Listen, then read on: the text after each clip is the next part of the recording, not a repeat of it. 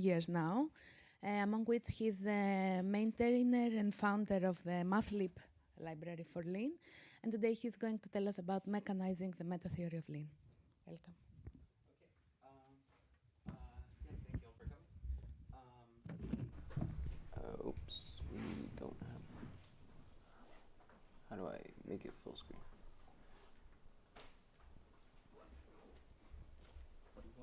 Make it presentation mode. I believe it's just slideshow. Okay. But you want the words? Oh yeah, no, yeah, That's fine. okay. Yeah. So, I guess you probably mostly know what Lean is, but just to sort of give you the relevant details, Lean is an interactive theorem prover, and it's based on dependent type theory, and specifically a extension of Martin-Liff type theory called CIC, or the calculus of inductive constructions. So the basis of this project is this master's thesis that I did in 2019, where I sort of worked out the properties of the type theory of Lean from a master's thesis. And it's been 5 years since then, and we have a new version now. It made some kernel changes. Lean has had a couple short-lived soundness bugs. And so it's had me thinking a bit about this problem again, and I've been basically working on a project to formalize a kernel. And so the basic one-sentence summary of this is, it's Metarock, but Lean. Okay. So Lean is written in Lean about 80%. That includes the parser, the entire parser, the elaborator, the whole tactic language, the metaprogramming framework, and the LSP server. The exceptions are, well, the runtime. That's the there's some C code that implements some of the primitives that are the result of the compilation, and so those have to be implemented not in Lean. The interpreter is written in C++, and actually I can cross out the half of the back end of the old compiler. We now have a new compiler, so actually we don't have that anymore. That's basically legacy code. And the kernel. So of these, one of them is both mathematically interesting and soundness critical. So maybe we should think about writing that in Lean. So the basic project goals here are to make a Lean kernel that is complete for everything that the original can handle and competitive with the original, so that it can be seriously considered as a replacement for the original. The second major goal is to write down the type theory of Lean, but formally this time in Lean itself, and to prove structural properties of the type system. And then the third main project is to prove the correctness of this kernel implementation in Lean with respect to the specification. And the basic progress here is that the first part is done, and the last two are in progress. So I'll tell you a little bit about what's going on. So the Lean for Lean kernel is basically a carbon copy of the C++ code translated into Lean syntax and style. It does all of the same fancy tricks as the original and all of the same dumb things as the original as well. So yes, it uses union-defined data structures for caching. It does some pointer equality testing. It does bidirectional type checking. It has the same exact heuristics. You can actually print out which things are being unfolded at what thing, and you get sort of differential testing that way. So they're doing really the same thing. It has Edifer structures, nested inductive types. It also has this naive substitution of substitution and reduction. It caches everything, so it's not as terrible as you might think it is, but that's the way it is. And it uses Lean's own expert type. So since this is written in Lean, Lean programs have access to the type expr, and actually the Lean kernel, which is written in C++, actually uses FFI to Lean in order to get access to the same expr type that is used by Lean code. So I am actually using the same implementation of expr that the real kernel is doing. And a couple algorithms were also reused when they were already available in Lean, but most of the thing was written in by myself. So here's just some basic numbers on how well this kernel performs. So I think most of the gap here is the fact that Lean kernel is written in C++, and Lean for Lean is written in Lean, and so this is kind of a test of how well the Lean compiler can work to produce equivalent code. And so it's about 30% worse than the original, which I think is pretty good. Lean itself took hits of a similar order of magnitude when it moved from C++ to Lean between Lean 3 and Lean 4, because in Lean 3 most of the kernel was written in, or most of the system was written in C++, but they wanted to move it to Lean in order to make it easier to do some of the metaprogramming stuff. They spent all this time writing a programming language. They wanted to use the features, of course. You know how this goes. And so it's since actually clawed back all of that performance and then some by implementing basically better algorithms that they didn't want to try to do in C++. And so I sort of have hopes that the same thing can happen here. In particular, a lot of Lean kernel tricks are something that people are kind of afraid to do because, soundness bugs and everything. So maybe having a formalized setting in which to do all of this makes it easier to sort of iterate more rapidly and make some adjustments. So let me give you a basic overview of the axioms of Lean, and I'll sort of build it up from the bottom. So we'll start with the untyped lambda calculus just to get you situated. So we have variables, applications, and lambdas. We have beta reduction on the left and right, and we have a beta rule. So this was developed by Alonzo Church as a simple model for computations. It's equivalent to Turing machines, where you're going to have a primitive notion of bound variables and substitution. And in this case, we have a non-deterministic reduction operation, which sort of simulates execution. In particular, even though this does not have strong normalization, not every term reduces to a normal form, we do have confluent reduction. So if you have one expression and then it reduces in two ways, remember this is non-deterministic, then those two expressions can be brought back together to a common reduct. So we can extend this with types. We'll add, just a basic, we have a function type and just some base type to get things going, and then we'll add the types on the lambdas. And now this is a strongly normalizing calculus, and we have some typing rules here. To make dependent type theory, we'll turn that into a dependent product. And basically the difference here is that we have to substitute the type in the application operator. And then we can add in a universe in order to sort of have everything be in a type. And so our types are this I, the for all, and you. And so we can actually combine the expressions and the types. And so this is where it's not looking like Haskell anymore. We have just a single type, and this allows us to actually do interesting things in our types, like have variables, so that we can actually make use of those dependencies. And since this I was not, the I was just there to base the recursion, so we don't really need it anymore. But okay, so I'm sure some of you noticed, Gerard noticed that there's a problem with this, this typing rule. And so the fix for this is to add a hierarchy of universes. So you can have, like, the nth universe has a type which is the n+1th universe. And then the for all type will say that it has the maximum of the two sides. So if you have um and un, then the for all has the type which is the max. And then another problem with this is that, well, propositions here will act like types whose terms are the proofs. And we'll say that the lowest universe is U0. We'll call those the propositions.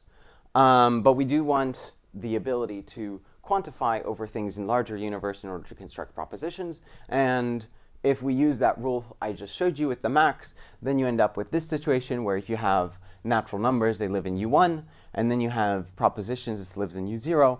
If you take the for all over it, it lives in U1. If we want this to be a proposition, we're going to have to fix this so that this becomes 0. And the way we do that is we introduce a function of imax. This is just going to be 0 if the second argument is 0, and otherwise it's the max. And the I stands for impredicative max. So now we've made that change. So this is what our type theory looks like. And then you need to add in a way of using the reduction on the types. We have two types here, the identity applied to tau and tau. They're not the same type, even though one reduces to the other. If we want that to work, we're going to need a convertibility judgment. And this will need, reflexivity, symmetry, transitivity, congruence rules, and then a beta and an eta rule. We're going to want to add some general framework for adding inductive types. And so here the idea is we have a specification for inductive types. We have like a list of constructors. That's effectively what this is. And then we're going to have our type, we're going to have our constructors, and we're going to have a recursor. And this is just a demonstration of how you can get a whole bunch of useful inductive types. Like most of the propositional connectives are built up as inductive types. And you can build NAT, for instance. With each inductive type, you get a constructor for each case, and you get a recursor. And this allows you to prove theorems by induction and construct functions by recursion. And so this recursor is going to come with two you're going to have one computation rule for each constructor that says the recursor applied to one of the constructors evaluates to one of the cases. And then if it has a recursive occurrence of the type, then it's going to apply this function to those arguments, including itself. Okay. There is a restriction. So for an inductive declaration to be admissible, it must be strictly positive. And that basically means that you can't have t on the left of an arrow. If you could, then you would be able to construct something like this. This is a type which is identified with its own power set, and that can't happen in standard set theory. So we're not going to allow that. We do also allow inductive families. So here, rather than mu having a type which is just a universe, here it's a function going into a universe, and this has a parameter x. So here we're defining equality as like equality with x is an inductive family which has one parameter, and then it just inhabits that with REFL. And from that, you're going to get these two rules. One of them is reflexivity, and this one, which is also known as the J rule. So we also want to be able to work with our propositions as propositions and not worry about internal structure. This helps with, making subtypes behave like subtypes and so on. So we want to treat all proofs of a proposition as the same. And what that means precisely is that we're going to have this definitional equality between any two elements of something whose type is prop. So equality has one proof at most. And so this is inconsistent with Hut. Also, we have to put a restriction on some eliminators. So in this case, if we define the existential, which lives in prop, we're going to have to restrict the universe that can show up in this recursion. Normally, this would be a variable. That is to say, it could be any universe. But here, it's got to be universe 0, which means that this thing can only eliminate to other propositions. There are some inductive types which are propositions, but eliminate into larger universe. We call those sub-singleton eliminating inductive types. And this basically depends on a sort of syntactic criterion on the inductive constructor, which says something like you have one constructor, or at most one constructor, and all of your arguments are propositions, or they're recursive arguments, or they appear in indices in the final type. There are also some sort of actual axioms, that is to say, things that are defined in Lean with the axiom keyword, and I'm going to consider these as part of the theory for the purposes of discussion, and in practice they are used by the tactics and so on, so they really are part of the theory. And those three axioms are propositional extensionality, so this is kind of like univalence for propositions. You have quotient types, and so here we just sort of axiomatize something that looks like a constructor for an inductive type but has an equality here. So you could consider this a higher inductive type, but Lean doesn't have general higher inductive types, it just has this one. But this rule you would not get with an axiomatization. This is extra magic that is added by the kernel. And then the axiom of choice, so we have this general, this is also sometimes known as global choice. It just eliminates from any non-empty. So this is quite a strong version of the choice axiom. Okay, so let's talk about some properties of the type system. So I think the biggest one, or most relevant for this case, is the undecidability. So this typing judgment has a certain edge case that's going to lead to undecidability. I'll try to describe what this is. So we can define this inductive type ACK for accessibility, and it's going to be an inductive family with one constructor, and it has one parameter that's used over here, and it has one parameter which is recursive, which means that this is going to satisfy that rule I mentioned for subsingleton elimination. So this thing can eliminate into any universe. In this case, we're defining accessibility with respect to some less than relation, and the way to read it is that if everything less than x is accessible, then x is accessible. And so this is a way of defining what well-founded means. Because the accessibility lives in prop, it has proof of relevance on its sort of main argument of the recursor. So when you have a construction of, when you have any element of accessibility, you can prove that this is equal to an intro of something. That something is this, the opposite of intro, which you can define well enough by pattern matching. And this equality will hold because of proof of relevance. But now if you work this out, right? So let's suppose that we have P, which is some decidable proposition such that for all n, P of n is not decidable. So for instance, the number of steps, or that a specific Turing machine halts in n steps, or sorry, it runs for at least n steps. And then let's suppose we have in our context H0, which says that accessibility is that 0 is accessible via the greater than relation. So that is to say, induction going up the natural numbers. So this is false, but well, we can have it in our context anyway. So we're going to define a function by recursion on this proof of 0 is accessible. And it'll have this property. So we'll have f of n is going to evaluate to if p of n, then it calls itself recursively at n plus 1, else 0. And now,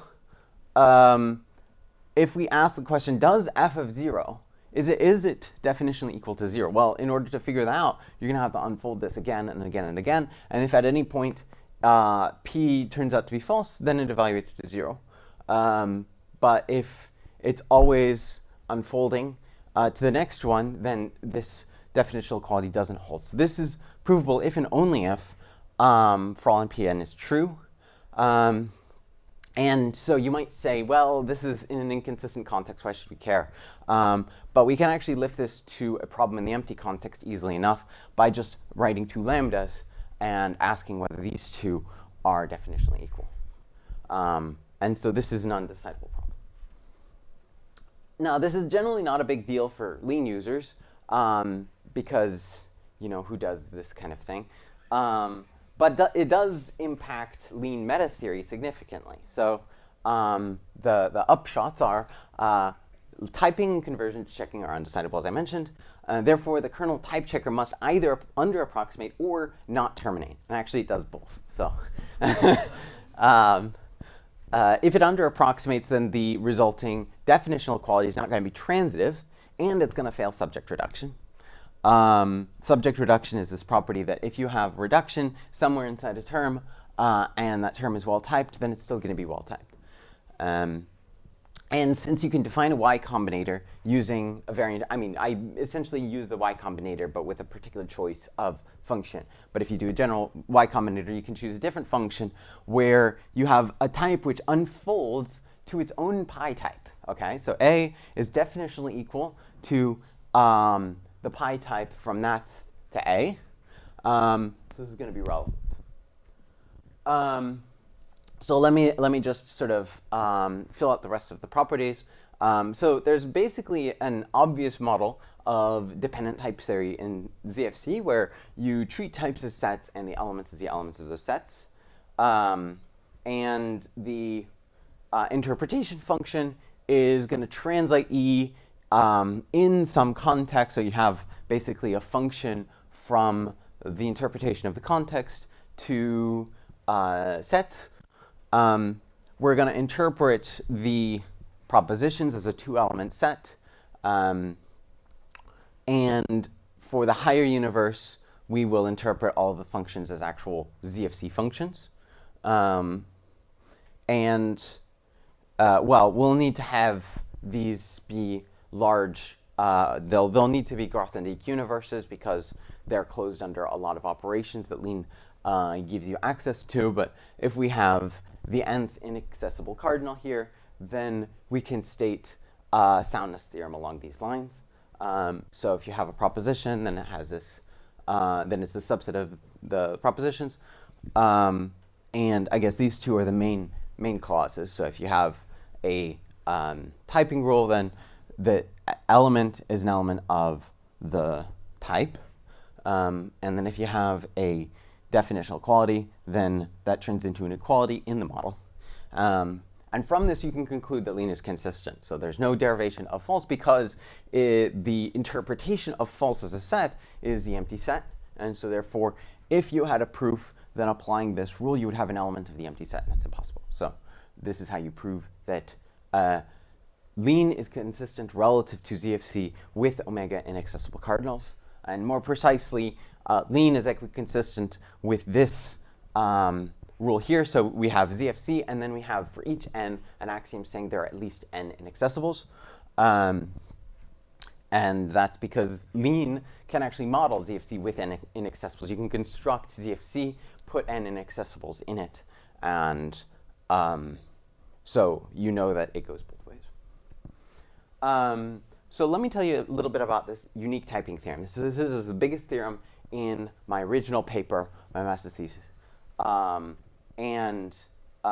original proof had a gap, but I'll tell you sort of the idea of the proof and where we're going with that. So the statement itself is unique typing. So that is to say, if you have a term and it has two types, then those types must be definitionally equal.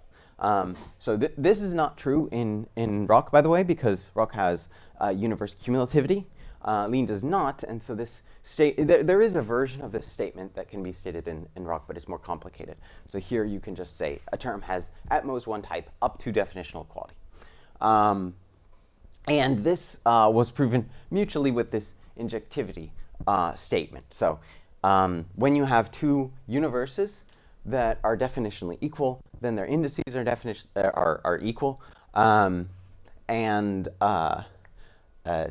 for all, you can show that if the two for alls are definitionally equal, then the left-hand sides are equal and the right-hand sides are equal, and then we have like a no confusion result. So this is the main open problem in this on the theoretical side of this project. So the way that it's proved is we're going to introduce a relation parallel reduction. So this is not innately part of the logic. Like I just described to you the logic as something involving a conversion rule, but we're going to direct it. So now we want to actually have reductions this time. And so we'll introduce parallel reduction, which is effectively you do a reduction of all of the beta redex that, or any kind of redex that do not interact with each other. So they sort of touch disjoint pieces of the term, and you can define this inductively in a nice way. And we'll have a second relation. I call it proof of equivalence, but it's basically the eta rule for lambdas plus proof of relevance. So we're going to treat this as a congruent. So this is not going to be a reduction. We're not going to have eta reduction or expansion in the main part of the reduction system. But then we'll sort of fix it up at the end. Okay.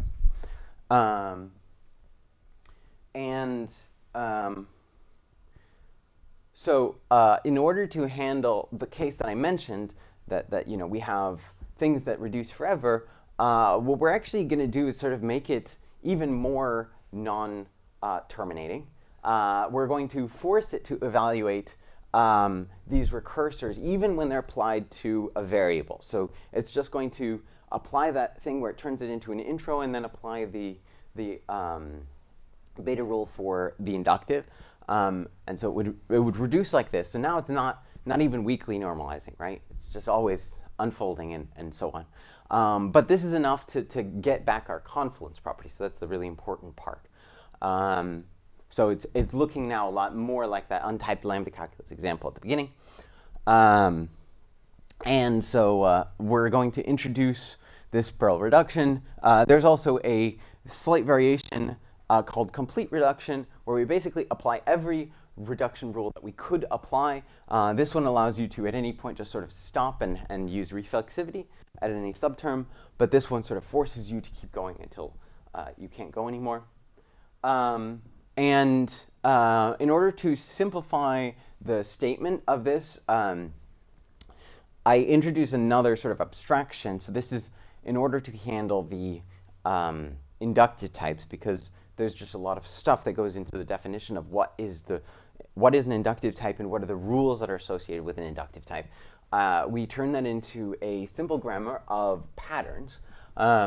And so our patterns, we're going to have three kinds of patterns. We have a constant, we have an application of two patterns, and then we have a pattern applied to a variable.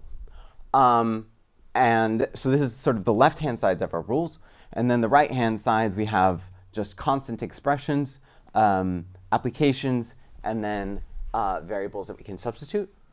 And then we're also going to need a 1/3 piece, which is essentially a list of definitional qualities we're going to need to check at pattern application time. So this allows us to implement like nonlinear reduction rules. Unfortunately, these do exist. There is the rule axiom K, which says that when you have a equality recursor, when the equality is like A equals A, then that's going to reduce because then we can return this the thing we're recursing on, which is a proof of A equals A. We can turn it into a REFL using proof irrelevance and then reduce. So we have to make sure that that gets accounted for. So we have a rule that is effectively reducing it under the conditions that this A equals A is well typed.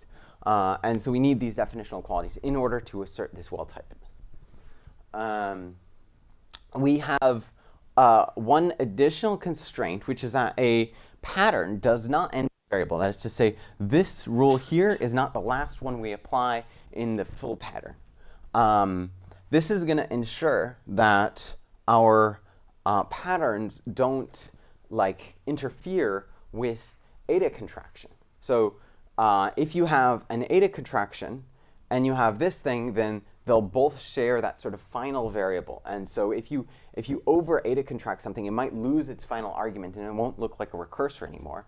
So in order to prevent that, we basically eta contract the rules beforehand. So the left-hand sides, we're just going to, if we had to have a variable at the end, like this axiom K or the accessibility example, or several other kinds of examples, we just remove that argument. And then in our reduction rule, we're going to add a lambda instead on the right-hand side. So we're going to introduce a lambda instead of requiring there to be a variable at the end. And so that sort of avoids us getting stuck in a trap where we are missing the variable because we had an extra eta or something. So there's a couple main lemmas. So the first one is this triangle lemma. So this is pretty sort of classic Tate-Martin proof of this Church-Rosser theorem. And so it uses this reduction and then the complete reduction. And it says that if we have a reduction here and a complete reduction here, then there exists something. The normal statement of this would just have this pointing directly to here. But because we've had to introduce this congruence, it doesn't quite match. And so we have a new element which is equivalent up to this proof of equality. And so when you stick two of these together, you can prove this version of the statement that if you have something that reduces in two ways, then they come back together modulo the proof of equality. The proof of equality, by the way, is you can prove that it's transitive. It's not that hard to do. The other main theorem that we need is that this proof of equality commutes with the reduction. So if you have something that's proof equal at the top and you have a reduction like this, then you can find something which is proof equal at the bottom. And this, the hardest part of this proof is the case where here we're using the application rule for the congruence rule for this proof of equality. And then on the right-hand side, we have the beta rule. So that means that f is equivalent to this lambda. And then we need to prove that f steps to this substitution. That's a problem because f isn't a lambda. We can't just apply beta. Like normally, we would just apply the same rule on the left as we did on the right. But here we had beta on the left, and we're missing an explicit lambda so that we can apply the beta. Because remember, we're trying to remove all of the eta applications from this reduction. So it has to somehow work around this. And basically, the solution is you just keep pattern matching on it until eventually it does something other than an eta. And then if this equals p, it has the rules for eta. And if it does anything other than that, then we know how to handle it, basically. And so if you put all those theorems together, you find that this relation here, which is just defined as you take both sides, you reduce them, and then you assert proof equality at the bottom, that's going to be transitive. And so that it's a short step from there to proving that that this thing is closed under every constructor of definitional equality, and therefore definitional equality implies this converging kind of equality. And this can be used to establish injectivity of type constructors because the for all has no interesting rule that reduces it, and so you end up with this side also being a for all. And now if you have two sides which are for all, and you have this equals p relation, then it's easy because there are no rules that say that you can do anything interesting with the for all other than the congruence rule. And so that allows you to know that the left-hand sides are equal and the right-hand sides are equal. So that's good. So all of this has been formalized. However, and this is a very important caveat, this assumes effectively unique typing and injectivity of type constructors at the type level. So in order for this whole reduction system to have basically these nice properties, we do need to know that these properties already exist at various critical points in the typing. And so this is effectively a circular proof. This establishes sort of that there are no local obstructions, but there's still a question of how does one tie the knot, right? And that's effectively where this has been for the past couple of years. So I've recently been looking at this and trying to figure out various ways of getting around this. So, you know, if you look in the literature, you'll find this April 2018 paper is very well cited for essentially doing this. So this constructs a so-called logical relation by recursion on normalized types. So we're going to define this these double v dash by recursion on like what A reduces to. And so all of these are going to be defined together. And then we're going to want to show that each of these typing rules implies these. And so, for instance, if you define this, in the for all case, this judgment says that x steps to a for all, and then the logical relation holds at the arguments. And the fundamental lemma is to prove that all of this, that all of the typing rules imply all of these logical relation rules.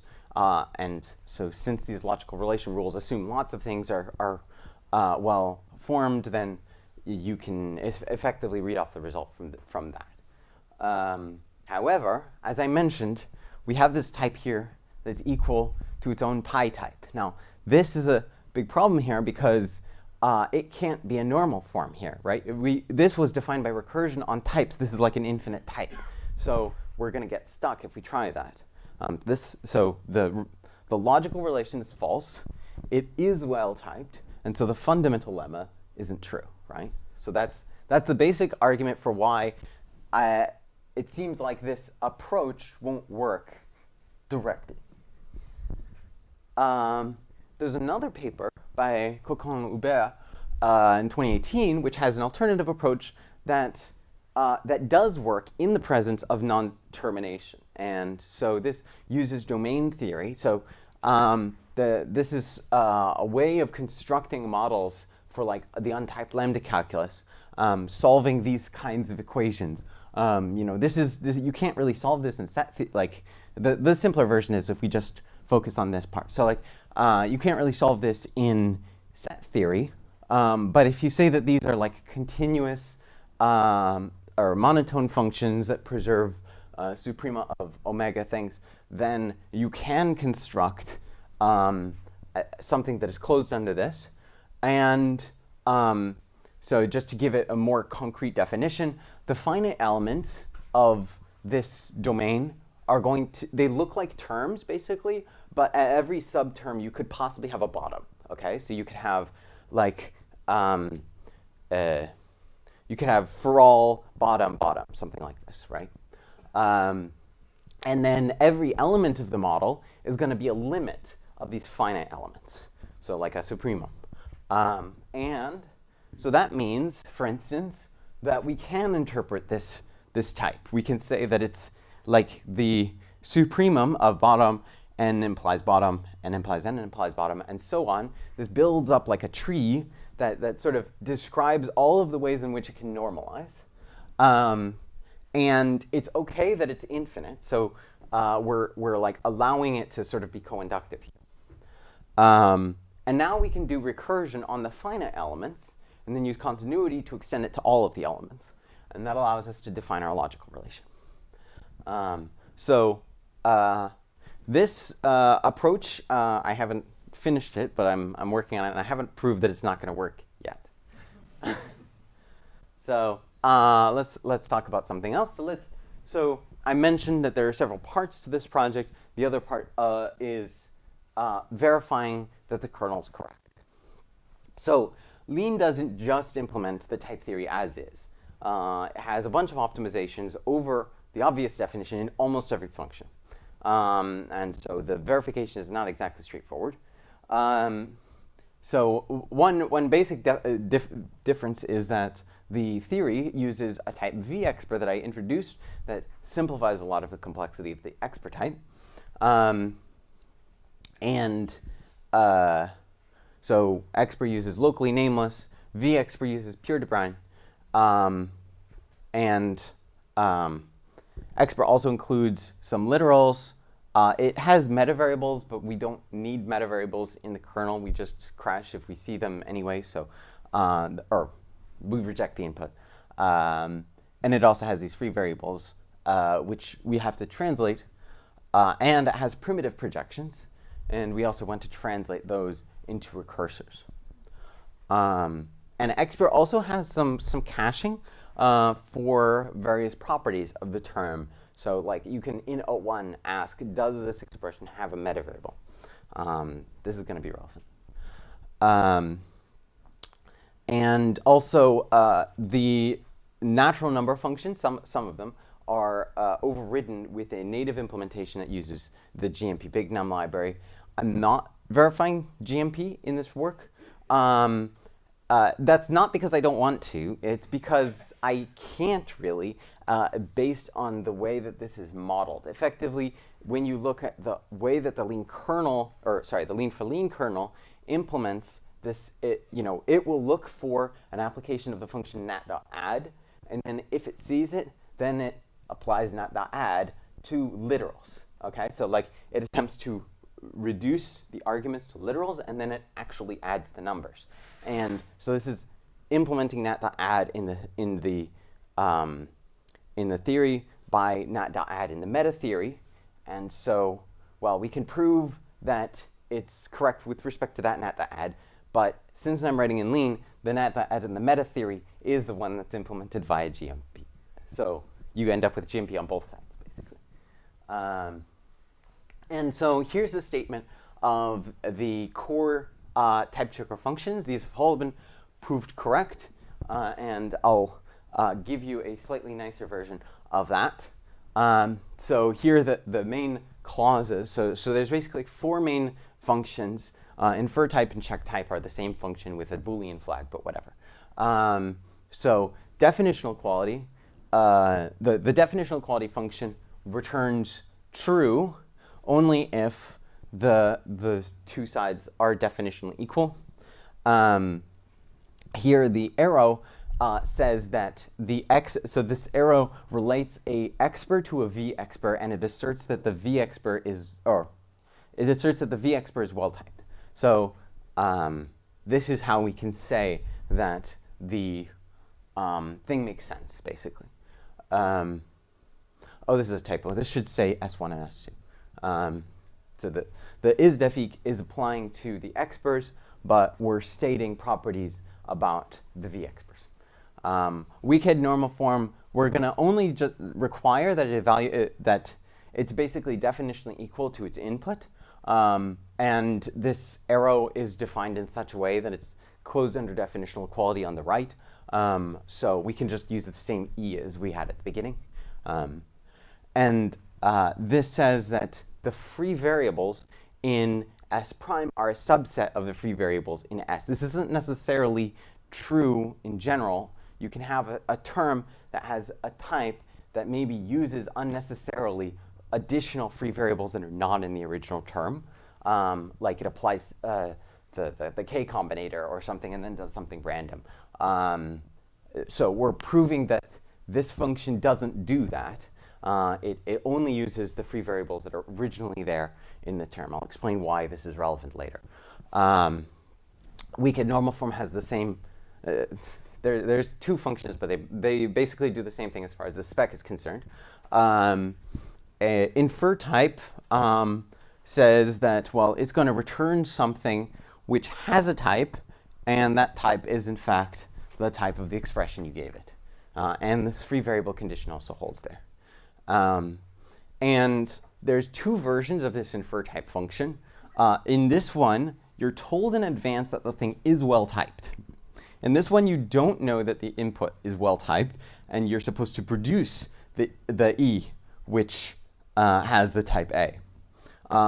You still have a condition in order to call check type. You need to know that the free variables that appear in the context are all in the context.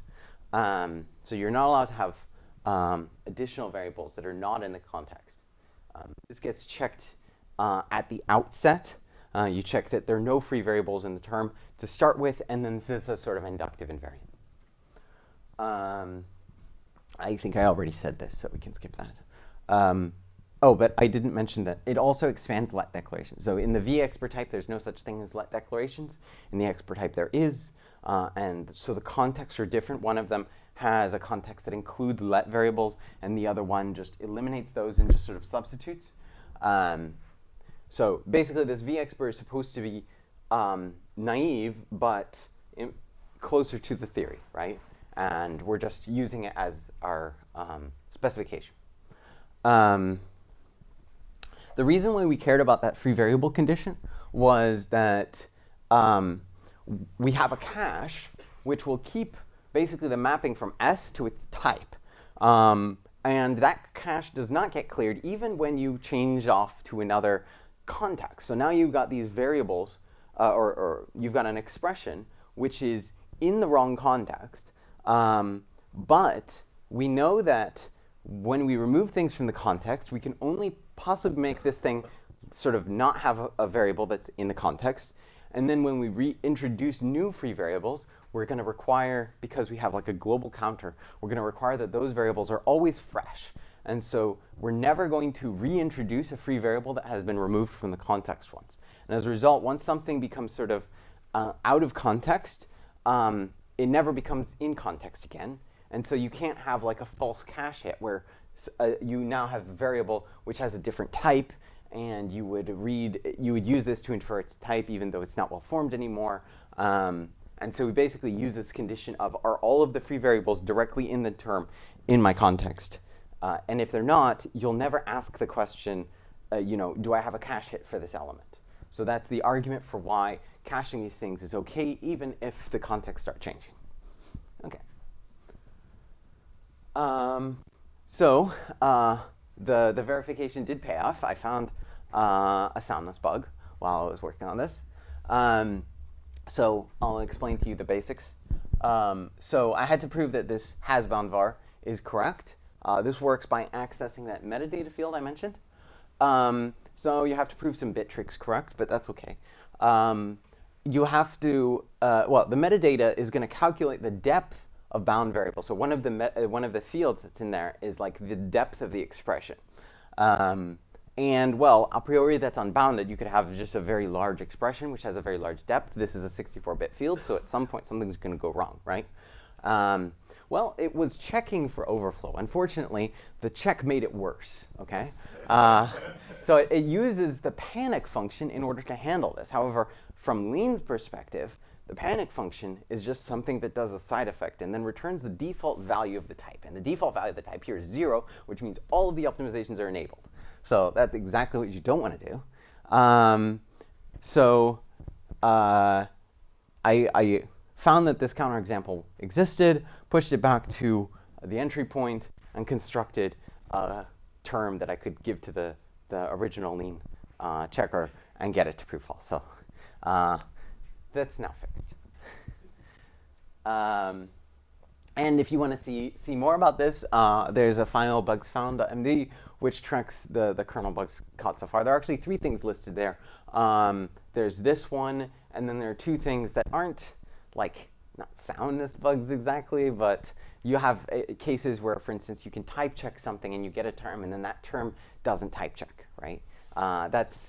We agree that that's a violation of an invariant. It's difficult to figure out exactly what the invariants are when you ask the developers, of course. So it's nice if you can show something where they're like, OK, that's definitely a bug. And then there's also there's a file called divergences, which contains a sort of intentional divergences. So there are some things that are like these bugs that haven't been fixed yet. Some things that are just sort of weird behaviors that it's not clear whether the authors are going to address that. There are some necessary limitations. So native decide is it's like VM compute in Rock, and it switches to a different reduction mode, which isn't just regular reduction, but is instead like you compile the expression and then you run the compiled code. And so in order to have this, we would need to prove the compiler correct. And although that's hard, that's actually not the reason why this is difficult/impossible. The main reason is that it also includes additional, so like you can call external C functions from that. So unlike, I think, VM compute, which has just sort of a closed environment in which you can evaluate Rock expressions, here you can add in custom functions. You can use implemented by in order to say use this instead of that, and so that's essentially an axiom at this level. And then extern, which is just you have a function that's not implemented in Lean at all. So at the very least, this statement would have to have a bunch of caveats and do some kind of checking over the compilation process. The information needed in order to post hoc check whether these things have been used is not available either. So for instance, it can be used during like inlining, and there's no record in the output that says inlining was used with respect to this implemented by. And so it's difficult to know exactly what are the, what's the TCB of this particular compiler output. There are a couple optimizations that the original Lean kernel missed. Most of these are quite trivial at this point. Well, I'll mention something about the level algorithm. So the primitives, so in Lean, nat.add, when you add a definition called nat.add, that will be magic in the compiler. So that is the trigger of the kernel magic that says you will reduce like an add. So if you just start from an empty file, or empty file, like a prelude, and then you define nat.add to be subtraction, you can prove false, right? This is not checked by the current Lean kernel. The current Lean kernel basically assumes that you're using the init that is shipped with Lean, which I guess is a reasonable assumption. But in order to prove this theorem, I am not able to do the same thing. So I just check the primitives when they are added. So when you add a definition that's called net.add, I check that it's an addition function. And well, I can't check that it's an addition function, but I can check that it evaluates on 0, it evaluates on successor as expected, and then I prove inductively that therefore it acts like addition.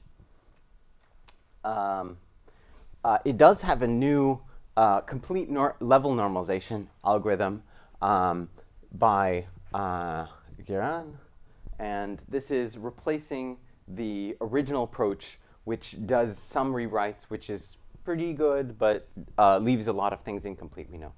And then I guess the environment commands have not yet been verified. So what I mentioned, the main part of the verification, those are the 3 or 4 main functions that are all mutually recursive and form the core of the type checker, but that doesn't include anything that changes the environment. So something like add definition, at some point it's going to need to add something to the environment, and at that point you need to prove some things. In particular, if the definition's name happened to be nat.add, then a whole other function starts running and does some things, and then I have to prove some properties in order to show that the environment well-formedness is preserved. Okay. And then also inductive types are right now mostly stubbed out in the theory part. There are some places where we're expecting to put in inductive types, but I want to have more of that strong normalization, or the confluence and the unique typing theorem without the inductive types, because I think that the inductive types are for the most part going to add complications, but are not going to add fundamentally new problems. Okay. So the normalization algorithm is relatively naive, as I mentioned at the beginning. It does use this cache. Maybe normalization by evaluation will be faster. I don't know. It's worth implementing and finding out. And as I mentioned, we'd have to verify the compiler. So future work, verify the compiler. So you can use Lean for Lean as a replacement for Lean's kernel today. It is still under active development, and I encourage anyone interested in practical applications of type theory to get involved. I mean, as should be clear, it's not a sort of theoretically optimal system, but it is used extensively by real people, and especially given all of the AI usage, it might be useful to make sure that this thing doesn't have soundness bugs and exploits that will be exploited by the tools.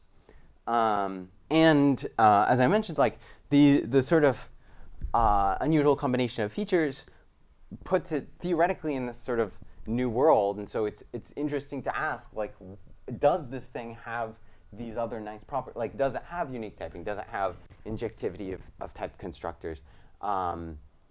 We believe the answer is yes, but haven't proved that yet. So, and you know, we're experimenting with approaches to handle this.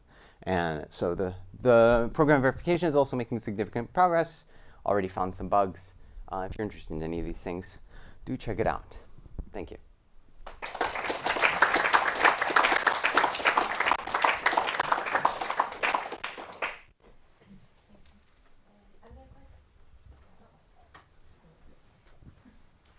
So I have kind of two questions. The first is regarding native decide.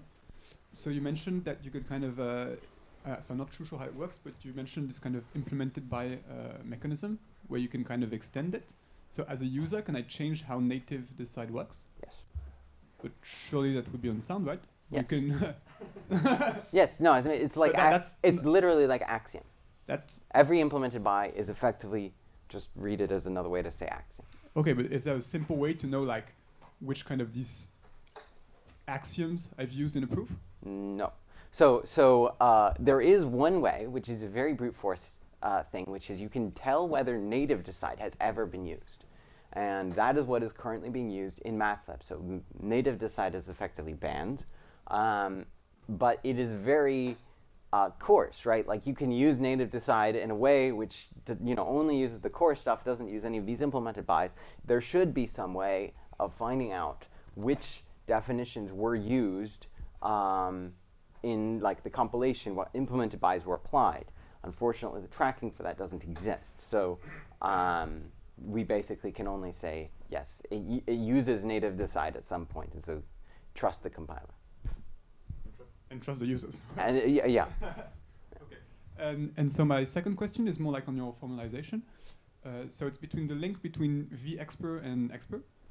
And you're using a relation for this, and you mentioned that it's closed on the right with respect to conversion. Mm-hmm. Is there a reason you do this, rather than just having a function from expr to vexpr? Yes, I would have really liked it to be a function. It's actually defined in two stages. There is a definition which gives you an expression, and then there's a second relation that just explicitly closes it under conversion. The second relation does happen to be useful in some of these specs. But the first relation is already not deterministic. And the reason is that in the case for primitive projections, you have to get rid of primitive projections, but the primitive projection does not have the types it needs, whereas the recursor that you're going to generate needs all of the indices and parameters and so on for the inductive type that it's going to use. The primitive projection only has like the name of the type. It's very basic. So because of that, you need to infer the type of the expression, and we don't know that that's unique on the nose. We do know, assuming the meta theory, that it's unique up to definitional quality.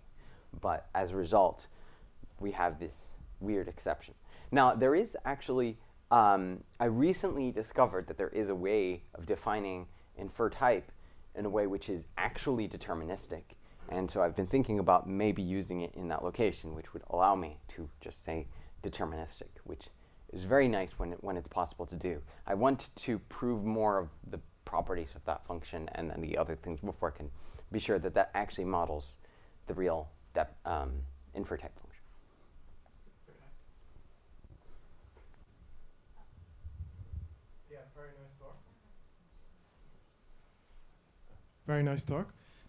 In the beginning, you mentioned the union fine, and I was curious, is that just over the meta variables or over all terms or over something else? All terms. So yeah, this is a expr map. So it just has a hash map.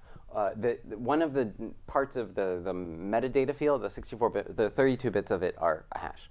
So you can quickly hash expressions, and that's used for these caches.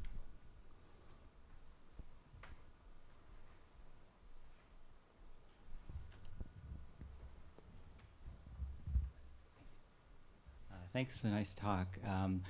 With regard to your performance slide, what would you say are the most performance critical areas? And if you were to rewrite or write a GPU kernel for parts of the lean kernel, what would you kind of focus on? Thanks. So substitution is very hot. And that's not a surprise because this thing does substitution every time you enter a lambda. So that's obviously a quadratic thing to do. I believe the raw kernel actually does. It does not do substitution. Instead, it works in a context where you have these. You remember that you have done some lifting and that you sort of do it lazily. And so that's a more sophisticated thing that could be done in this case. Although doing it this way, where we do the instantiation, basically every time we enter a binder, we instantiate the bound variables for free variables. So there's a different constructor called free variables. That's the locally nameless technique. That's what allows us to do the caching.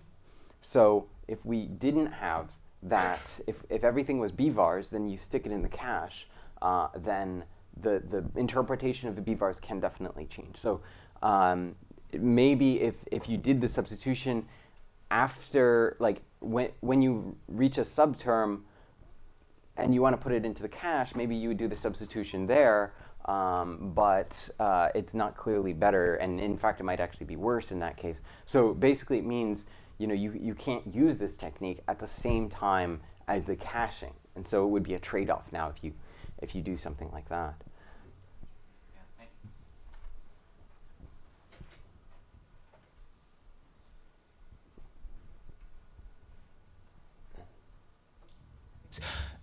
I was very excited when I saw one of your theorems that you had, that if you have two universes, they have the same level, because I tried to prove something like this for a much simpler dependent type system years ago and failed because of transitivity, because I couldn't rule out that there isn't some random type in the middle that isn't even a universe. Is there some trick to get around this problem?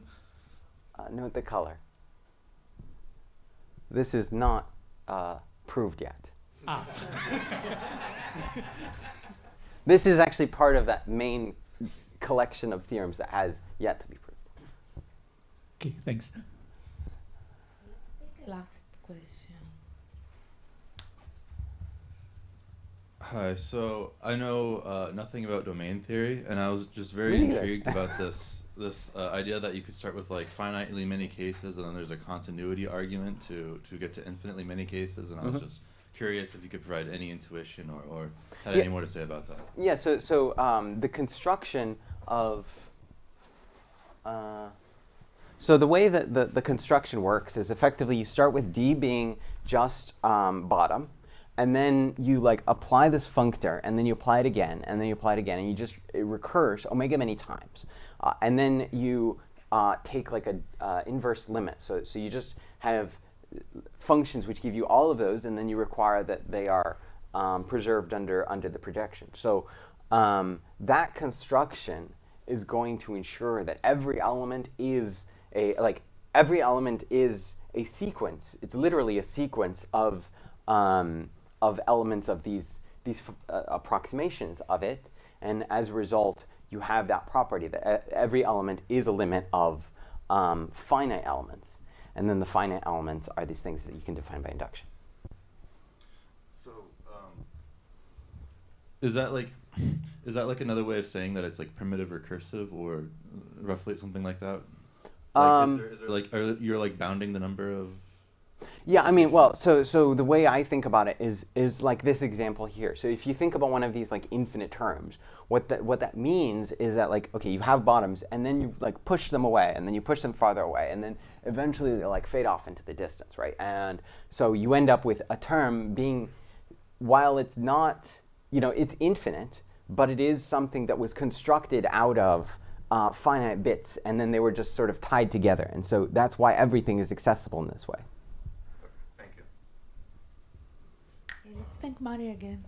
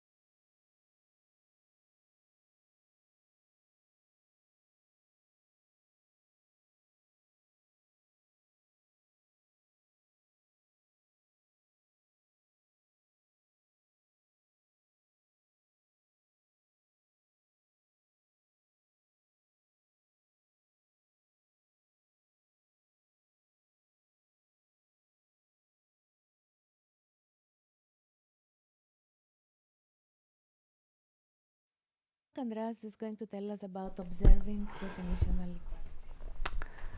Okay. Sorry, just I would also like to look at the time. Okay, let's start. So, hello, I'm Andras, and I would like to talk about observing definitional equality. So let's start with a problem, a unification problem. Let's try to solve this equation. So we have something with a sigma type on the left side and with the same sigma type on the right side. So this is kind of a sigma. So you have a type, and then we have a pair as the second field. So you can, and we also have three meta variables, this alpha, beta, and gamma. So you can see here that we have alpha being applied to true, which kind of means that this alpha meta variable is a function, and then t and some gamma, and then beta true and u true on the right hand side. And then we try to unify this. And so naturally, we do unification by kind of structurally. So we try to unify the first fields. So for the first fields, we get the problem alpha true equals beta true. But that we cannot solve uniquely because it's clearly not solvable. I mean, we only know that these two these two meta variables should be equal when applied to true, but we have no idea what should happen when they are equal to when they are applied to false. So we just postpone this equation. But now the second fields have different types because we haven't established that the first fields have the same types. So what can we do? Well, at least we would like to immediately solve the second field, like comparing the second fields in this problem, because there we do not have any type dependency. So we only have a type dependency in the first field here. So we would still like to make some progress on the second field because we know that there the types are the same.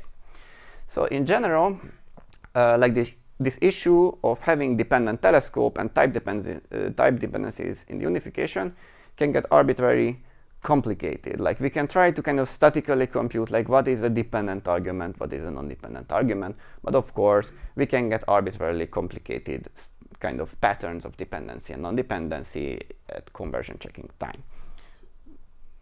Could we assume that T and U are going to have the same type later on? So it's fine to unify them now? So the issue is that we don't literally know that they have the same type. They could be just a meta variable and some expression, and then what can you do with that? Like if you solve it, then you now have an ill-typed meta variable solution, such that you instantiate, you get random ill-typed terms in your core language. Okay, so what are the existing solutions? So one solution is just make no progress, block the rest of the unification problem. This is quite easy. Another one, so I have been told that this is the wrong solution. I haven't checked the source, but so you can ignore mismatch types and proceed, and now you can get the random ill-type terms, but the final elaboration output gets rechecked. And I think one clear drawback is, but if you do not have anything to type check, to recheck your output with, like in Agda, there is no kernel, you can only implement elaboration in a well-typed way. From the get-go. And of course, there's a clear performance overhead to doing rechecking. In Agda, we use something which is called Agda unification. This might be considered an unnatural technique, but I don't want to talk about it, maybe in the coffee break. I don't know about Lean and Idris. Maybe that's also in the coffee break. And there's something which is called heterogeneous unification by Gundry, McBride, and Lopez, several works on this. And if there's time, I can talk a bit about it later. Okay, let's do it a bit differently. Let's make the postponed equality observational in the sense of observational type theory.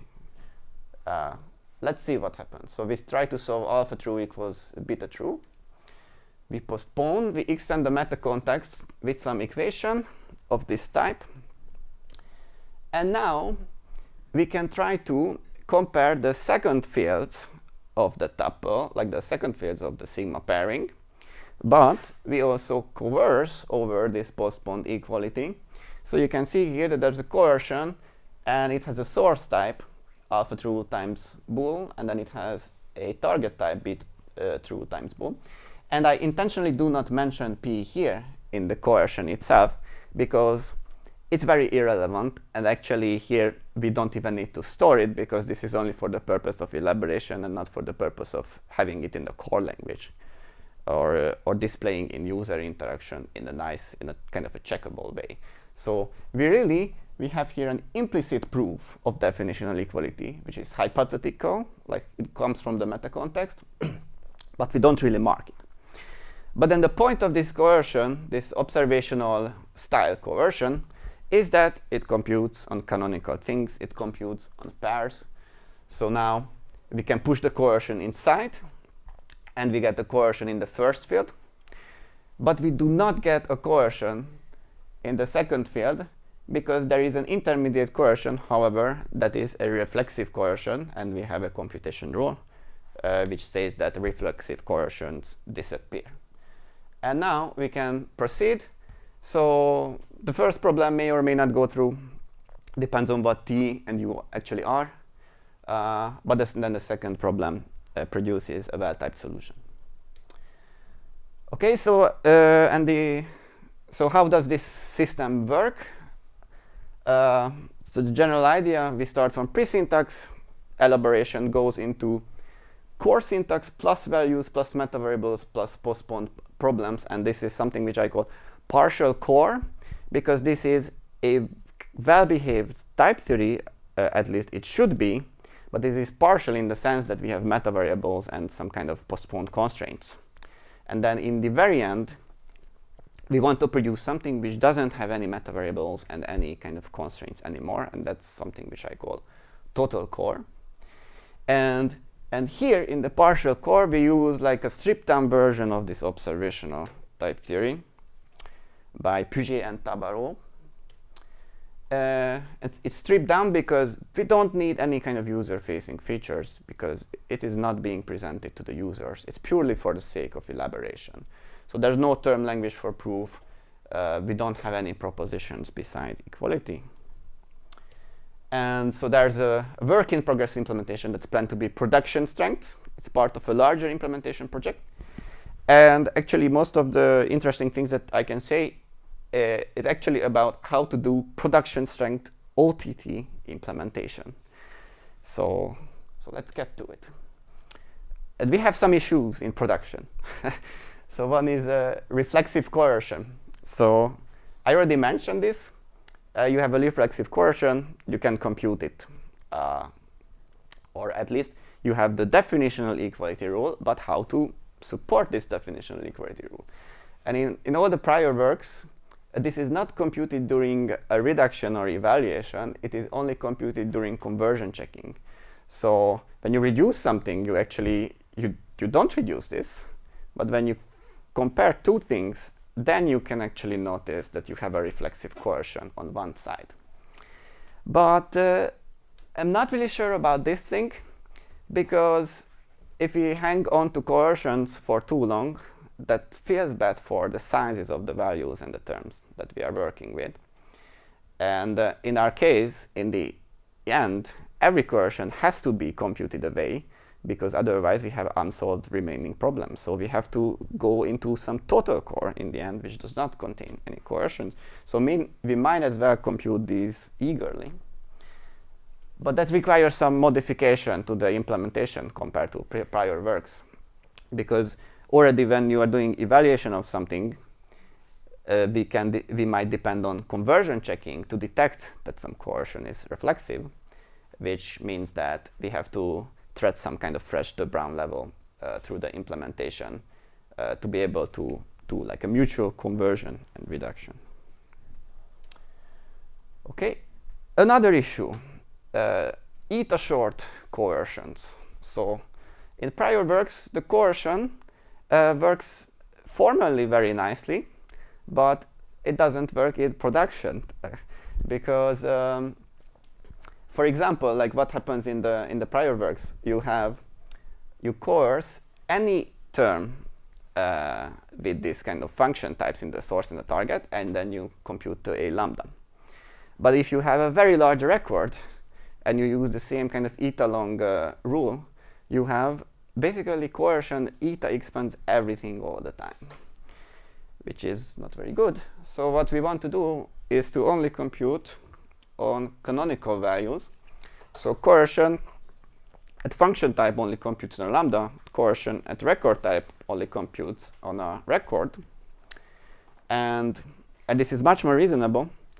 But now we also want to support the syntax-directed eta conversion checking, which means that now the function application computation has to explicitly account for this kind of coerced neutrals. So now the function application becomes slightly more complicated, because if you apply a lambda to something, then you have a computation rule. But if you apply a coerced neutral to something, now you also have a computation rule, and this is required to still support the syntax-directed eta conversion checking. Okay, and then we have pretty much the same thing for pairs, but yeah, so if you coerce a pair, you get a pair. Then we have FST and SND in some kind of postfix form. So we have to explicitly check that when we are projecting a coerced neutral, then it has to compute to a coercion. Okay, issue 3. So how do we actually represent coercion? So on the previous slide I wrote, but I actually didn't mention in speech, that we are using normalization by evaluation for computation purposes.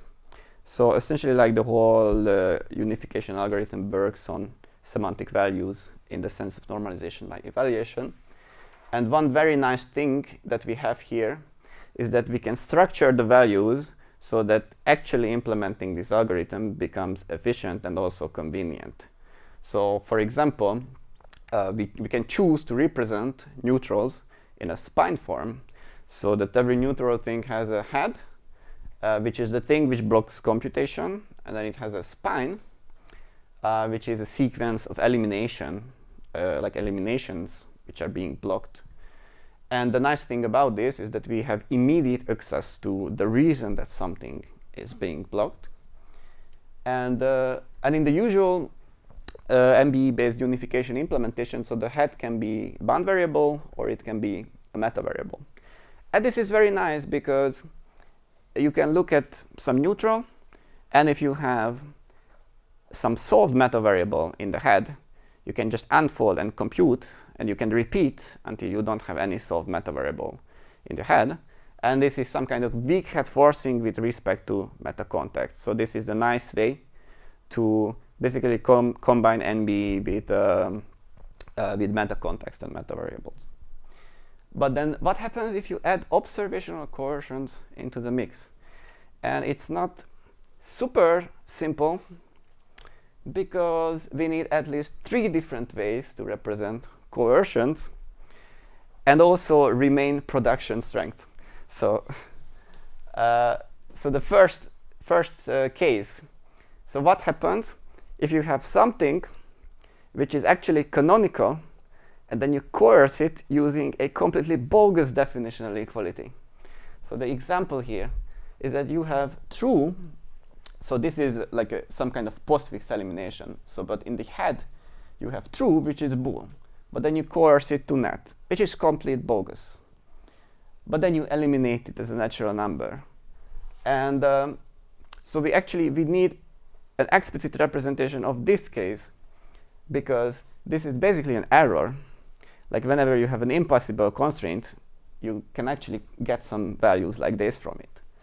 And so we need to be able to represent and compute with values of this form if we want to report multiple errors to the users. Because if we, like the first time we get an impossible definitional equation, we can just throw an error. But that's not good in production, because in production we want to report multiple errors to users. And so the second thing is that we still have a coercion of a canonical value, but now this is not actually impossible. So now we have some equation between bool and some metavariable expression. And we also need to represent this because we want to do efficient head forcing with these values. So we need to be able to detect that there is a coercion in the head which could be reduced to a canonical value if we had some new metavariable solution. So this is needed for efficiency. And then the third thing is just you have any neutral and then you need to be able to coerce it. But because we have this eta short coercion, the coercion of a neutral is always a neutral. So this is now some kind of postfix notation of a coercion, which is part of a spine. Yeah. For your point 2, is this kind of really a flexible head but blocked on alpha? Yes. Yes, it is. And actually, we also want to remember that alpha is a blocker. Yeah. Okay. And another issue, this is the last one that I know, coercing inductive types. So in usual OTT, we just do forwarding. And the forwarding is that we don't really have indices. We only have parameters. And then we fix up the parameters by using equations inside inductive constructors. So this is a very standard technique. And it can be, in my opinion, it can be made okay from a user experience perspective. Just present some sugar, which is not forwarded, but internally you just forward everything. But it doesn't work here, because equations are definitional, and they are basically in the meta theory, or in some kind of outer layer of this like partial core. And you cannot put them into actual inductive constructors, because actual inductive constructors live in your real core theory, and this is just definitional equality in some kind of meta theory. So it doesn't make any sense to even try to do forwarding. But then what can we do? Well, what about trying to coerce a very simple example of an inductive type, which is the intensional identity? So if you have a raffle which proves some identity, you can actually coerce it from an ID ATT to an ID A prime T prime T prime, but you need these T's to be the same. So you need a TT in the source, and then you need a T prime in the target, because otherwise this equation is simply not well typed.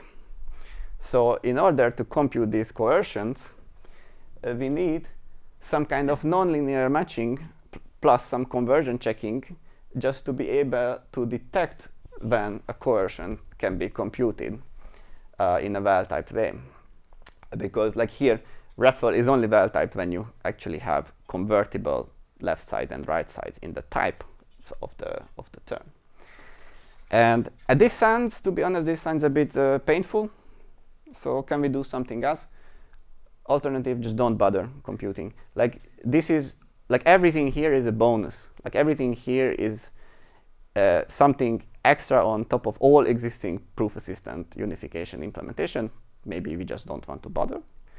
Or alternative, just make the language users forward themselves. So only support parameterized types in your theory.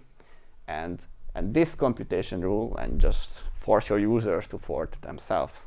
And then this implementation is simple. Okay, so an interesting potential feature. So what about this computation rule? Like you'd course, okay, so we don't have enough time. No. I meant the rule is wrong. Ah, sorry. So the rule is wrong. Okay. It diverges. Yes. Yeah, what you wrote. You mean like you morally disagree? No. I agree with what you wrote. Sorry, what is wrong then? Nothing. Okay. Okay. Okay, so we have this rule, and it's undecidable because if you basically every coercion becomes one leg of a definitional isomorphism, so that if the meta context implies like this equation, so if the meta context implies this equation, you can just coerce back and forth, and now you have a definitional isomorphism, and which is just the n-type lambda calculus. So this is not decidable, but it is so nice in unification because if you coerce on the left, like you have a coerced meta, you just shuffle the coercion to the right-hand side and you just solve. You can even have a coercion of a bound variable, which like you just apply a meta variable to some expression, which is a coercion of a meta variable. You just invert your coercion, and then you still make a solution. So this is basically like a general way of getting rid of the annoying asymmetry of coercions. And I do not know any other way to get rid of this annoying asymmetry. Like, it doesn't work if you switch over to any kind of heterogeneous equality, because at some point you still have to introduce some transport operation, and that is going to be asymmetric. And the question is it good? I mean, unfortunately, I don't yet have demos, but this is an interesting question. But a thing to note is that we can only loop if the meta context is inconsistent. So we can only loop if your program actually cannot be type checked anyway. And then how hard is it to make the elaborator loop? I think like it would be a fun exercise, because the source language has no coercions. So the language user has to write the terms which generate the unification constraints, which will become inconsistent. And yeah.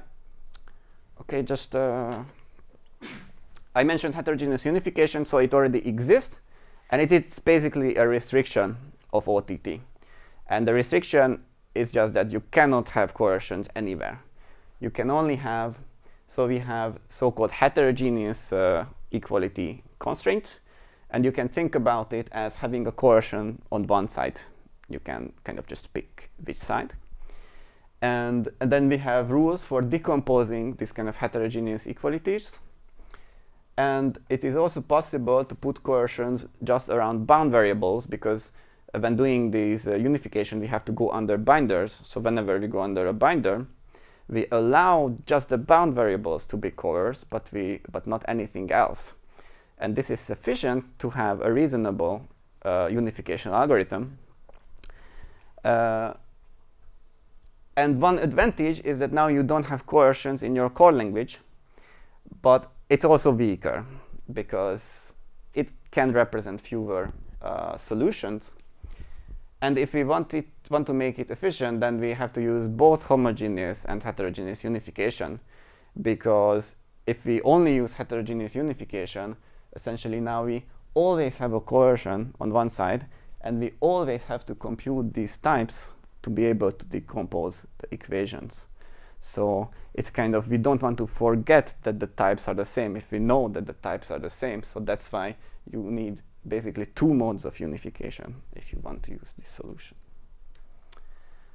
Okay, so more things and further work not mentioned. Like, how does this work together with control definition unfoldings? Also a essential production feature. Like, you don't want to fully unfold every definition all the time, because it's horrible for performance and also for user interaction. There's also implementation of constraints, and the primary further work is just to get this to demo-able and testable state. And that's it.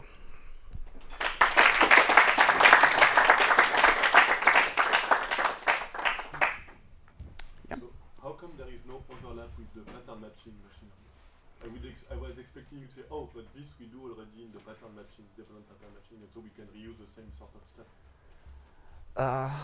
So there is no, I mean, so the pattern matching unifier, you mean something like in Agda?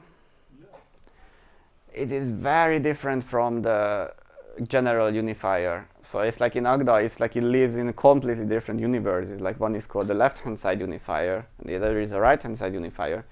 And they are nothing alike. So unfortunately, no.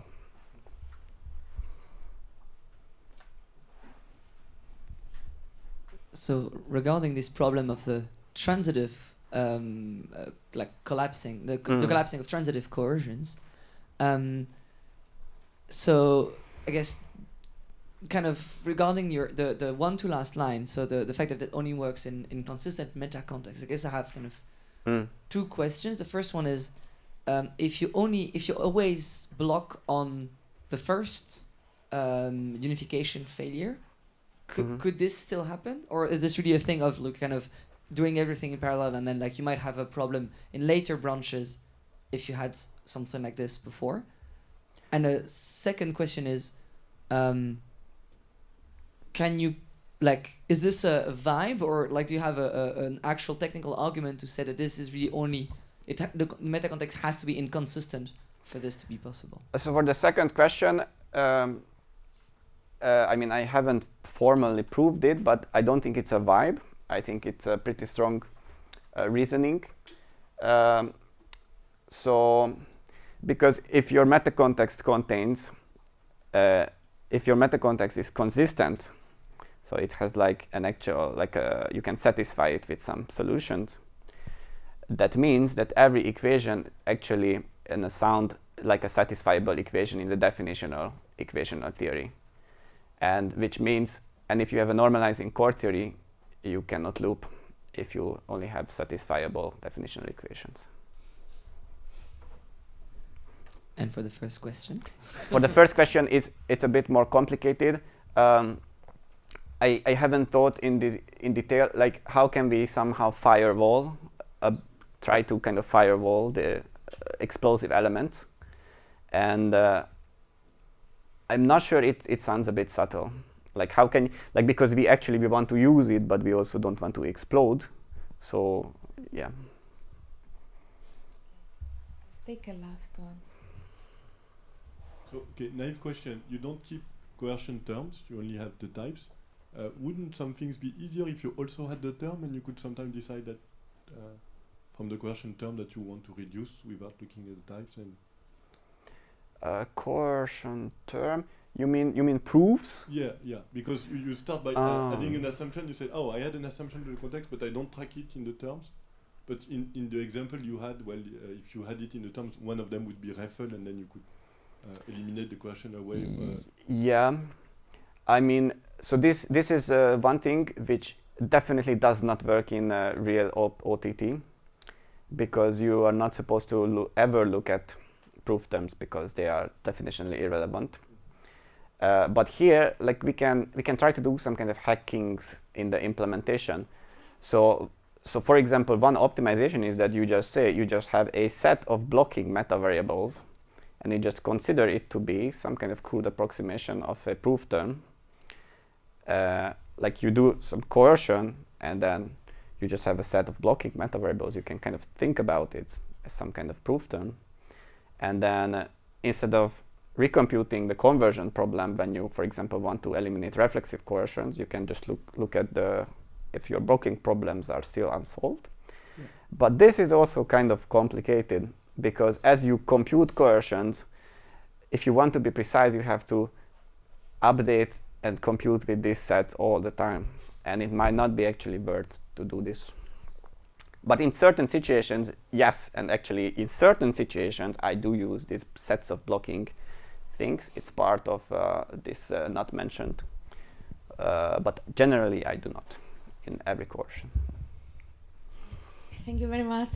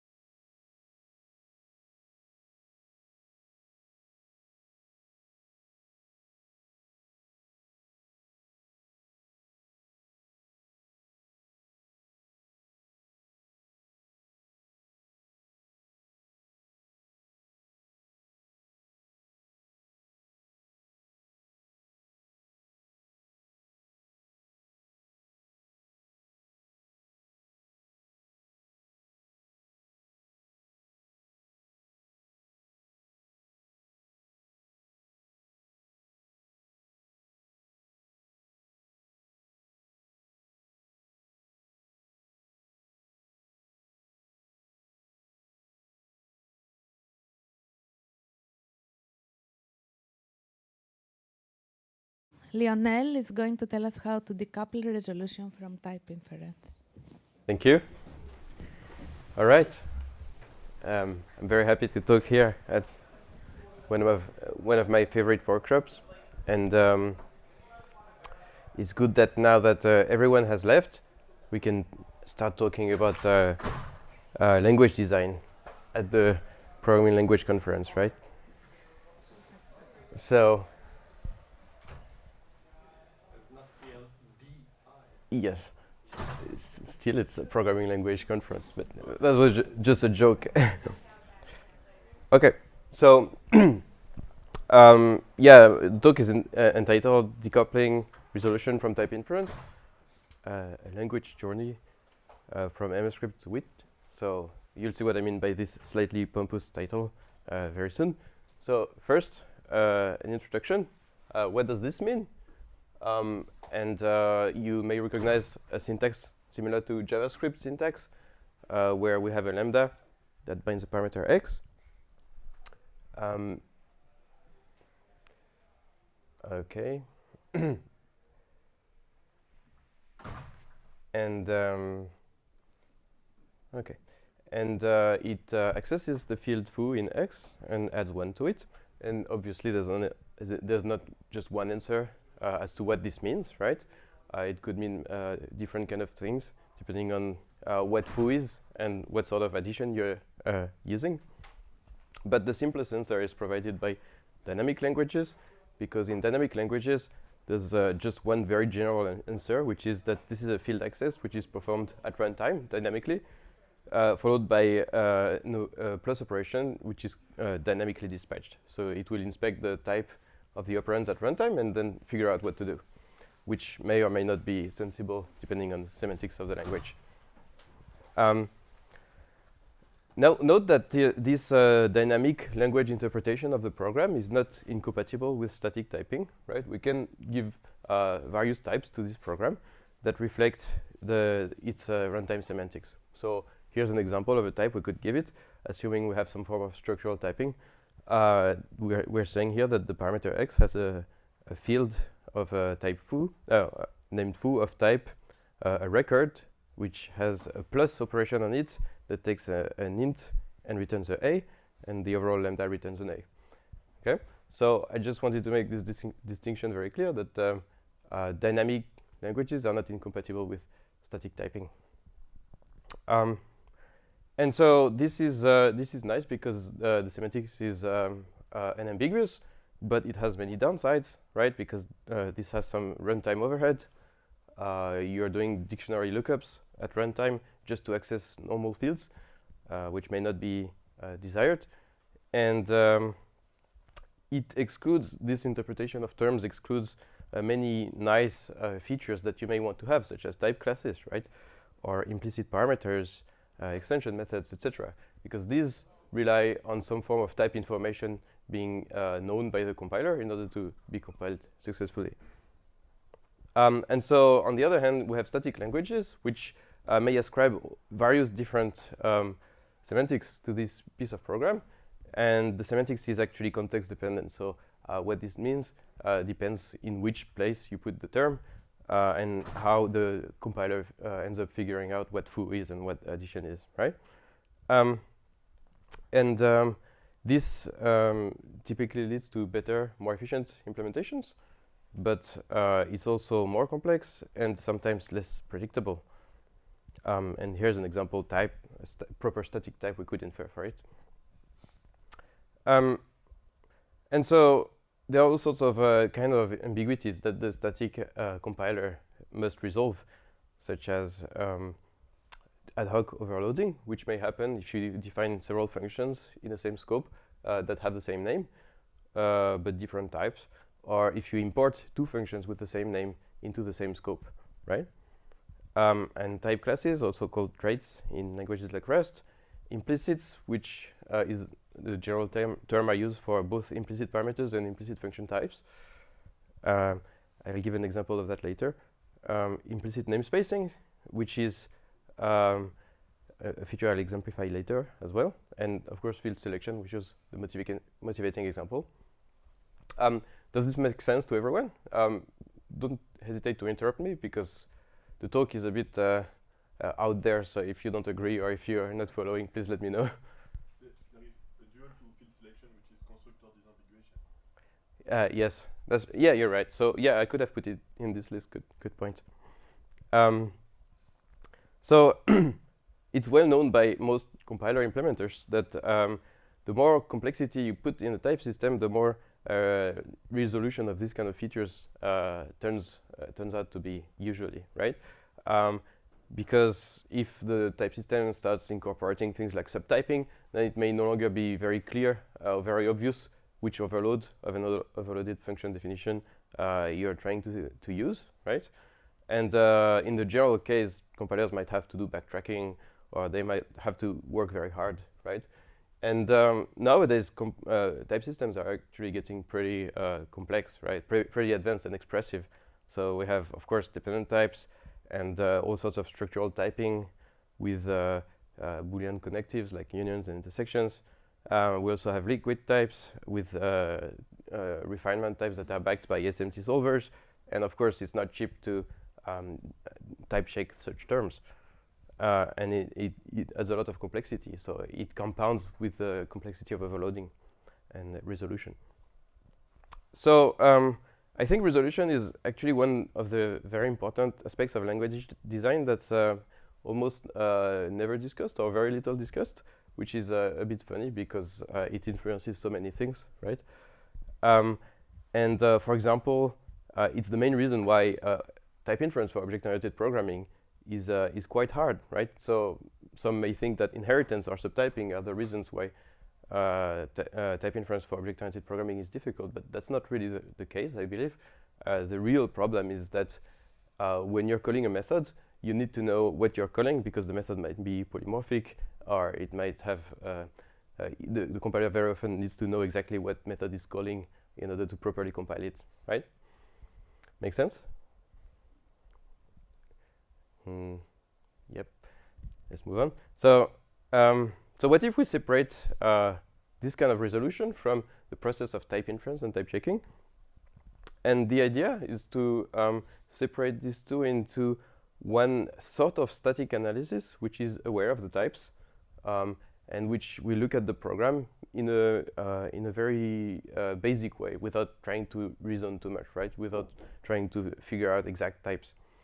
And later we can do the full type checking pass if we want to, or maybe we can do it in parallel with running the tests, or it's basically optional, right? After you have done the basic static analysis, you can compile your program, and type checking is now just used to make sure that the program is correct, but not to compile it, right? And the goal is to make the runtime semantics very simple, stable, so that subtle changes to the type system or type inference will not affect the runtime semantics, and predictable for users, so that they have an easy mental model. And the goal is also to make it easy to compile and efficient to compile, so that the compiler doesn't have to work very hard to actually compile and run the program, which may be very important for use cases where fast compilation is important, such as for interactive applications like video games, where you want a quick compilation and running cycle, right? So another benefit we get from this is that the semantics of the language is no longer tied to a type system, right? So it lets you plug in various type systems and customize your type system. Basically, all the type systems have to agree about the basic semantics of a program, which is given by the static analysis. Static analysis says, this is the overload that's resolved, deal with it, right? And then the type system can add refinements and all sorts of stuff on top of that. It should simplify the evolution of type inference. For example, if you tweak a heuristic somewhere to help type inference go through, it's not going to suddenly make some programs stop working. Mm-hmm. Yes. Okay, yeah, I'm gonna get to it. It's a bit subtle. So, yes, thanks for asking your question. Yes, it's confusing. All right. I see that. So, this what I want to say here is that this is not such a crazy idea, right? So if you think about it, this sort of stratification is not unheard of. There are many examples of such things. For example, say in liquid Haskell, you do a normal type checking pass first and type inference with normal Haskell types, and then you refine the types with subtyping and perform some SMT checks, if I'm not mistaken, right? And so something similar happens in F-star and in Scala for its previous liquid type prototypes, but apparently not the upcoming one, as we'll learn later. And Rust is the same for lifetimes, for example. So Rust infers and checks lifetimes separately from type checking and type inference. And for example, lifetimes cannot participate in the resolution of type classes. So it's a completely different phase, which the Rust designers designed this way because it decouples things. It allows each thing to be simpler on its own, right? Instead of trying to do everything together. Trait resolution and type inference is already complicated enough. They didn't want to add reasoning about lifetime in addition to that. We have a similar, yet another example with the Scala 3, which does normal type checking, if I am not mistaken, and then checks things like capture tracking afterwards, after type inference. Okay, so basically what I'm proposing here is just to take this idea a bit further, actually to take it to its extreme, where the first phase of type inference is not meant to check any type, is just meant to compile the program, and then you do all the complicated stuff later in the second phase. So I come to this MLScript and WIT, which I'm going to describe now. So these are two names of languages.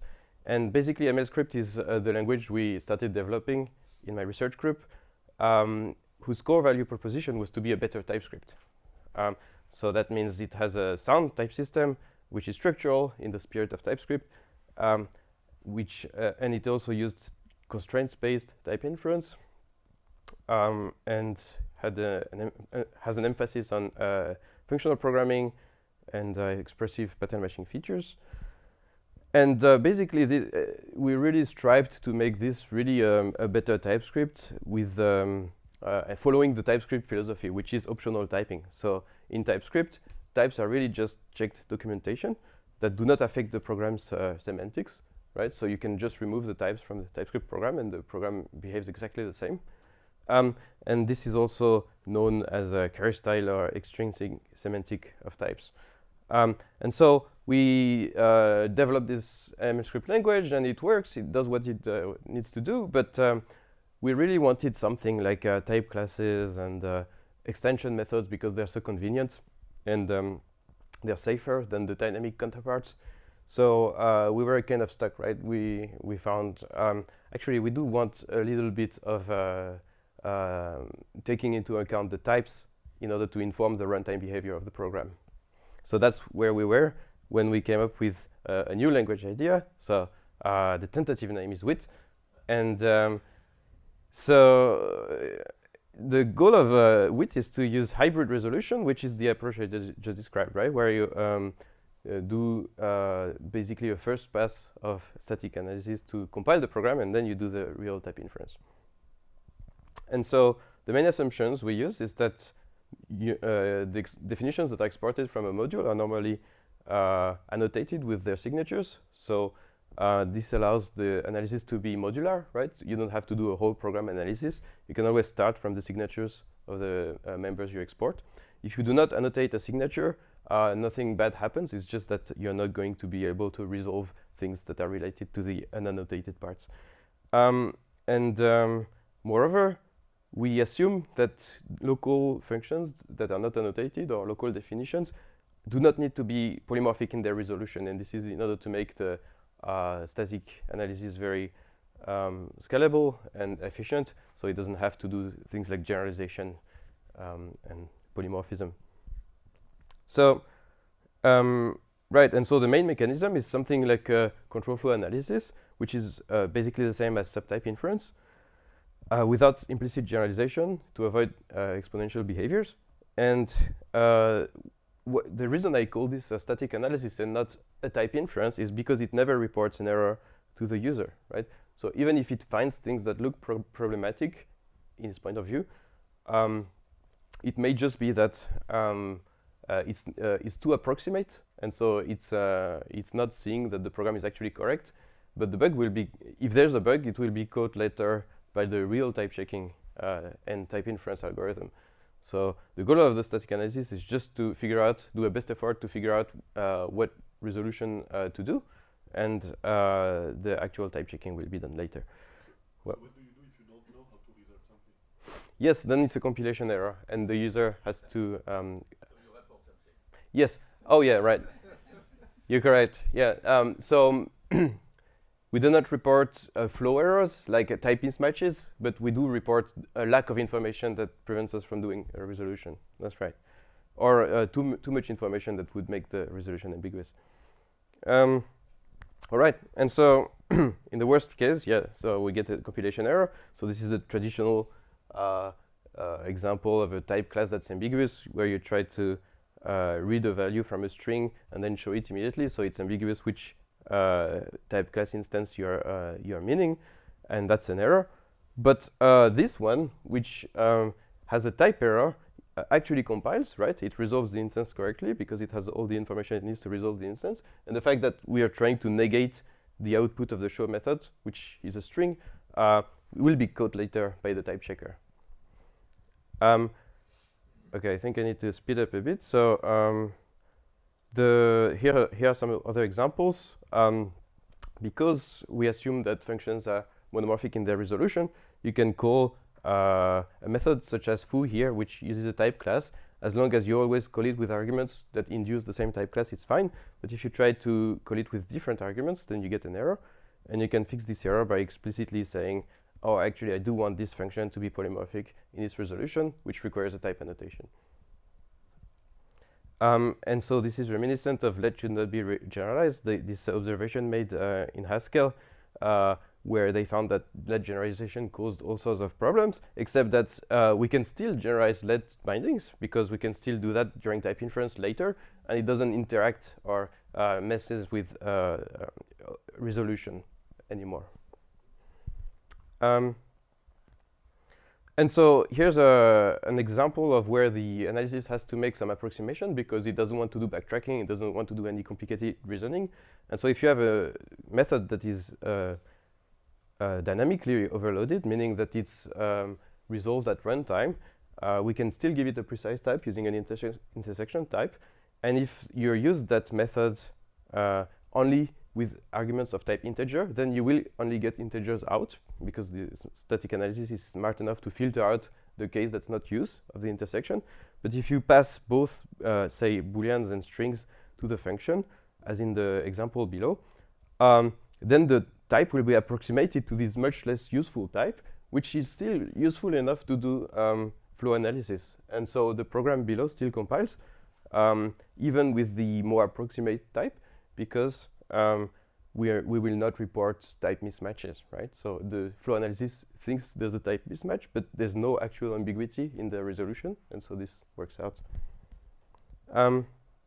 And here's a cool feature that we can have in the language based on this approach, which is implicit namespacing and extension methods. So say we have a shape type, which is defined as a union of several other types, which are defined in its companion module, so the module that's associated with the type.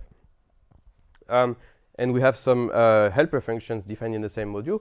Then these helper functions become available to the shape type so that they can be used using the dot operator as methods. So for example, if you write this program, the fill method will be resolved because we know the shape, that the binding shape receives a circle, a shape at runtime.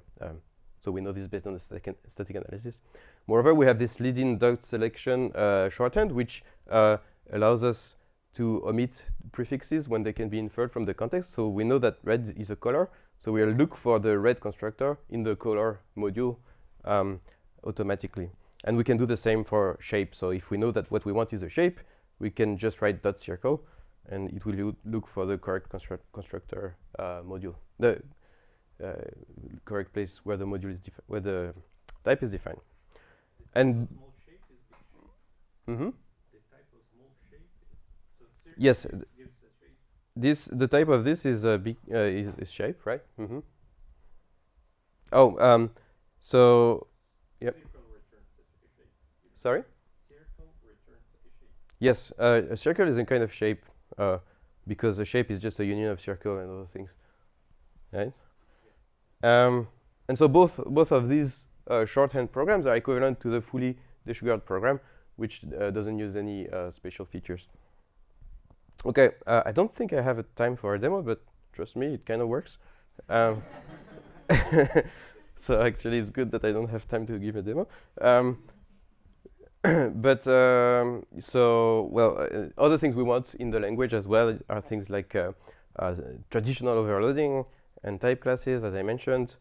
Also implicit parameters, which let you pass contextual things, such as the context in an evaluator, and implicit function types, which let you implicitly abstract over things like contexts. So it's like the dual to implicit parameters.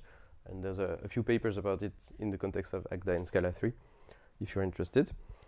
I think I should probably stop here and answer any questions you have. So I'll finish with the conclusion slide.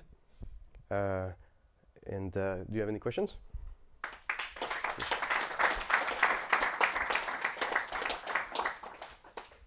Yes. So you're working in a really permissive language that, I mean, you said, you make the statement, you say, we only need types up to the point that we can compile the program. But you're working in a language, ML script, that it seems like is extremely permissive at runtime. Well, it's no longer ML script, now it's WITS, but the goal is to compile it to WebAssembly, which will be much less permissive. Well, I wanted to ask, I mean, can you say a little bit about like taking some of the same ideas and applying them to a more traditionally, ahead of time compiled language, and for example, there's a lot of situations where you want the type to actually inform how you represent the type in memory. Yes, we definitely want to do that. So this is completely compatible with this notion, right?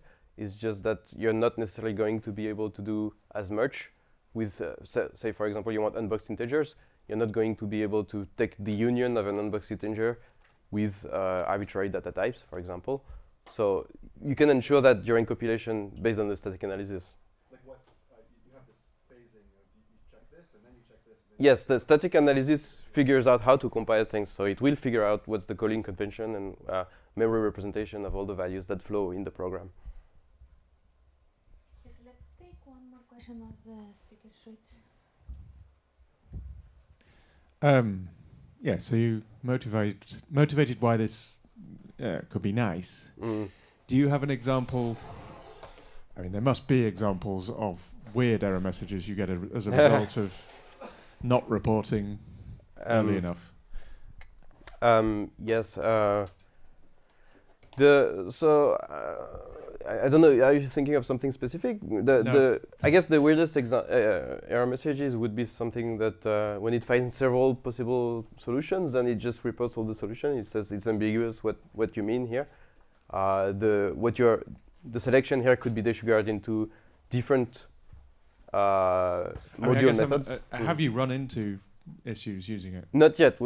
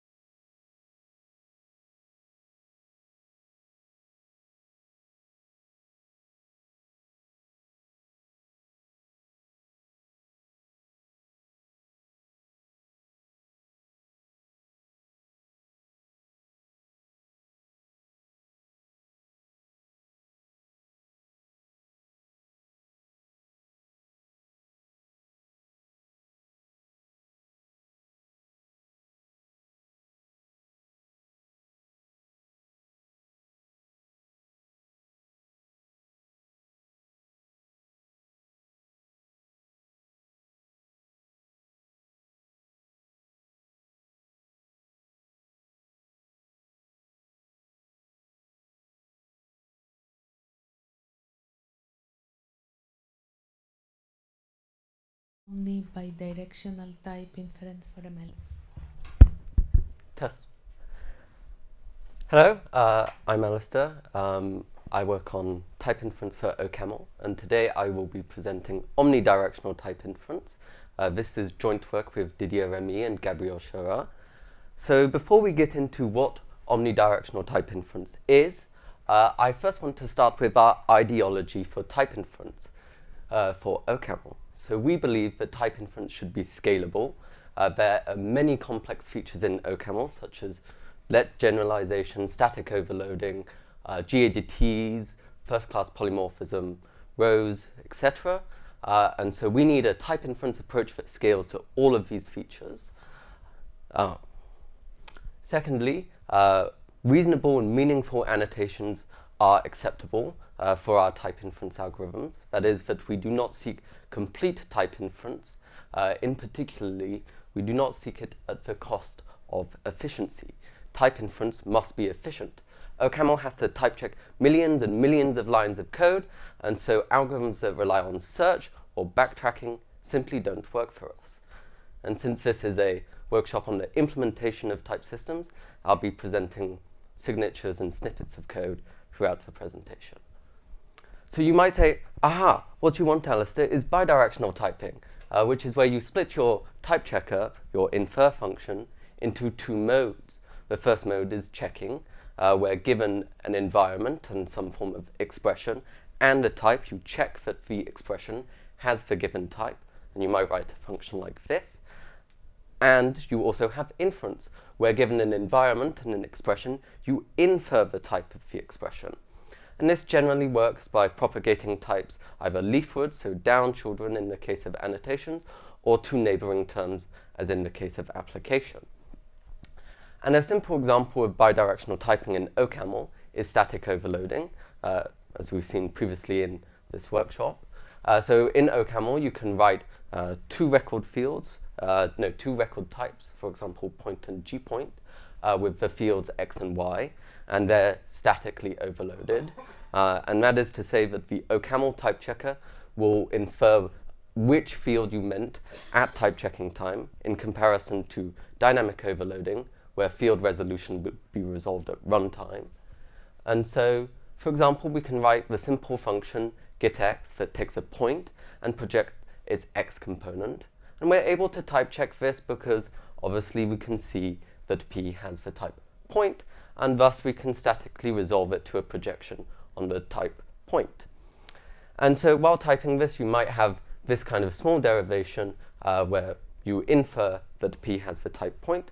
And interestingly, this is called a known type in bidirectional systems. And this means that we can robustly rely on the type information for any form of disambiguation in the case of overloading here. And this is really the secret sauce of bidirectional systems, and it allows them to express two more expressive features, such as overloading, such as GADTs, such as higher rank polymorphism. This ability to simply express when a type is considered known.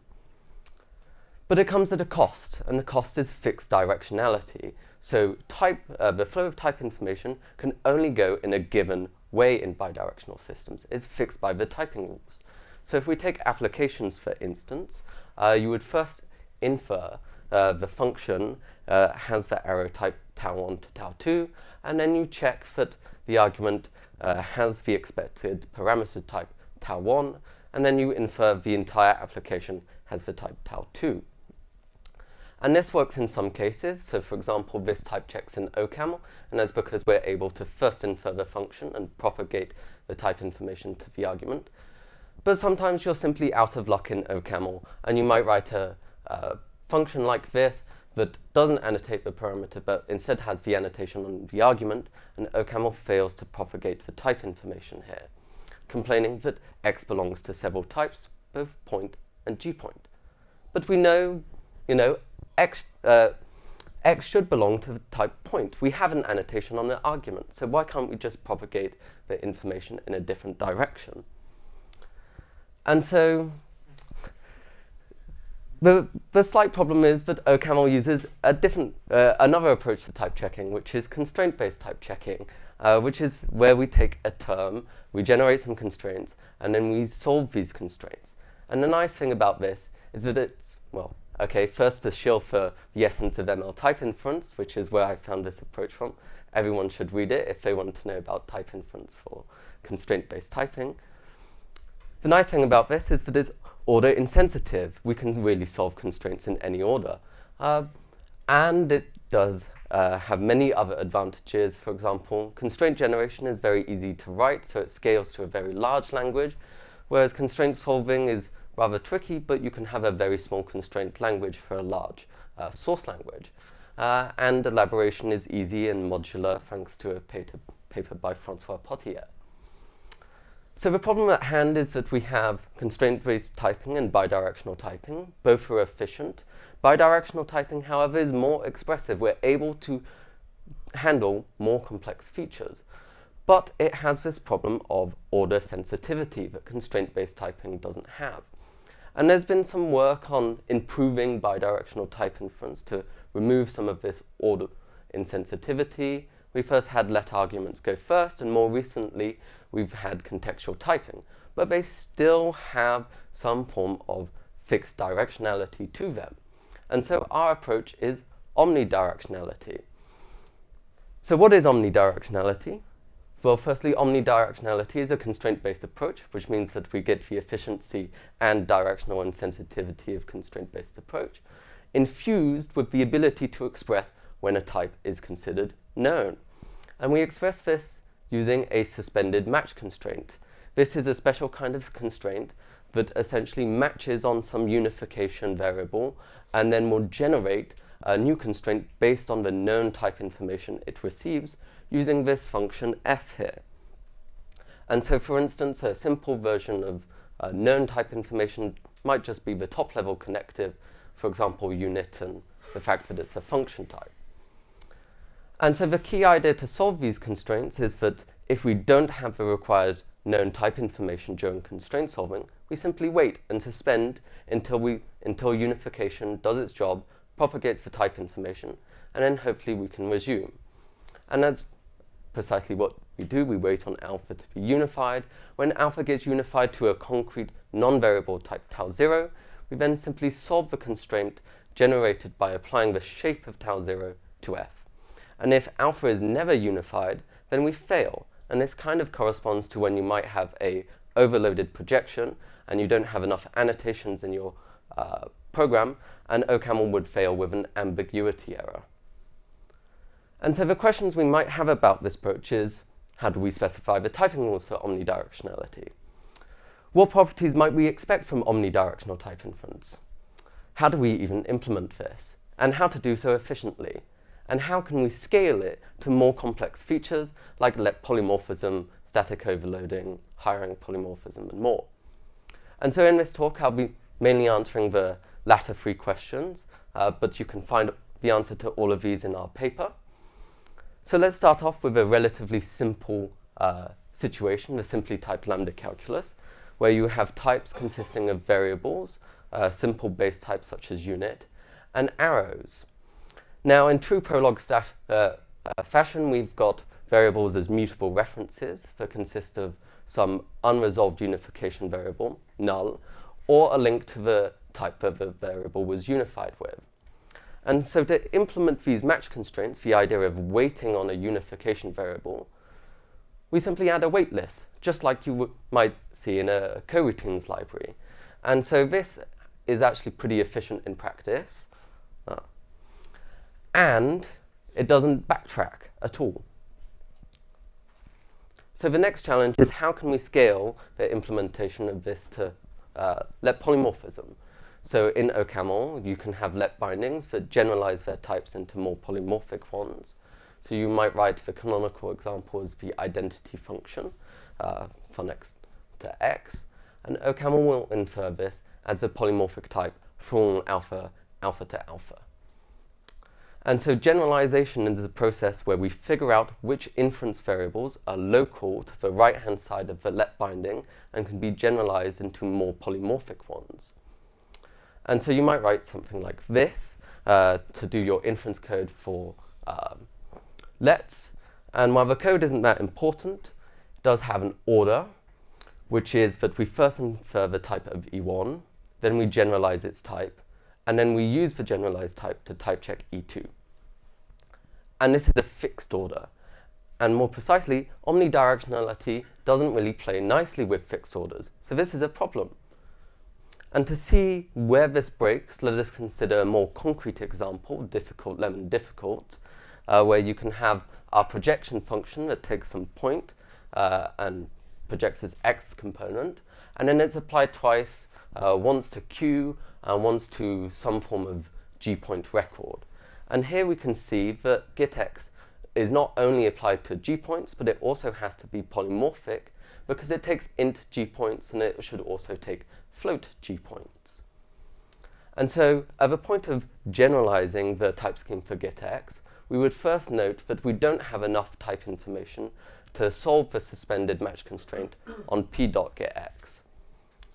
Secondly, we don't even know if p or the return type of GitX may be polymorphic or monomorphic at this point in constraint solving. So at the point of generalizing GitX, it could have the type point to int. And so we say such variables are guarded by p.x's suspended match constraint. And so now we have to deal with the problem of generalizing such guarded variables. And so we had a couple failed solutions to these. The first idea was, well, these are just qualified types. If we stick the suspended match constraints in the type scheme, then perhaps we can continue. This doesn't work because if you do this, you might have something like the suspended match constraint kind of looks like a has field, and you would have this in Haskell, but it results in dynamic overloading, and that doesn't work for us. We want static overloading. Can we make let bindings monomorphic like GHC does? The answer is also no, because GitX is instantiated for int points and float G points. Can we suspend all instantiations of GitX and just continue with constraint solving? The answer is also, unfortunately, no. We still get stuck. At some point, we have some residual suspended constraints, and there's no way to connect them all to solve this problem. And so the key idea we had is partial generalization, which is you don't have to generalize everything at once. You can do something slightly more incremental. And so partial generalization consists of generalizing what we know to be monomorphic or polymorphic, in this case, unguarded unification variables. And if a unification variable is guarded, then we treat it as polymorphic, and then we can patch it later if we learn that it's monomorphic. Importantly, this is not backtracking. We never revisit decisions. Types only get more precise with this approach. And to see partial generalization in action, we'll go back to our example. So at GitX, we're generalizing it, or partially generalizing it. And so we might start with the partial type scheme for alpha, beta, alpha to beta, with some residual constraint that we need to solve. And from this, we can then instantiate the partial type scheme in the body of the let. So we instantiate it twice. And then we might note at the second application of GitX that alpha needs to be unified to G point due to that annotation on here. Now, since alpha is now unified to some concrete type, we can solve its suspended match constraint, which unifies beta to gamma. And this now refines the partial type scheme to one that we expected, which is for gamma, gamma G point to gamma. And then we just patch all the instances, mapping their alphas to some gamma G point and their betas to the gamma. Now, this seems a bit complicated, so it's pretty delicate to implement, and it's incredibly difficult to implement efficiently. And I'm talking using tricks like levels and union find and mutability in your constraint solver. But luckily, we've managed to achieve this, and it's pretty pleasing. We get principal type inference. It works with ML, and we're able to express slightly more complex features that we want in OCaml without this directional sensitivity. So to summarize, omnidirectional provides expressive and efficient type inference that scales. You can check out more in our paper. We both have a declarative and principal specification for other features that omnidirectionality can be used for. We provide the details on a sound and complete constraint-based type inference algorithm. We have a formalized, efficient constraint solver as a series of rewrite relations on constraints, and the description of the efficient in-practice implementation that I've discussed in this talk. Thank you for listening.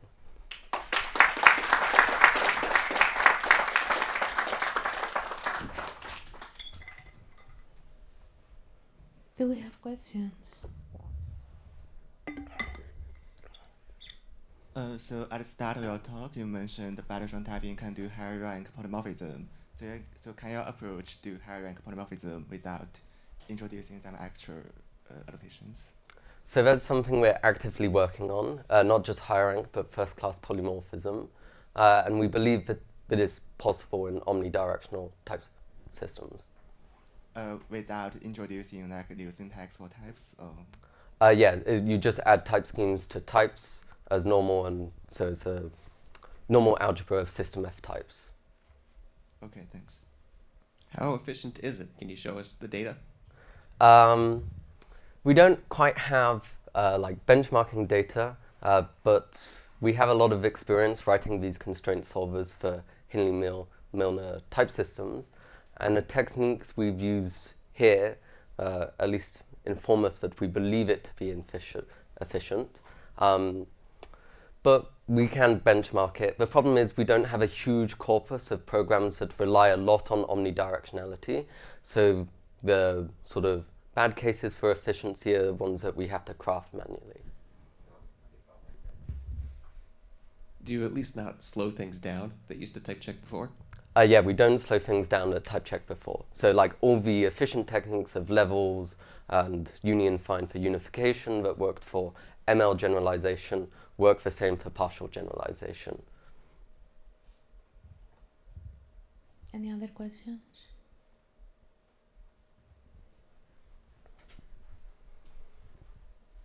Thanks for the nice talk. So, is this the future of OCaml? It maybe. It would be nice to get this in the type system, but it's a reasonable amount of work. We want to experiment more with it first before we consider including it in OCaml. Okay, but if it works well, hopefully it will be integrated in OCaml?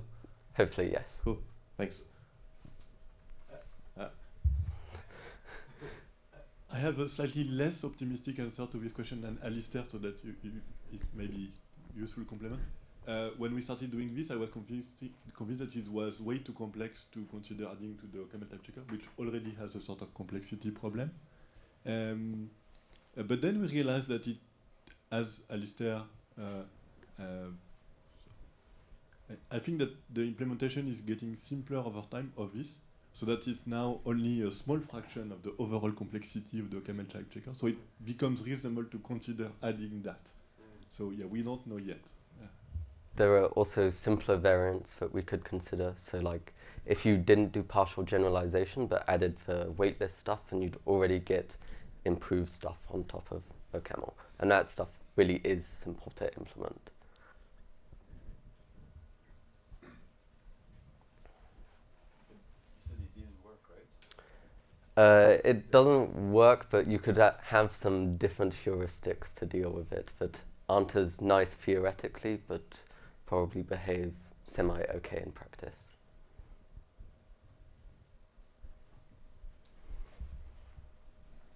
Thanks. Thank you for the very interesting talk, Alistair. I had the question whether, so you talk about the sort of existing systems. I don't know if you've already related them in your paper. Are you planning to show that they're more expressive, that yours is more expressive formally, or? So in our paper, we mainly deal with stuff that, well, static overloading hasn't been formalized previously for OCaml, but we did do semi-explicit first-class polymorphism, which is a kind of first-class polymorphism used for objects and polymorphic parameters, and that is more expressive than the existing approaches, and that we can directly relate.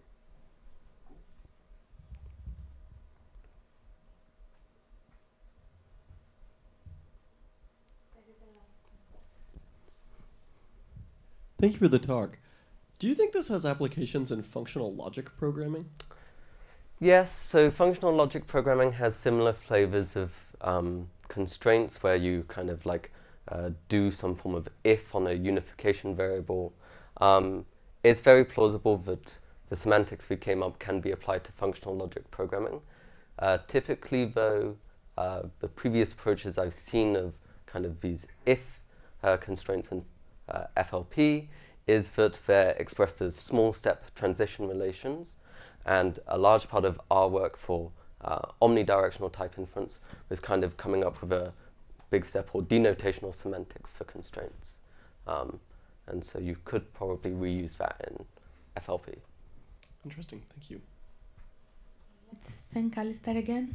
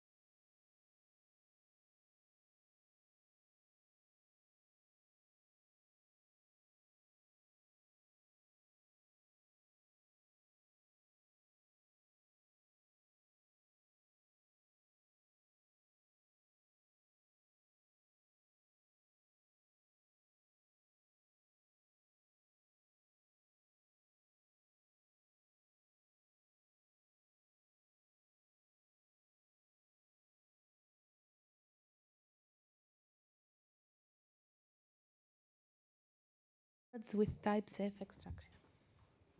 So, we here at WITS are known to implement type systems. I think it's safe to say everyone in the room has implemented a type system. Most of us would have attempted to implement a dependent type system. So take your favorite dependent language, for example, Rock, Agda, Lean, just Martin-Liff type theory in general. We all know that to type check these dependent languages, we also need to evaluate open terms at type checking time. This evaluation works for type checking, but is not at all suitable for evaluating programs at runtime. It's massively inoptimized. Implementing optimizing compilers is really hard.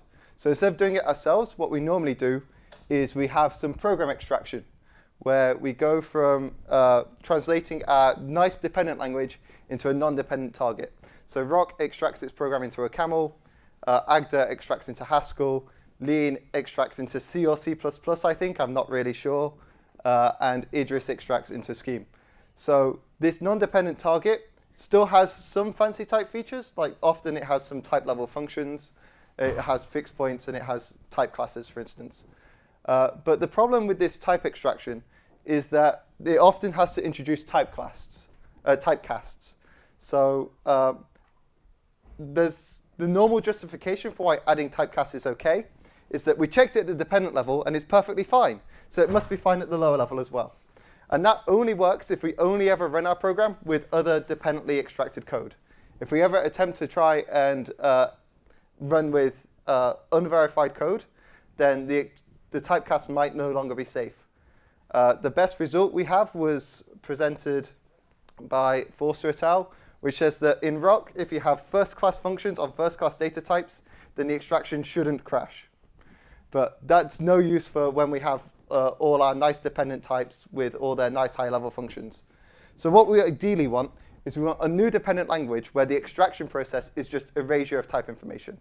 It doesn't change the program in any meaningful way. It doesn't even add typecasts. All it does is it says, hi, types, we no longer need you, it's fine. So in this talk, I'm going to introduce Extractly, which is a new language that I'm in the process of designing, where program extraction is nothing more than type erasure.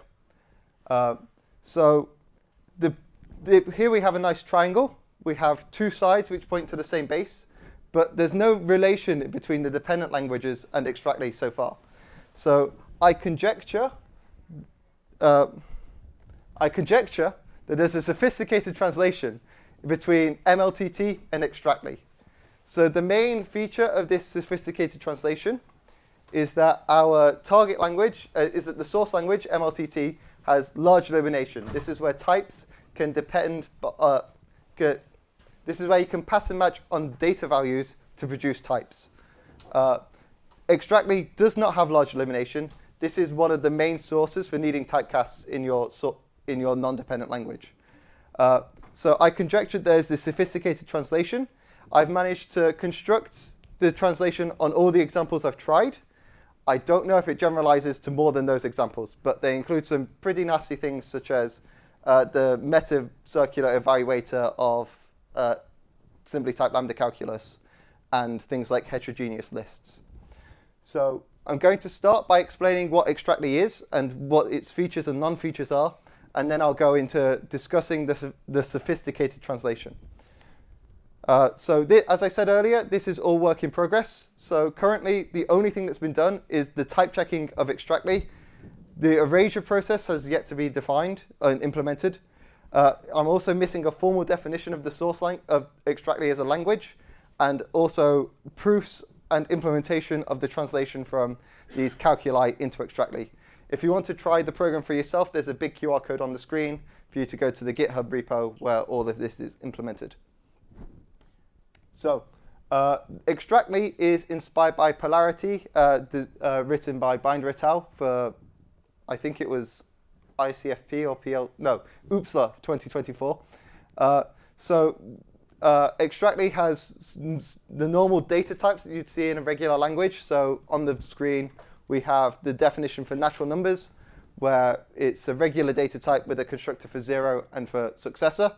But we also have codata types. This is like traits in Rust or co-inductive records in AGDA, where codata types are defined by their projections. So a pair is a codata type with a projection for its first component and for its projection for its second component. Codata types don't have a canonical constructor. Instead, they are implemented by codefinitions. We'll see examples of that later. So a consequence of having these codata types is that pi types are now definable instead of being built in. So on the screen, we also have the definable codata type for functions, which given types for the domain and codomain, it has a single projection called apply, which takes the value of the domain type and gives you something of the result type. An extension to extractly compared to polarity is the introduction of a universe hierarchy. This is standard universe hierarchies. If you have a codata type where one of the projections is large, then you have a large codata type. What's interesting about extractly is what it doesn't let you do. So the first thing that is excluded in extractly is that all data type definitions must be small. So for example, the anything type on the board, where we have a something, which takes a type and an inhabitant, that is invalid in extractly. The reason why this is invalid is that if we go to a non-dependent target, we'd have to introduce a typecast for the something constructor into some universal type. Typecasts are bad. We don't like typecasts, so we can't allow this anything type. Another thing that's invalid in extractly is large elimination. So the example I've given is for defining vectors by pattern matching on the length of the vector. So the zero length vector is just the unit type, and the success and a length k plus 1 vector is a pair of an element at the type A and a length k vector. This is invalid in extractly because if I want to use this type, I'd have to introduce a typecast. If I want to have a function returning this type, I'd have to introduce a typecast. If I want a function consuming this type, I'd have to use a typecast. This is because unit and pair are just not the same type. They're completely different things. So how do we get around the lack of these features? First, how do we... I say that getting rid of large elimination is not a bad idea at all. So I conjecture that the name, as in whether it's like the top level constructor for the data or codata type, does not depend on the value of 3 variables of data types in your context. So instead, it can depend on the values of codata types. So here is a slightly contrived example on the right-hand side about how the names of types can depend on codata types. So at the top, there is the codata type for an index family of sets. So it takes a set of indices A, and for each value of A, it produces a type that's indexed by that value A. We can then iterate that construction so you can have a family over families as a type. For example, and then we give an example of at point, which given a type and a value of that type, produces a family of families of that type by taking each family F and finding out the type at the point X that we were given earlier. So for codata types, the top level name of a type can depend on codata values, but this computation can never depend on the runtime value of any data type. This is only a conjecture because there's been no formalism, so I can't even state the formal statement. So that is what extractly lets you do. It lets you have these codata types and data types. It doesn't let you have large elimination. So how can we translate nice regular MLTT and dependent types into extractly?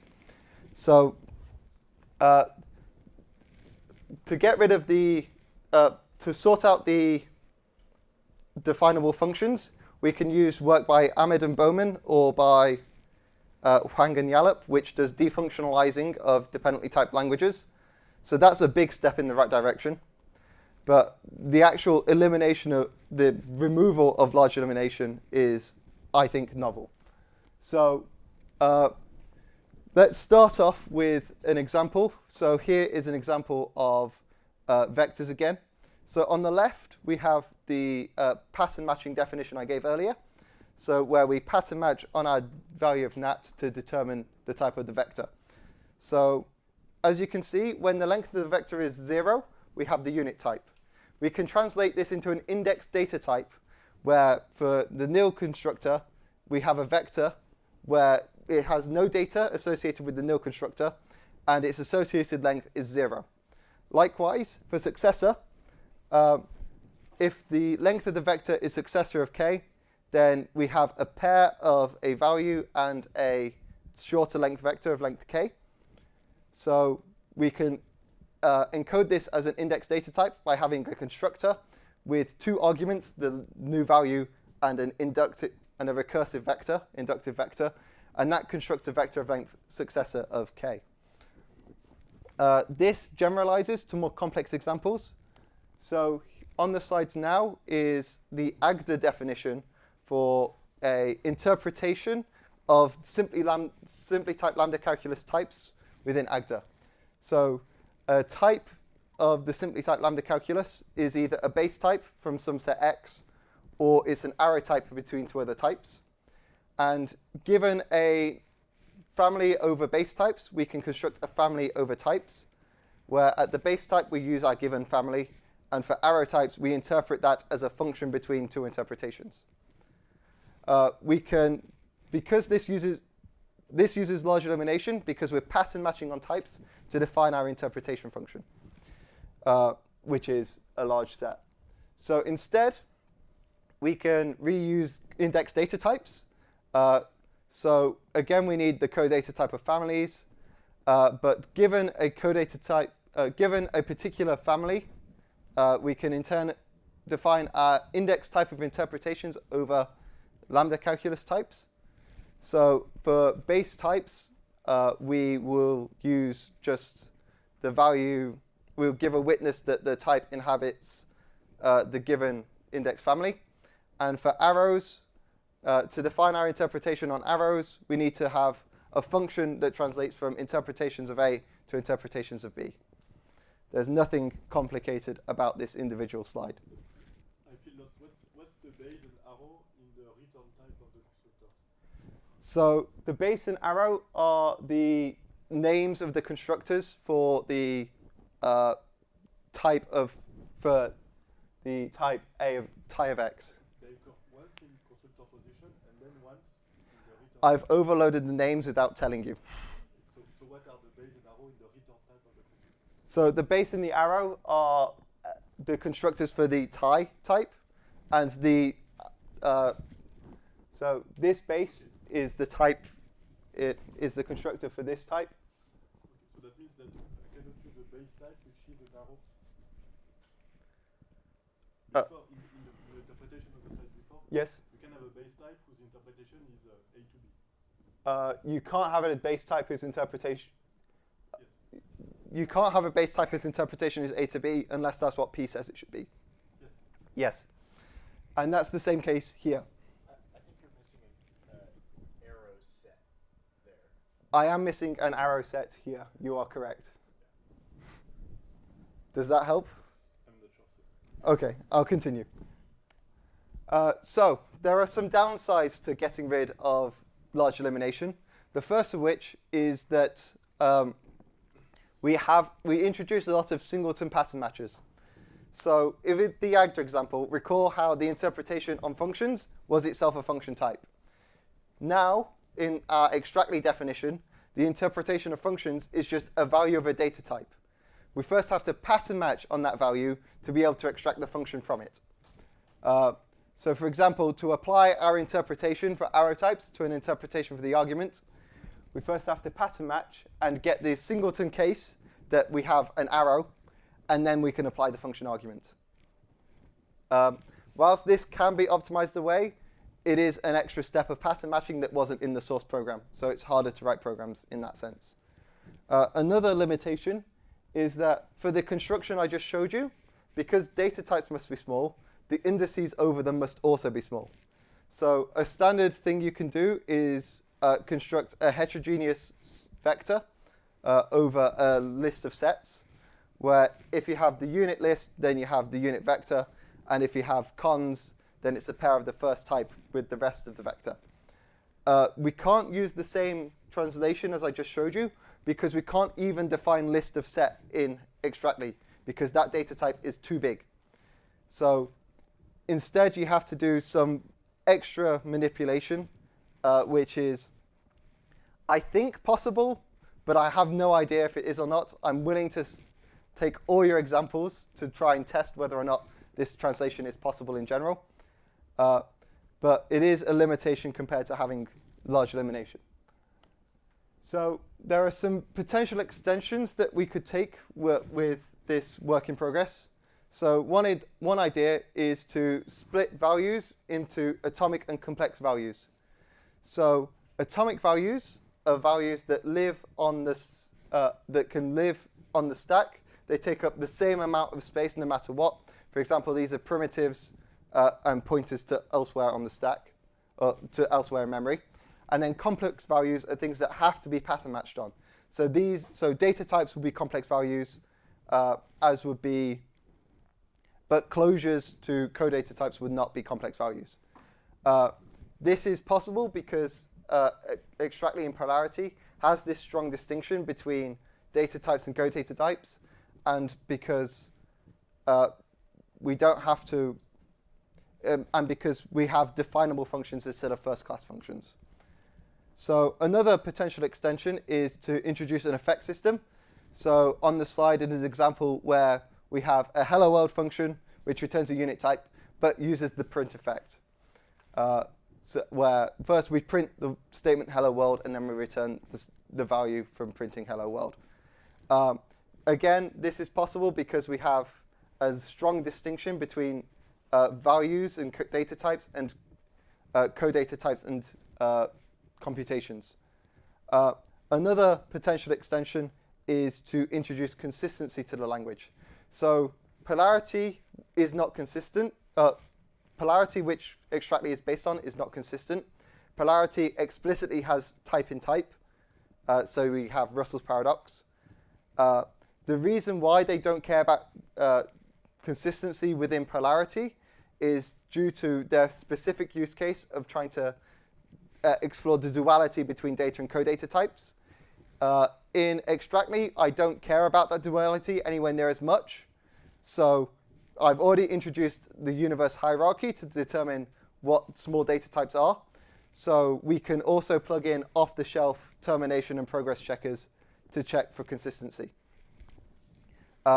There is one more extension that a consistency checker will need, and that's to do with the type indices. So if we recall our example of interpretations, here we have a negative occurrence of the interpretation function, but the type index is structurally smaller. So it should still be sound, no matter, even though there is a negative occurrence. So we would have to extend termination checking to include these induction over the type indices of data types. So to summarize what was in the talk, I've defined, or I've implemented extractly, where extraction from extractly into a non-dependent target should just be type erasure. I have demonstrated a translation from some examples of large elimination back into extractly without large elimination. And I'm also looking for a job because I'm coming right up to the end of my PhD. So thank you.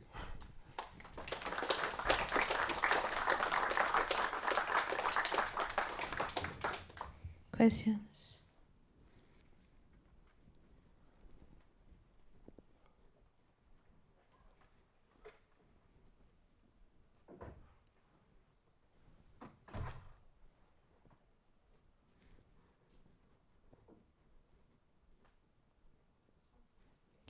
Let's thank the speaker. Oh, there is. I think you didn't mention this. Did you also think about extracting again from extractly? Like, did you implement extractions to other programming languages? I have not implemented the erasure from extractly into a non-dependent target, but it should be simple. Okay. I expect it should only be erasing type information. It shouldn't introduce any typecasts. And if you have code data, so for instance, you had this interpreter function. Yes. Yes. If you extract this, you hope to get again, say if you extract this to OCaml, you hope to get again a recursive function in OCaml. So if I extract this data type, this should just produce a regular OCaml data type, but without any mention of the type indices. Yeah. So it's not executable as an OCaml program afterwards. But neither was this executable as an OCaml program. This produces a type which isn't a program. Right. Okay. So if you imagine again an interpreter that finds normal forms. Yes. In this, you have to write it down also as code data, right, or as data. So if you want to find if you want an interpreter that finds normal forms, you'd implement a function that returns something of this type, possibly. So for extractly, you'd introduce a function that returns something of this data type. Okay. So in particular, you get a runnable OCaml function in the end. Yes, functions extract into functions. Code definitions extract into records of functions or modules. Okay. It's only the data types that get type erased. Okay, cool.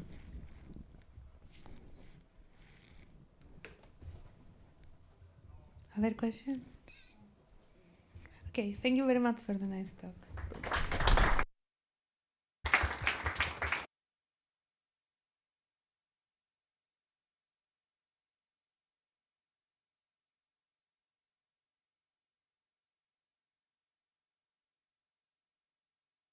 We have Mathis, who is going to tell us about code generation via metaprogramming independently type proof assistance.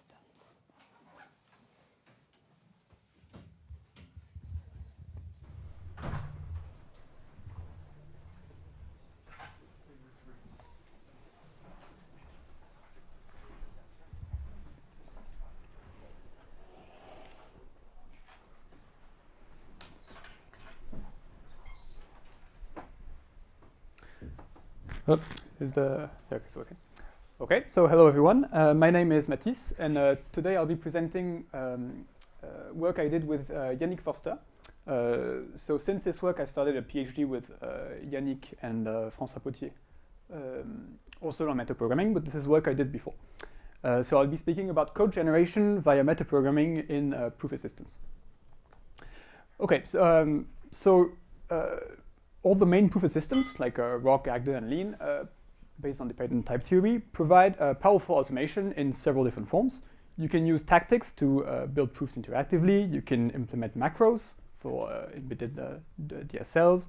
And the focus of this talk is going to be on boilerplate generation, which is the process of mechanically generating functions and lemmas. So a common archetype of boilerplate generation is something like this.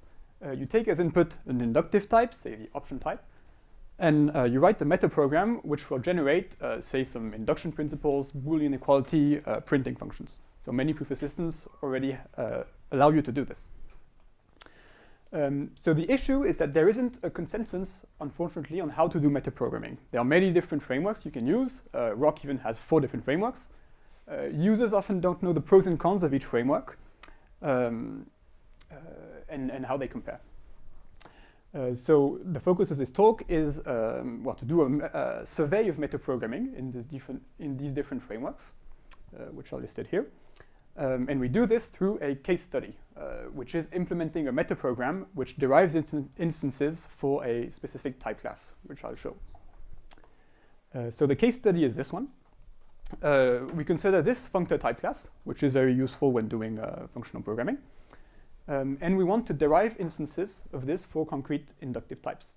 For instance, on the option type, this is how it looks. We want to write a metaprogram which takes as input the option data type, or inductive, and produces this map function.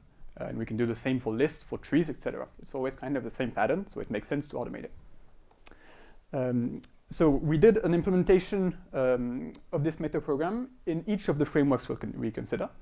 And we kind of use the experience gained from these implementations to highlight the pros and cons of each framework. So in the resulting time of this talk, I'll go over each framework and provide some amount of high-level insights regarding the pros and cons. And then we'll conclude with some insights regarding what we want in an ideal metaprogramming framework. Okay, so I'll start with OCaml plugins. So Rock is implemented as OCaml, and so the kind of most traditional way, but also the most low-level way of metaprogramming in Rock is through OCaml plugins. So a pro of this is that with an OCaml plugin, you can interface directly with Rock's implementation. So you can, for instance, define new tactics, define new commands, and you have access to many features like unification, type class resolution. You can extend the parser. You can do virtually anything. Another advantage of OCaml is that OCaml, has a very good ecosystem. It has a performant compiler. It has some tools like an LSP package manager, etc. But that's kind of where it stops. Then the cons of OCaml is that OCaml only proposes a very low-level API to build terms. You have to be very explicit when constructing terms and manipulating the AST. For instance, here are a couple functions which build terms. Make app is fairly easy to understand. You take a term and an array of arguments and you apply it. Here, constru is the AST. But now you want to build a case expression, and you have this monster here where you have to, well, it's very difficult to understand. Using OCaml, you have to give lots of low-level details, such as implicit arguments, universe instances, the relevance of binders, obscure information relative to dependent pattern matching. And all this information is usually inferred automatically when you write Rock programs. Another con of OCaml is that it uses De Bruijn indices in the AST representing terms. And if you've ever used indices, you know they are very easy to get wrong. For instance, here is a random Rock term, and if you look at the body, you can see here we have raw integers, and in general it's very difficult to manipulate them. You need to shift them. It gets very error prone. Okay, so that was it for OCaml. Then I'll go over MetaRock, which is another metaprogramming framework for Rock. So in MetaRock, metaprograms are simply Rock programs. And the way you can kind of manipulate programs is that MetaRock exposes an inductive representing the AST of Rock terms. And you can just write functions on this. Then you can access kind of the actual implementations of algorithms such as unification and type checking, which are implemented in OCaml, via a trick, which is going through a monad, the template monad, which I like to compare to the IO monad in Haskell. And so you have a couple of functions. For instance, tm make definition is a function in this template monad, which adds a definition to the global environment of Rock. So in this way, you can kind of mimic the definition or lemma commands. A pro of MetaRock is that you have basic term quotations, which are kind of a high-level API to build terms. So you have this tm quote function. You give it any term, and it gives you back the AST representing this term. So using this, you can kind of loot some level of low-level details. And then the last advantage of MetaRock, which is for the moment mostly theoretical, is that you can reason on your metaprograms, because MetaRock also formalizes most of the type theory of Rock. You can use this. For instance, you have a typing reduction a reduction relation on terms. And you can kind of reason on metaprograms, but it falls short as soon as you're using operations in the template monad, because there is no specification for these operations. The cons of MetaRock are that it uses De Bruijn indices, and in general, it has almost the same term representation as OCaml. Term quotations, while they are somewhat useful, are also too basic. For instance, you can't quote terms with open variables, and you can't alternate between quote and unquote, which is something other frameworks have and is very useful. And lastly, programming in Rock can be actually quite difficult for this kind of programming because you don't have any input-output. Functions need to terminate, which is a bit restrictive in writing metaprograms. Working with exceptions can be difficult, and in general, monadic programming can be a bit of a pain. Then I'd like to speak about Agda, and Agda's metaprogramming API, which is called the Reflection API, is actually very similar to MetaRock. in the sense that metaprograms are simply AGDA programs. And the equivalent of the template monad is the type checking monad, here TC. And AGDA provides the same kinds of basic term quotations through the monad. But now a difference is that AGDA handles the prover state. So what I mean by the prover state is the local context and unification state. All of this is handled internally in the type checking monad, which relieves the user from the need to kind of thread it explicitly. And in general, monadic programming in AGDA is quite nice from my experience. Cons of AGDA are, well, De Bruijn indices, same as the other ones. The term representation is actually quite constrained. So for instance, terms are beta normal by construction, so you can't have a lambda abstraction in the head position. And let bindings are erased or inlined during elaboration, which means metaprograms don't have access to these features. It is a bit annoying, especially for late bindings. It causes issues with local type class instances and so on. Okay. Then I'd like to speak about LTAC2, which is mainly a tactic programming language for the ROC proof assistant, but can also be used to do a bit of metaprogramming. So here, I think an interesting kind of observation is that tactics provide actually quite a nice high-level API to build terms. So here is an implementation of the map function of option types using only basic tactics like instro, destruct, and constructor. And the code is fairly readable, and most importantly, it generalizes quite well to arbitrary inductives. And that's another advantage of LTAC2 is that it manages the prover state, so like the global environment, unification state, etc., in an imperative way. So you don't have to carry them around, and instead you can imperatively query them and modify them.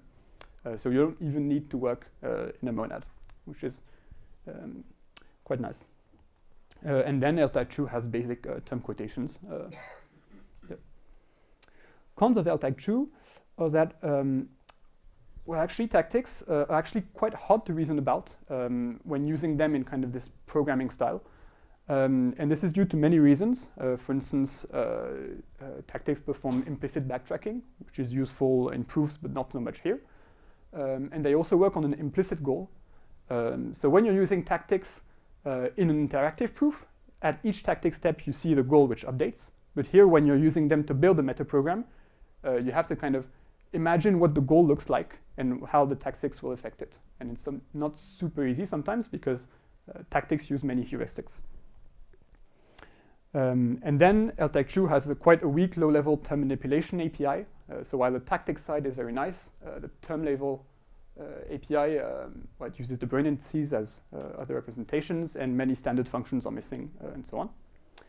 And lastly, LTAC2 is mainly a tactic language, so it's missing some crucial metaprogramming features. For instance, you can't declare new constants using LTAC2, or you can't write commands. You can only write tactics.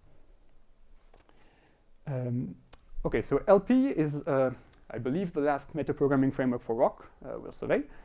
And it's a language based on logic programming and lambda prolog. So it uses higher order abstract syntax to represent binders, which is quite different from the other frameworks. And so here, this is admittedly a bit difficult to read if you've never learned LP. But this would be the function constructor of the term type. Term would be ASTs. And you can see that, so this would be the name of the binder, the type of the binder, and the body of the binder. So here this HOAS representation for binders means that variables, well, functions are simply represented as LP functions. And this is quite nice to use in our experience. Then LP actually has very powerful term quotations because you can nest quotations and anti-quotations. For instance, this is a definition of a predicate in LP, which is kind of a function. And you can see here I can use the double curly braces to enter quotation mode. So now I'm using ROC syntax. And then I can escape this using LP colon and parenthesis to go back to LP. And going back and forth like this provides a very powerful programming mechanism. And lastly, LP manages the proof of state in a similar way to LType true, which is quite nice. Cons of LP, that logic programming is quite a big paradigm shift, and it can be a very steep learning curve, and some standard tricks are sometimes unintuitive. And then some aspects of the language are kind of unintuitive for those used to Rock or to other proof assistants. For instance, it has implicit backtracking. The type checker can be very permissive, and sometimes it lacks representation for structured data. For instance, when writing this function with like a dozen arguments, I would have maybe liked records or stuff like this. So then I'd like to talk a bit about Lean. So the pros of Lean is that, actually Lean's elaborator is mostly bootstrapped, so written in Lean itself. And metaprograms are simply Lean programs. But difference with MetaRock and Agda is that since Lean is implemented in itself, you automatically have access to the complete Lean implementation. And then a specificity of Lean is that it uses the locally nameless binder representation. i.e. bound variables use the Breuil indices and free variables use names. So this is just an example of how to build this Lean term. So you would go like this. You would bind the variables one by one, and then at the end, with this function make lambda fvars, you would replace the names with indices. And so although under the hood there are some indices, you never see them, you always interact with names. And in our experience, it's also very nice to use. There's none of the downsides of the Breuil indices. Okay, and then Lean has powerful term quotations in the same style as LP. You can nest quotations in anti-quotations. And programming using monads is quite nice in Lean. So metaprograms use this special meta-M monad, which is now, this is not really like the IO monad in Haskell. This is really a real monad implemented in Lean. It's just like a kind of state monad. And Lean has good support for monads at the language level with various notations. Now, cons of Lean, and this is quite a big one, is that the term representation is also quite constrained. And this became apparent when trying to build pattern matching or fixed points, especially complex fixed points.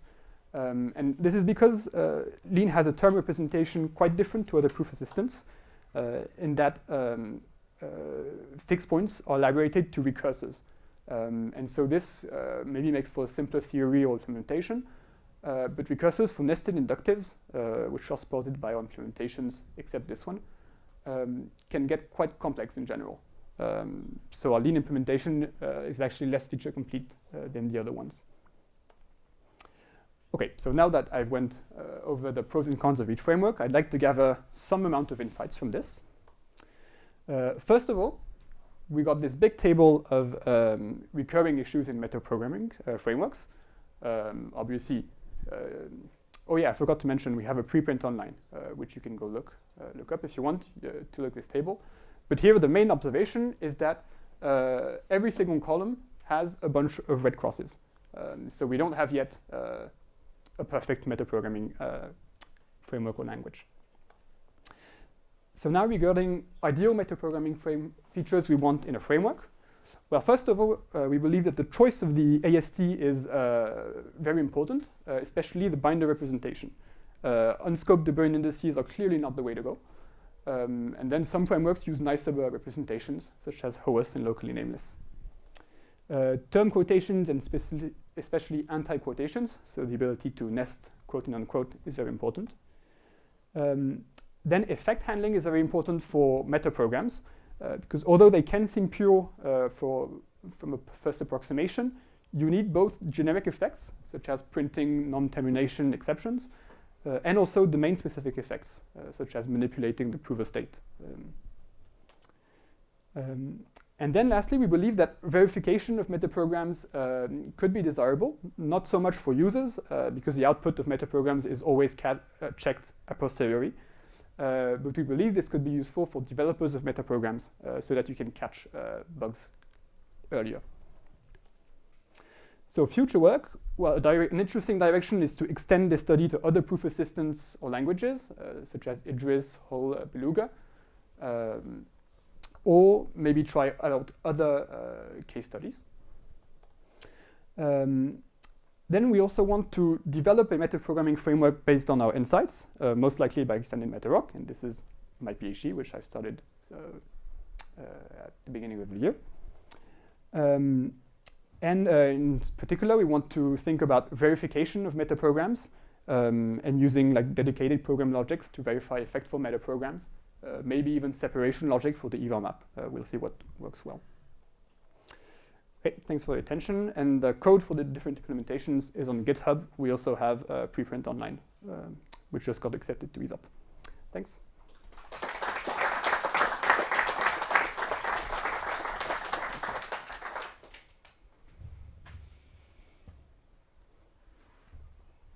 What language was best for implementing this functor implementation?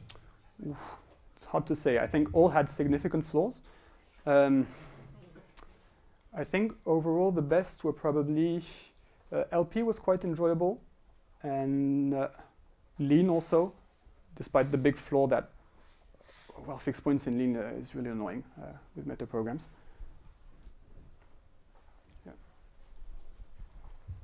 So you mentioned one of the issues with the directly hooking into the ML for Coq was that you had to use very complicated constructors, right? And you had to do a lot of boilerplate and deal with de Bruijn indices. Yes. So I was wondering, let's say we use either another system or a language which has macros, like for argument's sake, Rust, and you have a relatively complicated kind of procedural macro that lets you do kind of quotations and anti-quotes that then desugars to the code, because I've been experimenting a bit with this, because most of the locally nameless stuff, which is probably the representation you'd want to use for this, can be done at compile time, and you can have like a little DSL for this.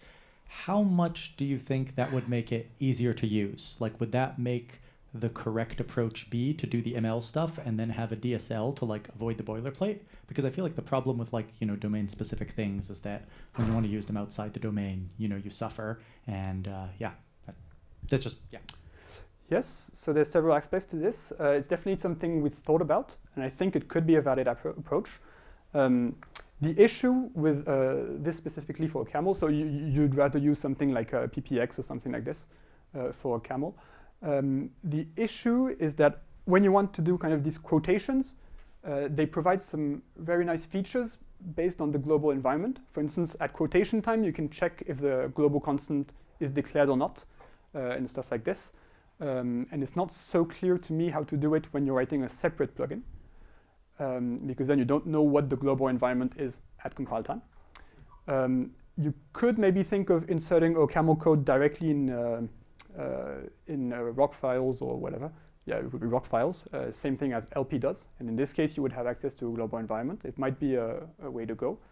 And in general, yes, I agree that it's a very good observation that you probably don't want to use a domain-specific language, because if you use the general purpose language, such as OCaml, Lean, or even Rock or Agda, you get lots of things for free. For instance, libraries and tools. That's definitely an important observation. The functor instances that you wanted to generate doesn't really need to be inside the proof assistant. So have you compared it with other programming language that are not proof assistant but still provide some meta programming capabilities? Mm-hmm. So yeah, the limitation here to proof assistance is mostly administrative, because we don't have time to survey everything. I think something that maybe makes more sense is to limit to, actually I don't know, it's kind of arbitrary where you want to draw the boundary. You could think of comparing with Idris, which is more of a programming language which has dependent types, but Hull would also be interesting, like Isabelle and stuff like this, maybe Beluga. So at some point, well, this was kind of a work and a limited time, so we had to stop somewhere, but we're planning to, I'm in touch with people who probably want to do like an Isabelle implementation and stuff like this, which would be interesting. Yeah, let's get the last one as the next speaker is setting up. So Has a egrefs plugin for Rock that is interfaces directly with the Rock LSP as an alternative to directly having a Rock plugin. I don't know how generally applicable that is, but have you thought at all about using the LSP for metaprogramming? So I think it's quite a different approach to metaprogramming because with the LSP you have kind of access to a model of the whole document, whole Rock document. Here you're more like writing custom, it's kind of a smaller scale metaprogramming where you're writing custom commands and tactics. Yeah, and I don't know what I can say more because I'm not so familiar with interfacing with the LSP and what tasks you use this for. Yeah. Thank you very much.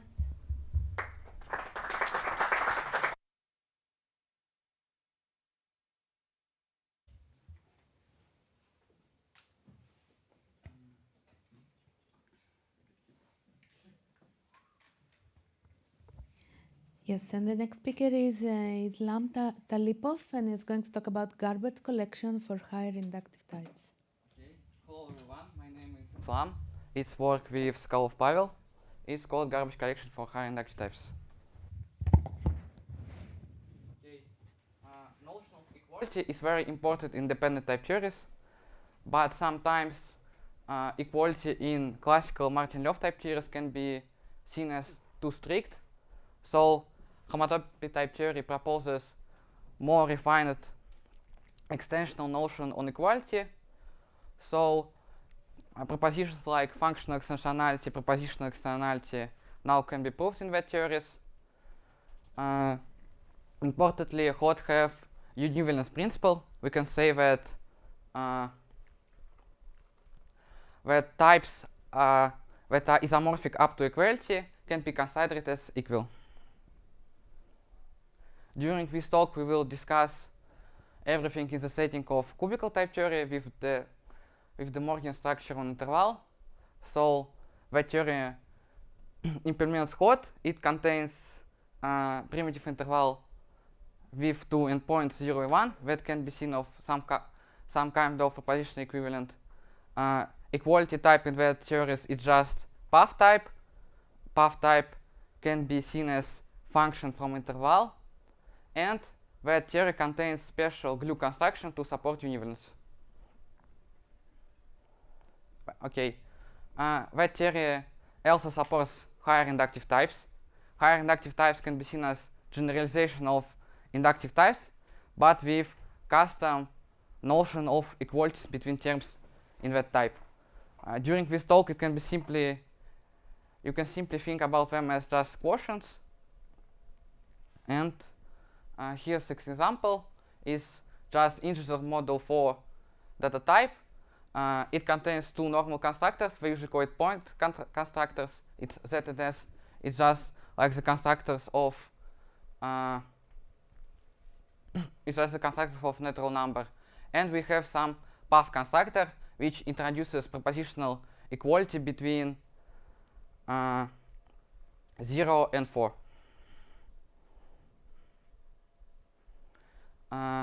So as you can see, terms type Z4 can be considered as containing a lot of different representations of the propositionally the same value, and that terms are distinct enough that some of them can be considered as more efficient in computation than others. For example, in our integers model 4, we have just 0 and 4 terms, and they are proposition equivalent. So but 0 is just more efficient in computations, for the example of just arithmetic operators. So our idea is to incorporate such replacement during computation to normalization engine during type checking, and we want to incorporate such optimization to replace terms by more structurally compact during in-memory management algorithm of our language. Okay, but it's not that easy. We encounter some problems. First problem is just that such replacement can be not preserving, because if we change subtype to the term of the same type, full type can change the type because it's just dependent. It's like dependent type theory. Types depends on terms. So the problem is that elimination principle for all type would not work for the new type of a term. So normalization can be broken. We just stuck in computation of some terms. So we need to somehow restrict usage of paths between different types. So we need to restrict univalence.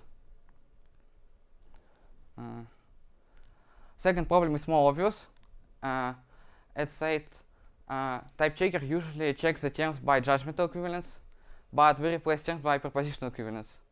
So now we can't just check them if we make such replacements. So we need to somehow ensure that values which are participate in equivalence check during type checking would be computed the same as if it was computed without our optimization. So we propose solution it. We propose to change surface language itself. We now have explicit notion of layers of language. We just have one layer without univalence, so without glue constructions, we are restricted in it. And we can do our optimization in that level, replace term, everything will normalize. And we have like full cubical type theory with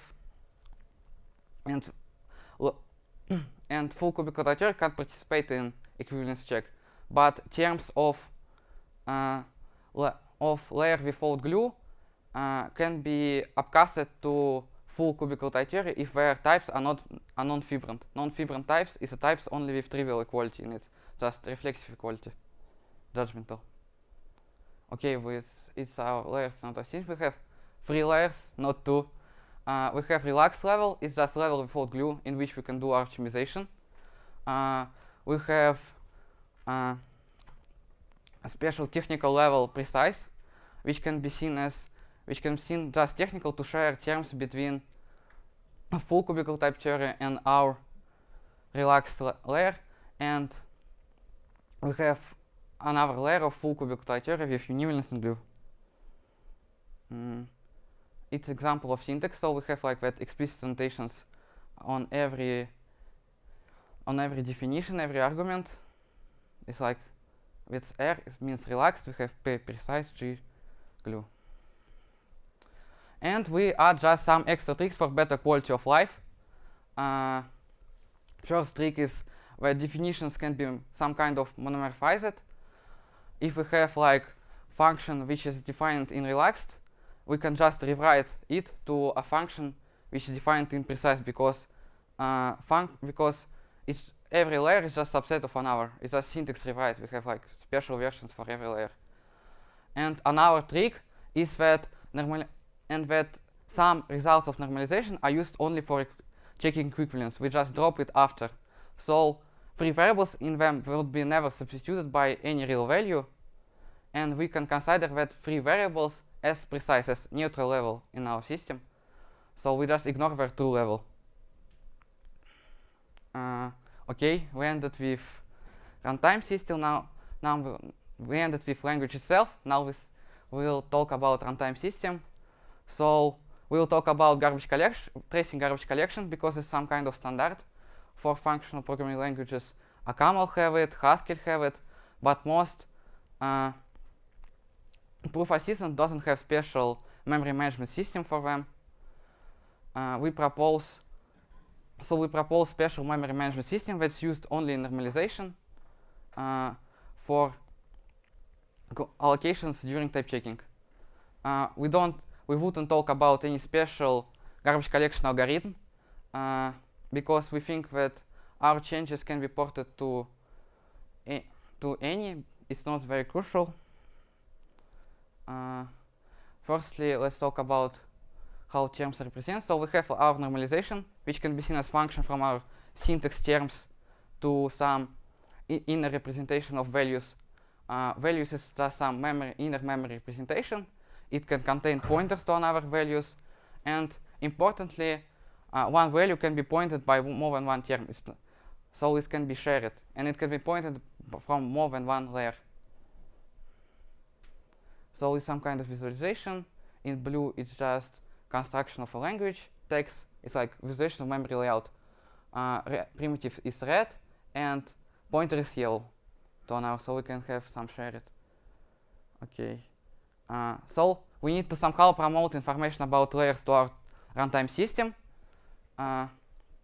So to promote it, we have special tagged pointers. We have first 2 bits of every pointer for information about from which layer it was referenced.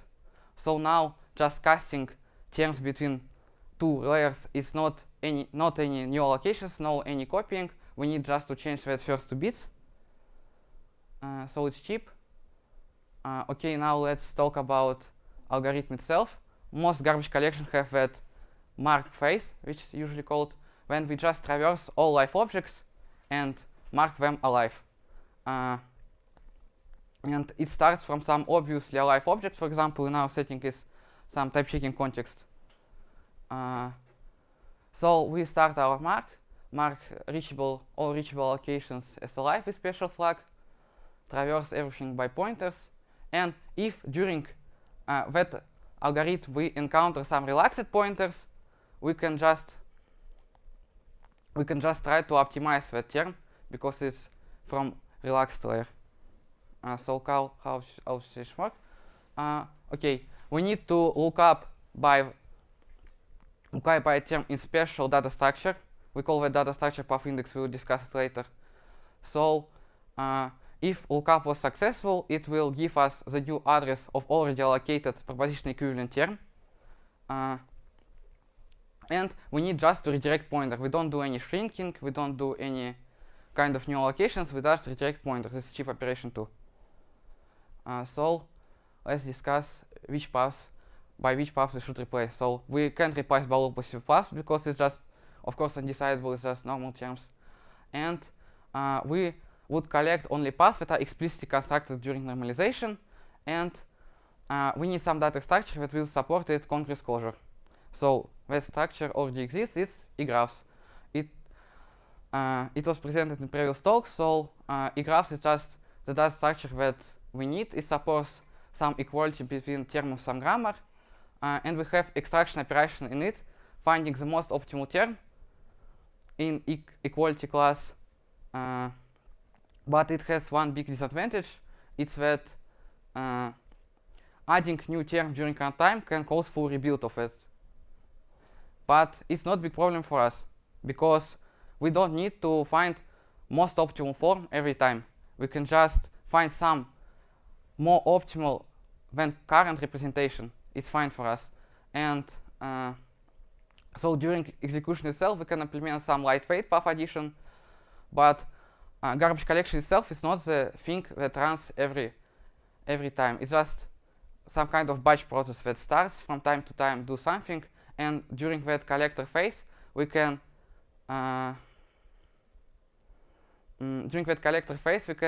just more effectively rebuild our index to obtain new paths. But we need somehow to reclaim garbage from our egraph too. It doesn't have any notion of aliveness in it, so we need to do it by some kind of metrics, which is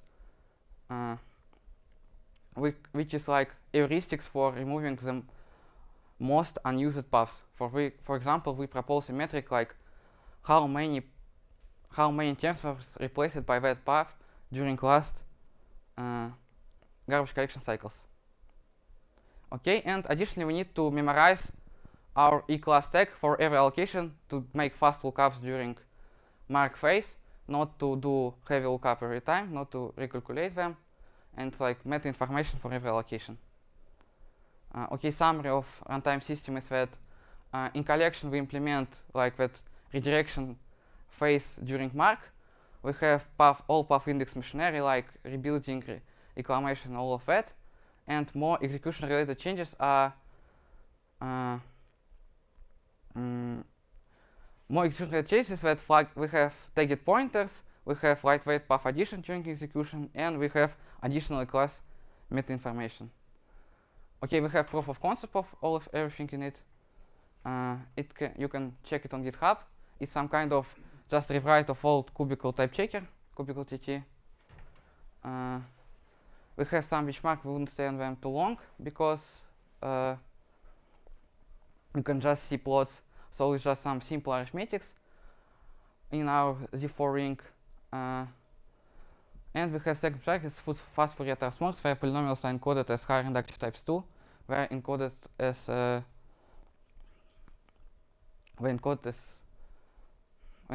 inductive types 2. Okay. Future work includes making it more production ready. We don't have like most efficient type checking, we don't have most sophisticated garbage collection. And we can extend that all of that to type theories with exceptionality, another type theories with exceptionality principles. So that's all. Thanks.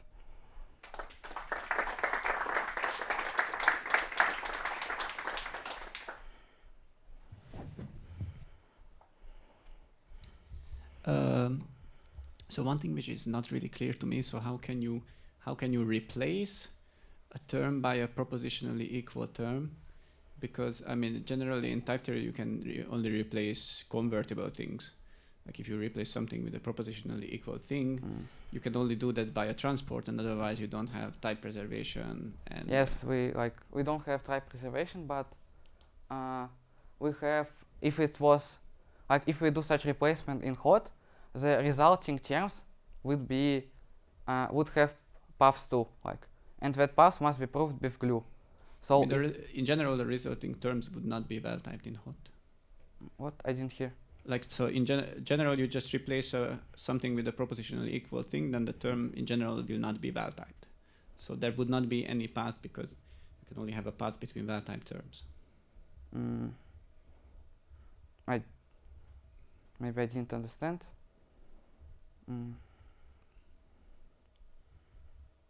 Maybe we can. I think this is the first of the 2 or 3 problems that you mentioned in your slide. Yeah.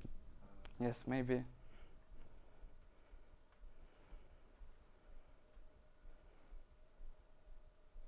The first problem.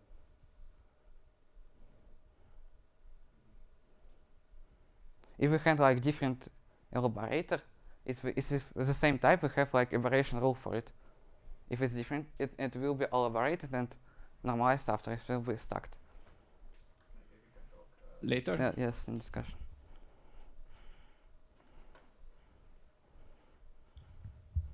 Thanks for a nice talk. Did you consider using like reference counting techniques instead of tracing for the detection of when you should rewrite? I was thinking about it, but reference counting here can cause problems with some kind of egraph. We don't have that cycle like in garbage collection. We have a special place where we can do some machinery we need, like rebuilding, reclaiming spaces. But during reference counting, it's strange to have some kind of special another thread which do it concurrently or something like that. So it's maybe it can be some kind of generalized to reference counting, but now it's more about tracing. I have a naive question on the benchmarks.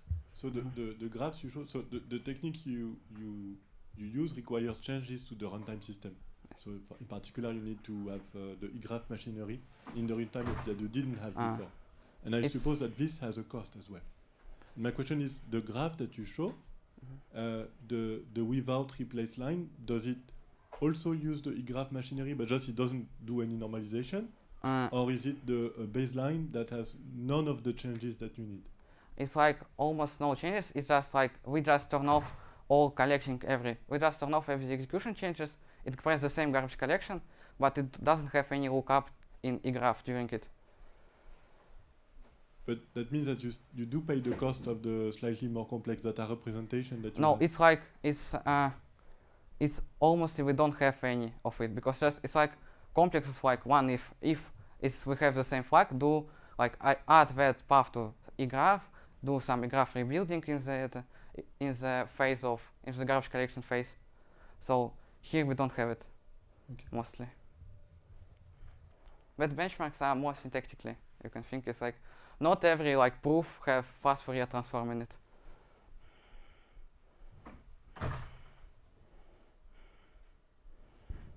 Any other questions?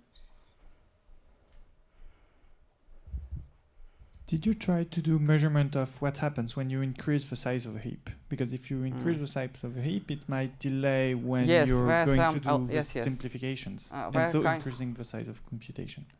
Well, it's more like just proof of concept. We don't have like a lot of benchmarks. We have like not very sophisticated garbage collection. We don't have like regions which can be we cannot be swept.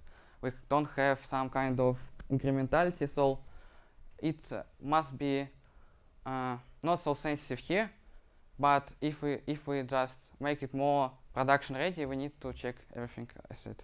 So now we don't have it.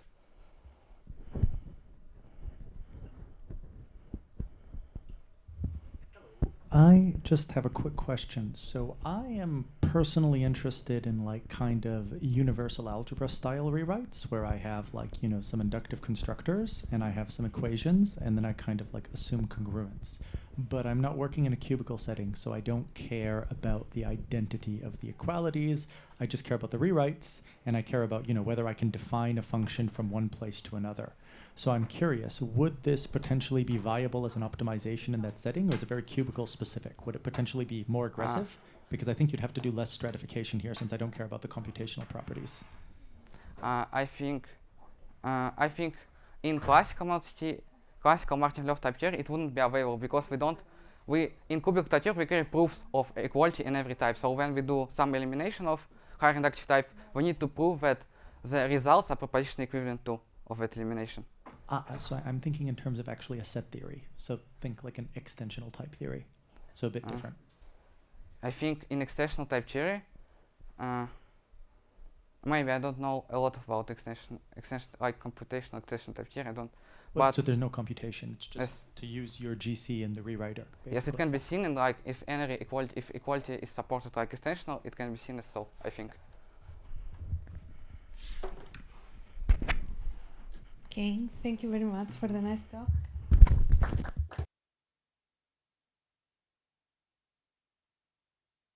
And in the last talk of the session, Nining is going to tell us about type inference techniques.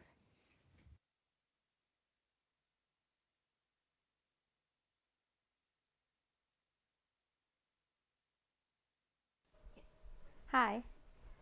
All right. Welcome everyone to the very last talk of this second to last session on the very last day of POPL'.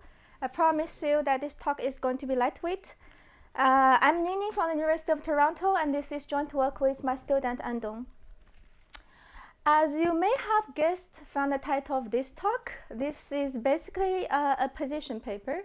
So we are not going to offer any new technical contributions in this talk, but instead we are going to start with our recent contributions to type inference techniques, but we will take one step back and express the general picture we are pursuing and also draw people's attention to our recent work and hopefully also get more people to contribute to this direction. So we are at WITS, right, workshop on type system implementations, so I'm sure many of you are interested in or maybe already familiar with implementations of part of a type system. So if you read a paper on a type system, the paper typically starts with a Descartes system that provides a specification that specifies how the system should behave under different situations, and then maybe you would prove some properties about the system, like syntactical type soundness as an example.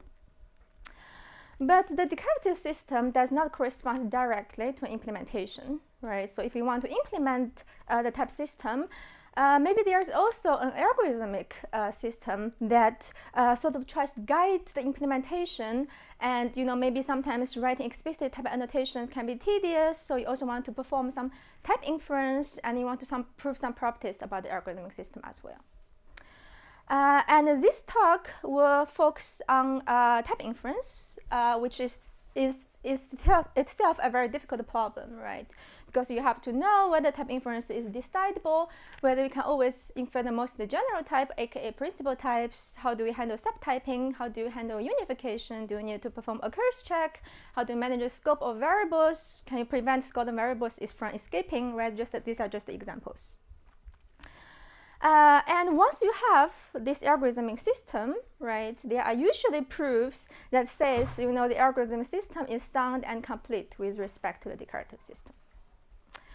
So this is the general picture of a type system implementation that you can find on papers, especially papers on type inference techniques. In this talk, however, I argue that there is one additional component on the right of this picture, which is of equal importance to all the other systems, which is the actual implementation of the type inference algorithm. And the actual implementation is often the real beast, as it contains, lots of hacks, aka folklore, or low-level details necessary for the implementation to be performant.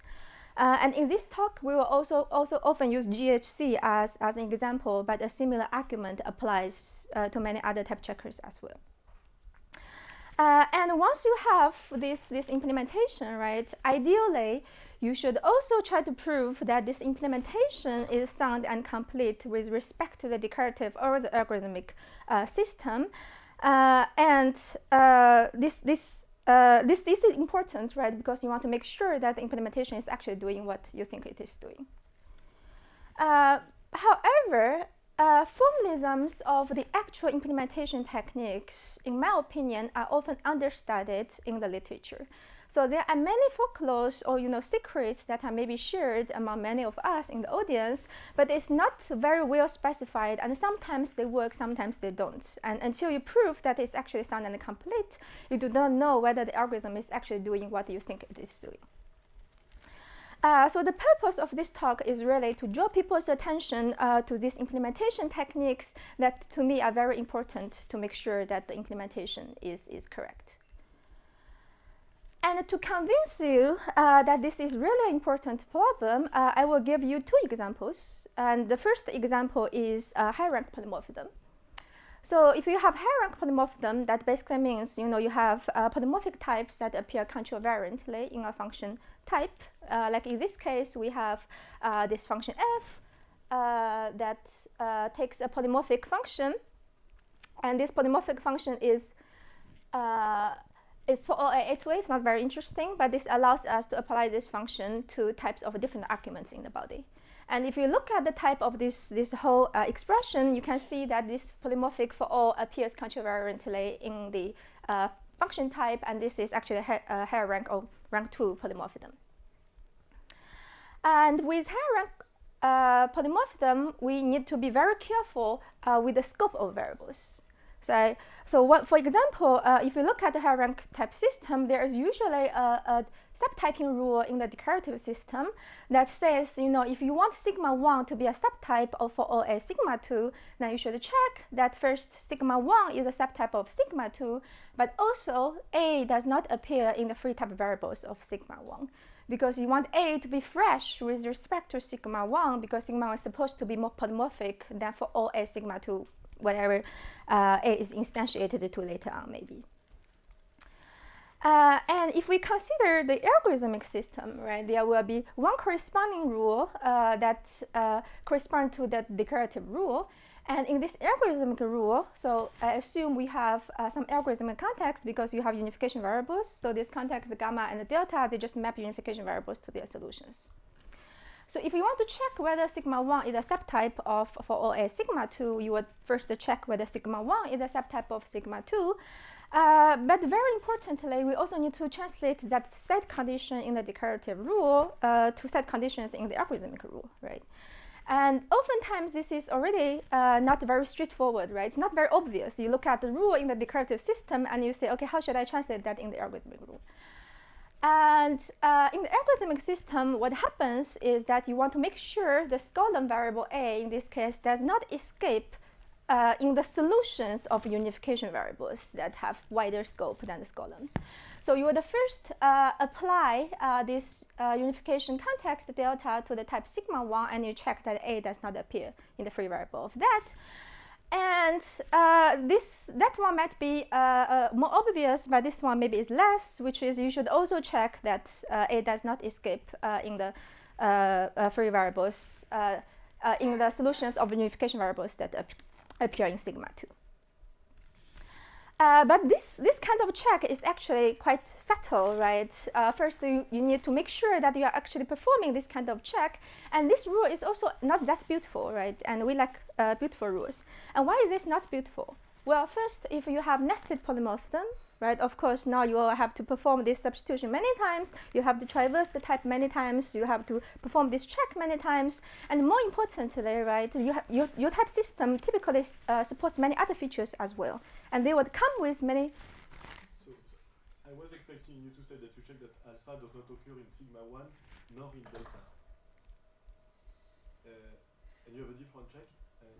Surely this is right, but because, well, it depends on how implemented, because you can have unification variables that you would further create down the path that can actually refer to A. Yeah, but would it be enough to say that A does not occur in delta at all? No.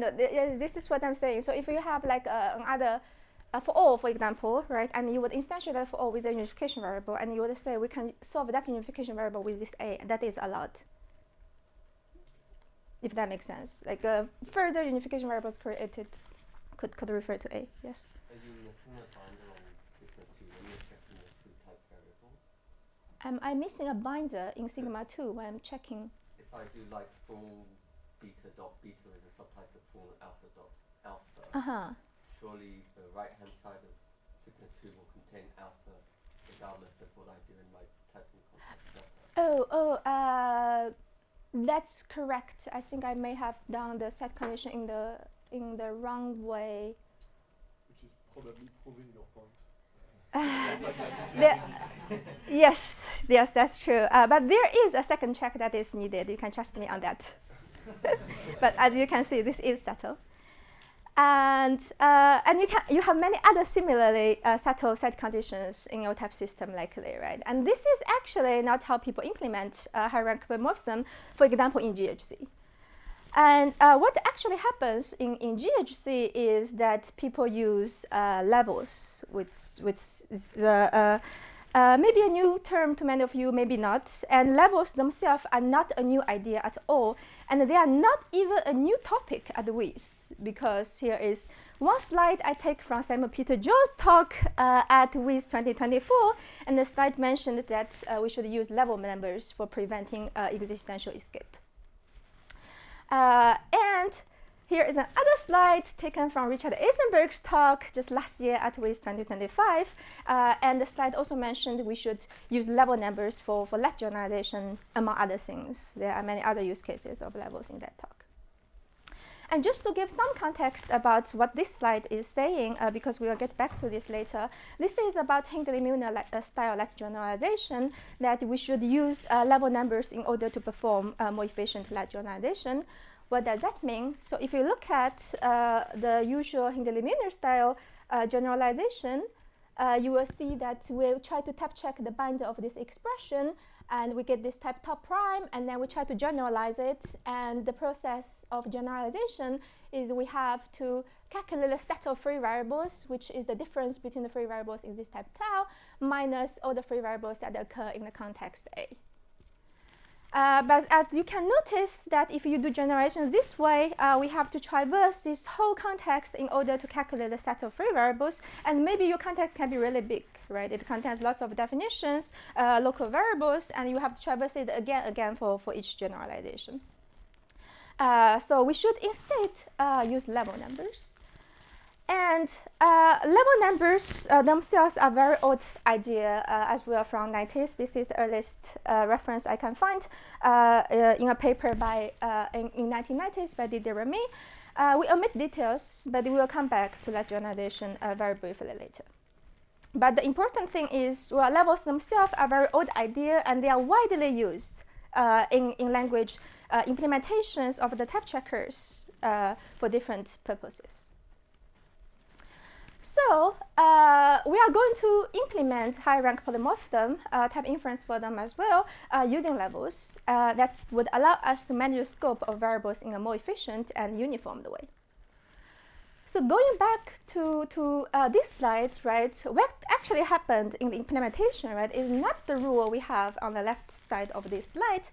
Instead, what's actually going to happen in the implementation is, well, first, typing is associated with a level number.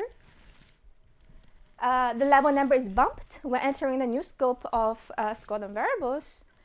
And error unification Scotland variable is associated with a level at which it is created.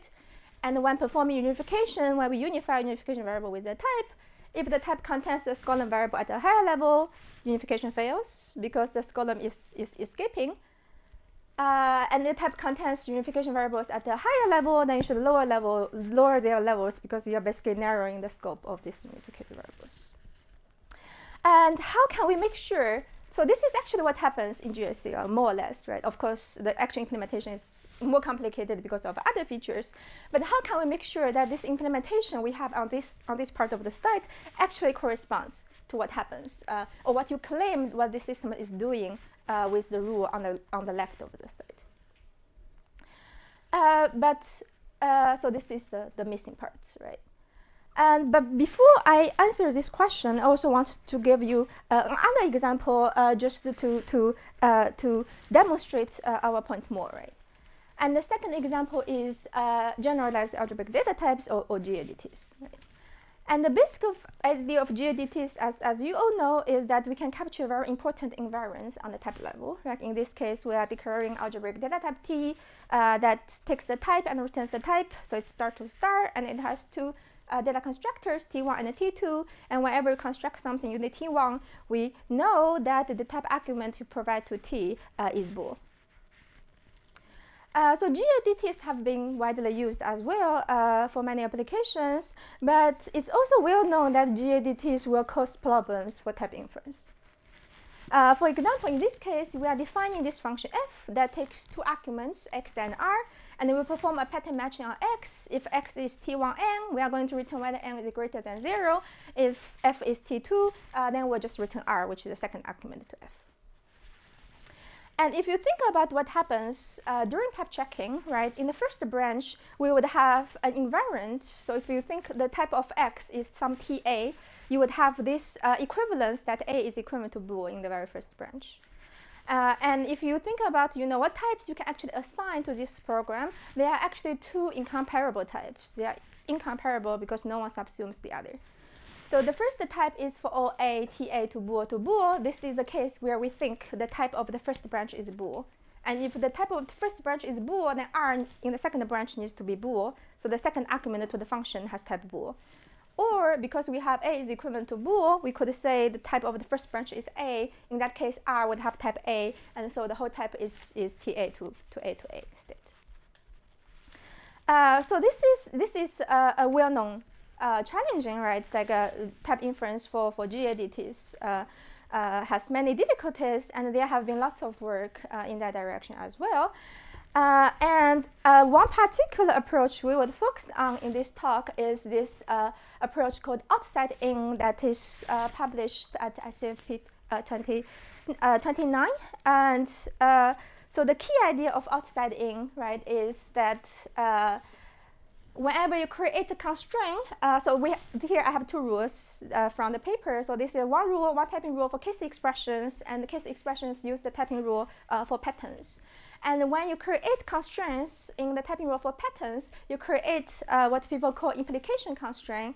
And the implication constraint is basically saying that I have a set of untouchable variables, and the set of untouchable variables are variables that cannot be touched or unified within this constraint.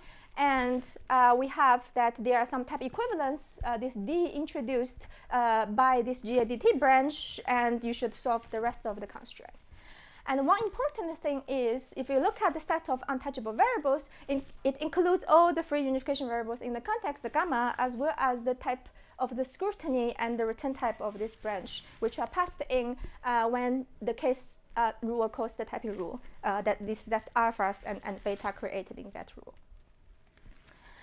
And with the idea of outside-in, what happens is we would reject programs without principal types, because those unification variables would be untouchable within the branch. So if we go back to this example, what would happen is that the return type of this function is actually untouchable within this branch. So you cannot solve the constraint that the return type of this whole branch is bool or a. This constraint will just remain unsolved until the end, so this program will just fail to type check. Again, we will not be talking about the details as they are not that important in order to understand our point. So what's our point? Well, the point is, we need to calculate this set of untouchable variables. And you can see that we are, again, traversing this whole typing context gamma in order to calculate the set of free unification variables. And this is very similar to the inefficient let generalization we had before, right? So we would imagine that, we would be able to use levels to solve a similar problem. So what actually happens in the implementation of GHC? Again, because we would like to apply levels, what happens is, well, typing is associated with a level number. The level number is bumped when entering the scope of pattern matching, especially pattern matching for GADT. And every implication constraint is associated with a level that indicates untouchability. And and we only solve touchable variables, right? There's this notion of untouchability that is introduced in this outside-in approach. But again, very importantly, right, we are missing an argument, right? These two rules on the left are quite complicated already, right? And are you sure that your implementation is actually doing what the algorithmic system says that it's doing, or maybe the declarative system? And what is worse, these two rules are not the whole picture, right? Because the original outside-in paper also includes the rule of let expressions. So we are also performing let generalization. So what happens in the let generalization is that we would first generate some constraints, F1, and we will try to solve all the simple constraints. There are some definition of simple constraints. You don't have to understand the details. And if after you solve all the simple constraints now, I will do this let generalization in this traditional Hindley-Milner style. But we already know that performing let generalization this way is not very efficient, right? So we should use levels in order to perform let generalization. So now we are in a system where we use levels for multiple purposes, right? We use it for let generalization. We use it for GADTs in this case. And interestingly, the combination of this multiple purposes, multiple uses of a level actually cause very interesting consequences. So consider this program, right? This is the algebraic relativity we have, and we have this program bet. And in this program bet, we have a local let expression. So we are trying to bind y to the expression not w, and then we just return false. This is just a minimal example to demonstrate the point. And in the second case, we just return false. So what happens in this example is, because we have a let expression, right? And let generalization says, solve this constraint now. I want to perform generalization. And this constraint, that return type of not w is bool, is indeed a simple constraint. But we are also inside a GADT branch. So the outside-in says, w should be untouchable, or the type of it should be untouchable within this branch, because w is one of the argument of this function whose scope is not within this branch. So should I solve this constraint now or not, right? And if you think about it, this program is actually also does not have principal types. So we should reject it exactly because the return type of this, the type of w might be b. Might be A or bool exactly because of the equivalence we have in the GADT branch. So this program should be rejected. But if you actually try it in GHC, you would find that this program, surprisingly, is actually accepted. So what happened? So we fired a bug report to GHC, right? There are some untouchable unification variables, that got wrongly solved. And after we submitted this bug report, Simon fixed it, right, in about 2 weeks. And in Simon's words, this is a very bad untouchability bug. And this bug has been in GHC in more than 10 years since outside-in is introduced. And to be clear, the formalism of outside in that paper is still correct. And the reason of this bug is exactly because the implementation is doing something different from what's described in the paper. And this difference causes some corner cases in the design of the system where you use levels for different purposes and got a surprising result for programs like this. So I hope I have convinced you successfully that we should pay more attention to the implementation of type inference techniques. And this is exactly what we have been doing. And as an example, we had a system with higher rank polymorphism that is level-based.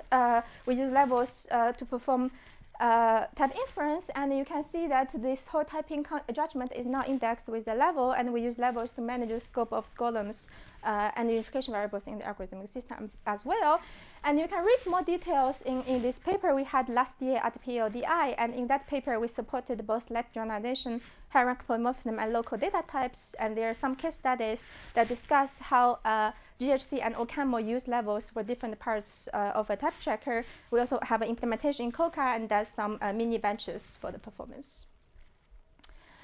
And we are still working in this direction.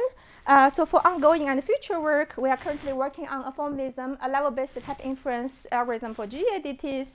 And I'm also interested in having a full mechanism, full mechanization in ROC. We had some mechanization in the PODI paper about the declarative system, but we do not have it for the algorithmic system. And we are also interested in techniques beyond levels. For example, techniques people use to support type families, as an example in GHC. And we are also interested in other languages, such as OCaml. And more broadly, right, if there are other hacks that you would like to see formalized, please talk to us, and we'll be very happy to talk about it. That's all my talk.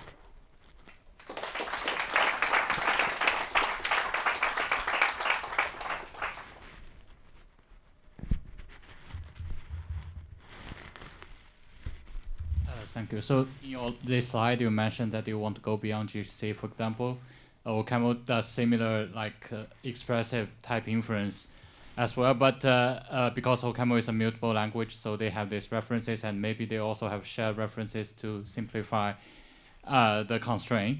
So do you think it's kind of feasible to really extend, or how faithful do you expect that we can push this limit towards a realistic implementation in this direction? So do you think there's a boundary, or do you think what techniques or what automation do we need to really like make it go further?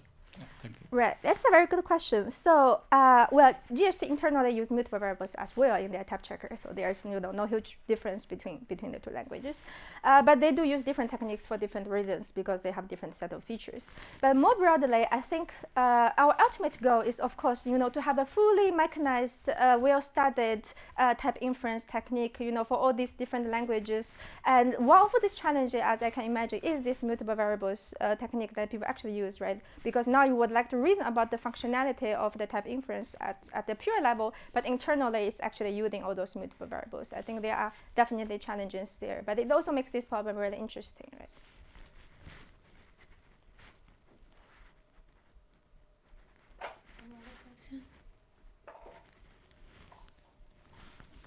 Yeah, the first audience says he compared with the OCaml style and the Haskell style. Do you really consider another languages like OOP style instead of those are the functional programming languages, right? Very good question. I think I'm interested in that, but I'm not an OOP researcher. But I would be interested in talking to people in OOP languages about hacks used in Scala or maybe Java. What kind of hacks, aka folklores, that are used there.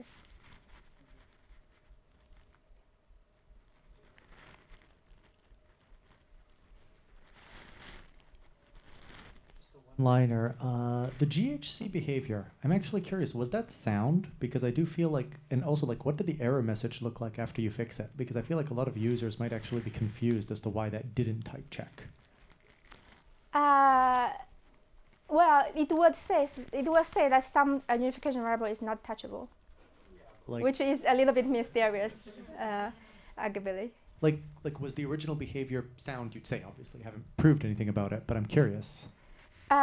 what's your definition of soundness to some degree? Because your system says this program should be rejected, but you accepted it. Oh yeah, no, it's obviously unsound with respect to, you know, the formalization, but I'm thinking in terms of more like our goal here is to try to figure out, you know, what type this program has, and this program has a type. Right. Like the question is essentially, does the system ever actually assign a type to a program that, you know, it doesn't really have?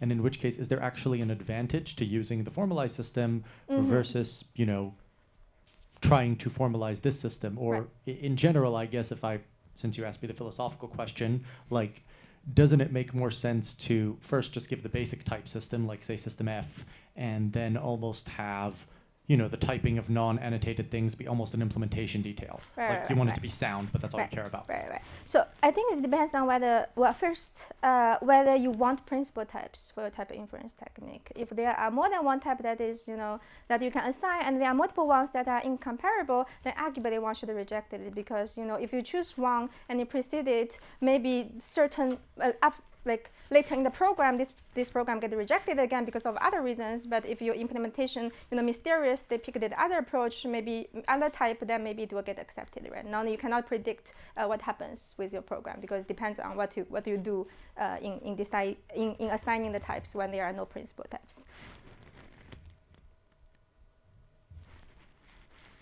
Thank you very much. Thank you.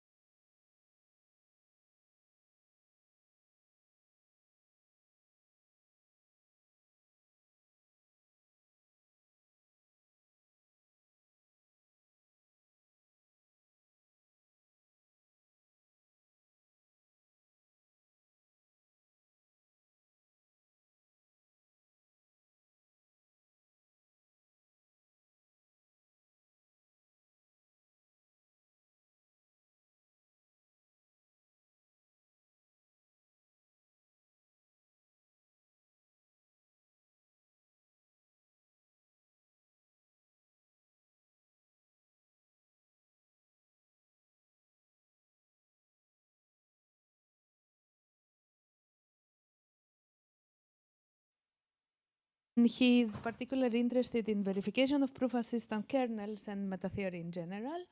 And today he's going to talk about verifying dependent type checkers. Thanks for the introduction, and congratulations to all of you for surviving almost to the end of WITS. Until the end of the week, I'll try to make it so that you survive. All right. I'll try to make it so that you survive another hour. And so I want to talk about kind of verification aspects of different type checkers, and basically the very high level message is going to be basically the same one as the talk we just had by Ying, which is that we should be a bit more serious about verification aspects of what we're doing. I want to start with a disclaimer, which is that I've written actually exactly one type checker in my life, and this was for also rather simple type theory, like mountain of type theories like sigma, pi, maybe one universe, something like that. Not the sort of crazy things that you see here, GHC or ROC or anything like that. So I won't be able to tell you that much about fancy type checkers. However, instead I'm going to do propaganda. And I'll be doing that propaganda because the only type checker that I ever wrote was fully verified. So this is what I know how to do. And I want to tell you a little bit about this and hopefully take some lessons that are maybe a bit more widely applicable. And so kind of my motivation is that we keep telling the world that formal verification is amazing, formal methods are really cool, they all should verify their very critical code. And then we have this whole verification ecosystem and all these fancy infrastructure that relies ultimately on these proof-assistant kernels, which are really dependent type checkers. And then we still don't have verified kernels. So I don't know about you, I'm kind of bothered by this, that like if we can't use our own tools to verify our own critical code, like what are they really that good? I'm not sure. But there's something I feel interesting happening here, which is that the code of these dependent type checkers, or more generally of dependent of like type systems implementation, the programs are not that complicated, by which I mean that they're typically in a functional programming language, reasonably pure, or at least not doing too crazy things with effects, and you don't get like crazy concurrency primitives or these sort of things. Like you don't need full-blown iris from just the latest version to verify very weird programming pattern when you do this. However, the reason why these reasonably nice programs work are complicated. So the hard bit is not really in the code of the program itself, it's in the justification for why this programs work. The one analogy I know is things like primality tests in like numerical computation and things like that, where maybe the algorithm you can describe to, I don't know, an undergrad, but the number theoretic reason why that particular algorithm works maybe requires to have a PhD in number theory to actually understand why the tests work. So I think it's the kind of similar things being at play here. That's the justification for the working of the algorithms are quite difficult. And actually, if you look at kind of the field of these things, there's kind of two worlds happening. On the one side, you have the world of what I'm going to call meta theory. So this is the world where we do things like logical relations, where we build models, and if you're kind of hardcore, you're probably going to present things in a very algebraic way, maybe even presentation-free way. That's for the category theorists. You characterize on syntax as some sort of universal property, things like that. And kind of the point is that on this side, you don't really care that much about the computational content. Maybe if you're lucky, you're going to do the proof in a constructive meta theory, but the actual content of that proof is very unclear. If you were at Mathieu's talk earlier today on algebraic universes, extracting an actual algorithm from a constructive proof by Thierry Coquin is a hard problem. So that's the meta theory side. And then the other side is the side of more what I call verification. And here we care about the actual algorithms. We even care about their efficiency.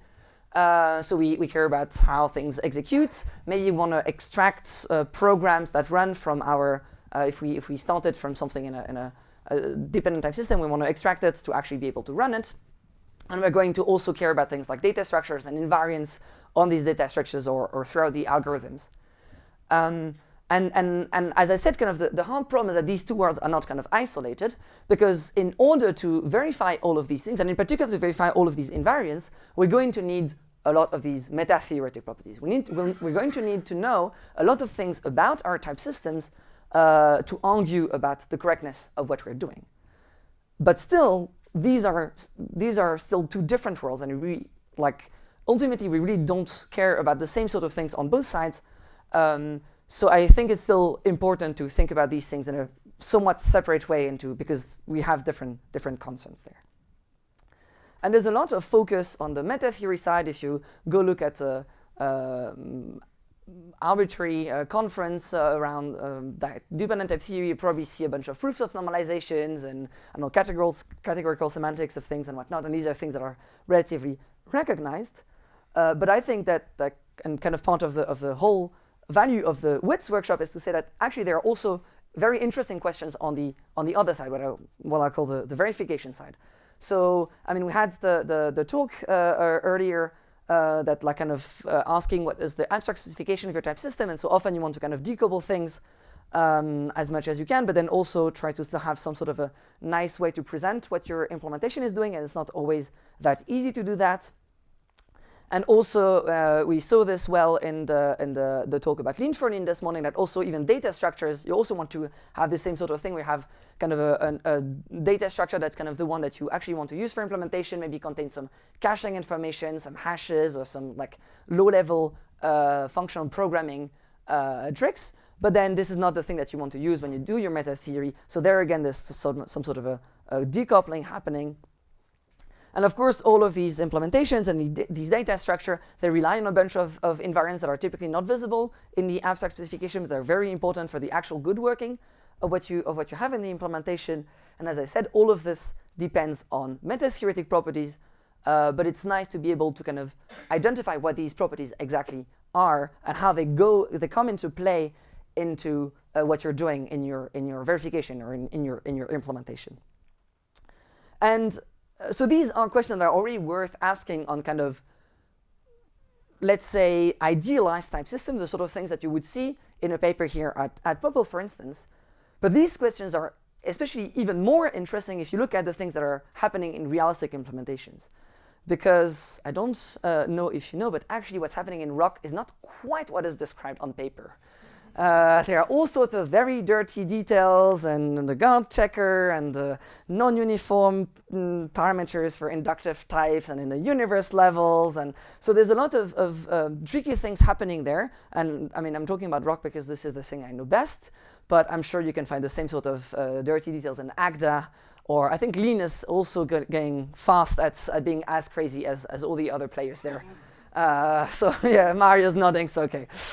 So nobody has really kind of implemented the nice ideal system that they have on paper, and so this gives even more opportunity for bugs or issues or subtle implementation problems that are not really visible on the side of the meta theory.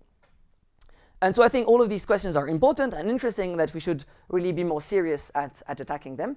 And so basically this talk is going to be propaganda to say that we should really look at these questions, we should really think about verifying our implementations, and that this is an interesting question even if we don't do the meta theory.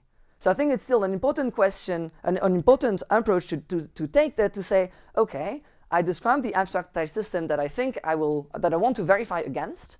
I assume a bunch of properties of this subsystem that I'm not going to show, and maybe some crazy category theorist is going to come and show them for me. That will be very nice. But at the moment, this is not what I want to do. What I want to do is I want to verify the implementation against that specification and its properties. And I think this is already an interesting question, because first, it gives you a lot more confidence in what the implementation is actually doing, and also because it helps you pinpoint exactly what sort of properties you are relying on the meta theory side. This is not always that clear a question, and you'll see that a bit later in the talk.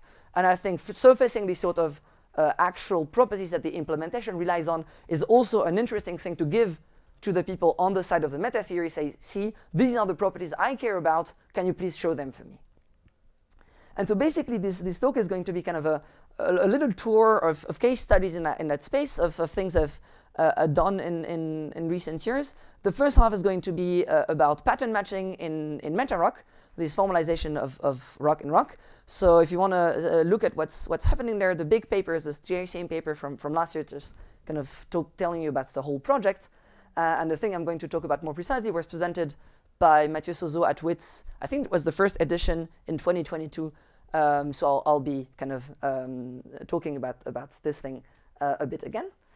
And the second thing I want to talk about is this question of how to verify untapped conversion checking, which is something that is used in, for instance, in the kernel of Rock, but has a specification which is not entirely clear. And so I had a paper at FSCD a few months ago also trying to clear up this question. I want to tell you more about this bit as well. All right. So first, with MetaRock and this curious case of case. So for those in the room, maybe not everyone has heard of MetaRock. So the idea is, so the heart of MetaRock is this crazy dependent type theory called PQUIC, for the predicative calculus of universe polymorphic inductive constructions. And this is a dependent type theory that's supposed to kind of model more or less what's happening in Rock. And when I say more or less, the whole point is to be as precise as possible, as close as possible to what's actually happening in the actual kernel. So we have inductive and co-inductive types and quite complicated ones. We have pattern matching and fixed points because this is what Rock has because it wants to kind of be as close as possible to OCaml so that extraction can work out quite nicely. I see people nodding in the audience. That's the way I think about it. And then there's this whole fancy universe conundrum and cumulativity, which is mostly hidden to users until it is not. And then you have the worst errors ever. But that's also quite a complicated thing. And that's also part of what's happening in PQUIC. And so the goal of MetaRock is to kind of describe, formalize all of that in Rock.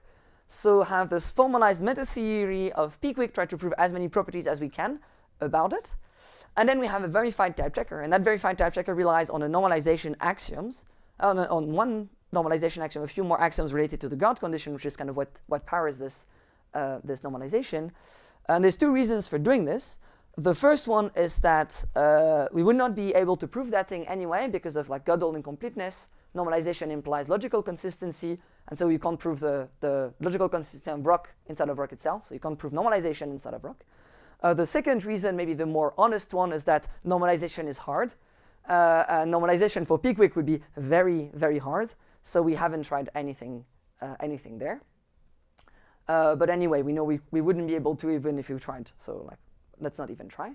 But that's already kind of the spirit of like, okay, let's verify the thing and maybe assume some things on the way. It's okay, normalization is a very well-studied property. Like everybody kind of believes it, I guess. Maybe not for PQUIC, but for maybe more reasonable type theories. But that's not the thing we want to focus on. And then there's also this whole verified extraction pipeline, mostly done by Yannick Forster. So kind of a first half that goes to an intermediate language called Lambda Box, which does basically a proof erasure, because proofs are irrelevant, they're not computationally interesting, so we can erase them all and make evaluation much faster. And then there's a bunch of backends. So the original one was to OCaml or something, an intermediate representation of the OCaml compiler, actually, to avoid problems with typing. But there's also other backends to C, called Certicock. I think Bas Spitters and his group have a backend to WebAssembly. And there's also a number of other front-ends that target Lambda Box. So it's kind of a small ecosystem of verified extraction compilation. And the last bit is about meta-programming. So the idea is also once you have a representation of Rock, its syntax, some of its type system, and so on inside of Rock, you can also use that to power meta-programming. And for now, it's maybe a little bit underdeveloped, but we're trying to also push what's happening on this side. And for me, maybe my badge of honor with this whole work is that we found a bug in Rock, like the real Rock kernel, the very one that some of you use every day, some of you don't want to touch, but the real thing. We found a bug in that kernel using kind of our formalization efforts in MetaRock, and that's the thing I want to tell you about. So to kind of understand and kind of set the scene for what happened, you have to go back quite a while. So in the very early version of Rock, Coq at the time, there were no inductive types at all. That was kind of boring. And then inductive types were added to the system. I didn't write down which version it was, but it was quite early on. And then, but then like programming with inductive types and recursors is quite annoying. And so in 6.1, pattern matching was added into the system in the kernel by Christina Cornes. And at that time, the kind of representation that was chosen, I think, for backwards compatibility reasons. And basically what happened was that the representation of the binders in pattern matching was using lambda abstraction. So basically the branch was a lambda abstraction of all the things corresponding to the argument of the constructor. That made it easier to relate to what was before with recursors, because this is basically how you handle things when you work code for recursors. And then fast forward a bit, in 8.4 we got universe polymorphism, was the work of Mathieu Sozo and Nicolas Tabarot, to make things life easier to the hot people at the time working on univalent foundations and things like that. And then in 8.7 they even added something fancier, which is cumulative inductive types. So I won't get into the details just now, but the point was to make kind of inductive types a bit more compatible with this universe polymorphism. And the theory was worked out on paper by Mathieu Sozo and Amin Timani, and they had a set theoretic model telling you that everything was right. However, they only did that for eliminators, recursors. So they didn't treat pattern matching and fixed points. They only handled a somewhat simpler construction that was more reasonable to treat. So you can see maybe already the scene setting up for the issue.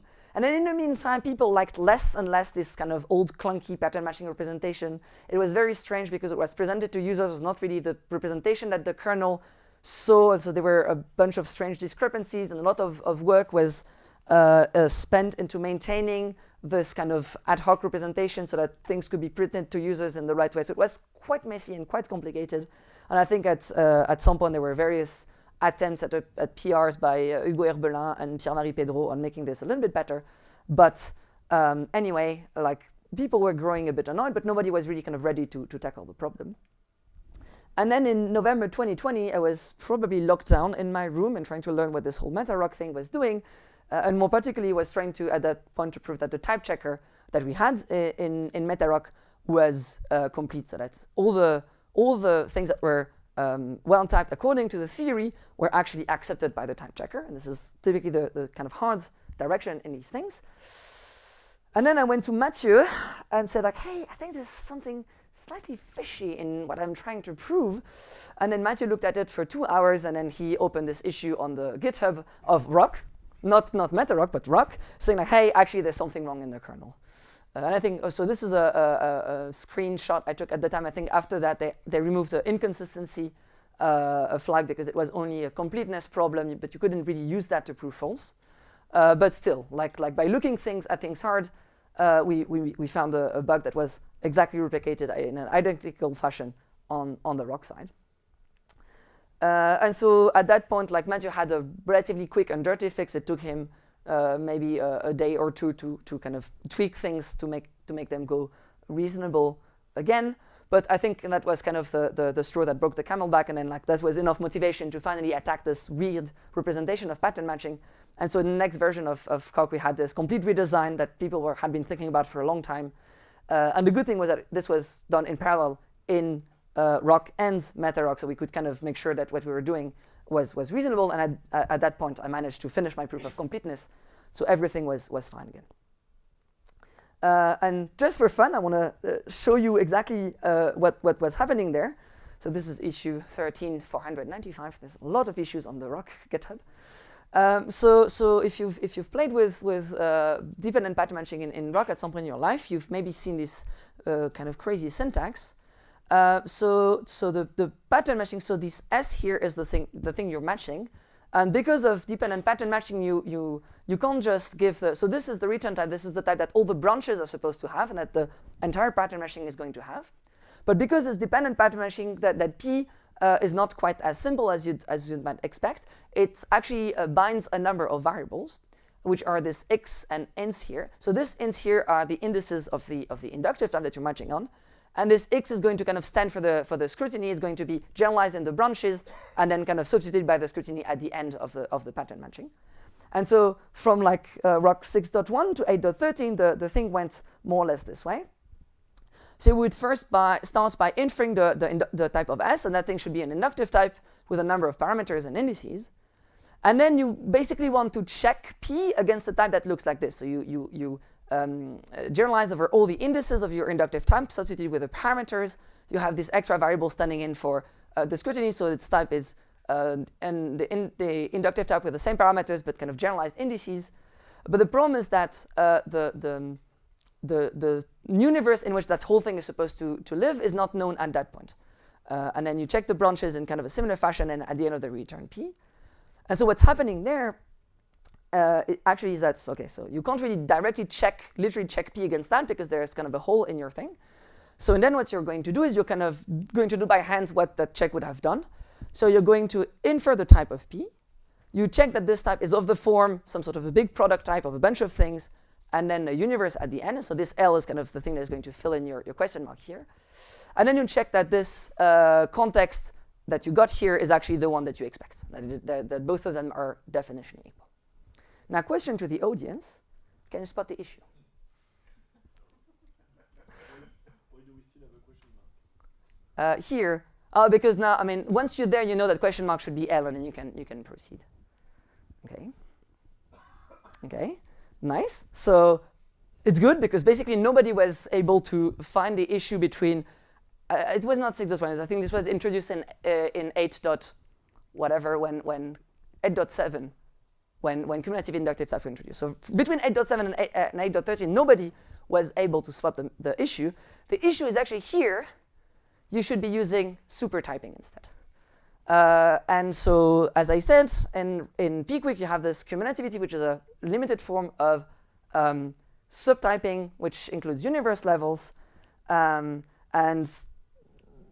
the point is that here you really should be using that thing. Otherwise, there are certain things that will be typable with respect to the specification, but that will not be caught by this test. This is a bit the conversion test here was a bit too restrictive. And so the real thing. So the kind of the quick fix by Mathieu was to just change the Boolean here basically, and that made things a bit better. But the real solution was, instead of having this kind of P that should have a pi type, is to instead check that P is a type in the context where you add these three variables directly. And it's kind of doing the same thing as here, but this will kind of include this super typing thing kind of implicitly in the way the type of variables is handled, and then everything will be good again. But so I think this is a typical example of the sort of things that happen in this implementation. So it's a combination of a lot of things. So it's an implementation. I don't know if it's a bug. I would call it more of a misdesign. It was really kind of intentional. At some point, Mathieu chose to use the wrong thing here. It's not like he just forgot a check or forgot a function or used the wrong one by mistake. He thought he was doing something fine, but actually did not use quite the right thing. But this thing happened on a combination of advanced features. So like really here, you have all of the dirty things of PQuick all at once. You have pattern matching, universes, complicated inductive types. So all of them at once. And even worse, this combination had never really been looked at on paper in detail. Probably if Amine and Mathieu had like sat down when writing the paper and looked at pattern matching, they would have realized that there was something going wrong here and done the right thing. But because it was not described on paper and even less formalized, nobody really looked at this thing very hard in the eye, and so the bug was able to slip. And so I think this is kind of a lesson of like the sort of things that verification can bring to the table. It forces you to look hard at gory details of your implementation. It forces you to be honest as to what is actually implemented and not some sort of idealized thing that you present on paper. And then it can catch these sort of things that otherwise easily slip through the cracks. Okay, so that was the kind of the meta-rug story.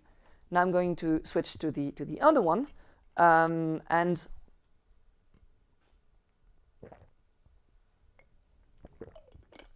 in this one, so the question is a bit more blurry, but the idea was so when you have a dependent type checker, kind of the biggest complicated piece of your type checker is a conversion checker. So something that checks for definition equality. I mean, in PQuick it's a bit more complicated. You have subtyping in there, but let's ignore that for now.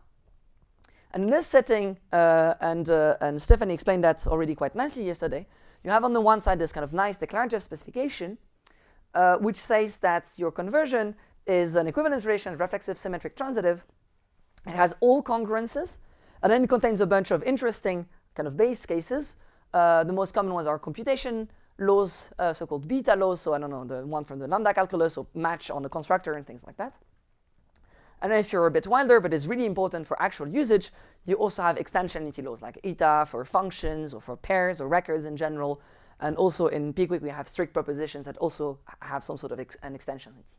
And this is quite important practice for like performance reasons, but also there are certain things that you just can't show if you don't have eta, and some people really care about this. So we're going to give it to them. And I have a strong opinion on this, that this one should be typed. But like if you want to do the meta theory, especially of eta laws, it's much, much nicer if you have some kind of typing constraints on how you handle this thing. And there are certain things that just you can't really express if you don't have type constraints here. So I like this specification to be typed. But then in the implementation, there's kind of two things you can do. The kind of maybe more naive implementation is a type-directed one.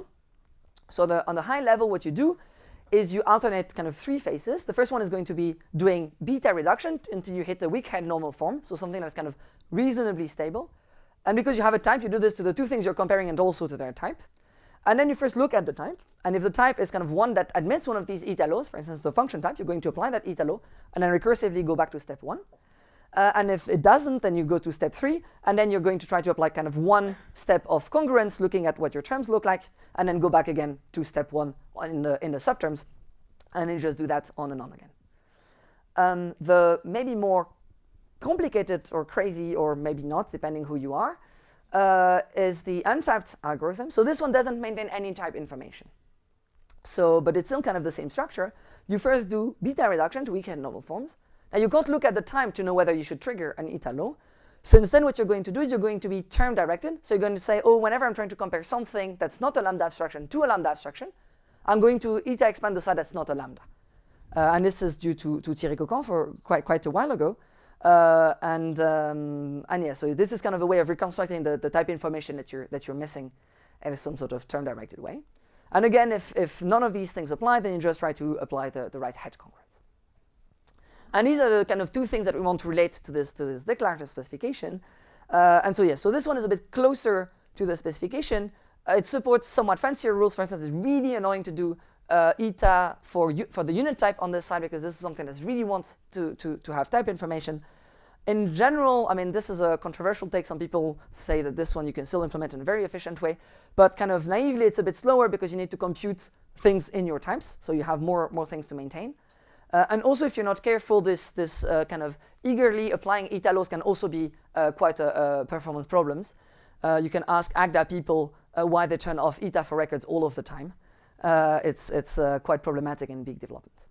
And then, so on the untyped side, it's generally a bit faster. It's also kind of simpler, at least on the surface, because you don't need to think about types, you just look at the terms.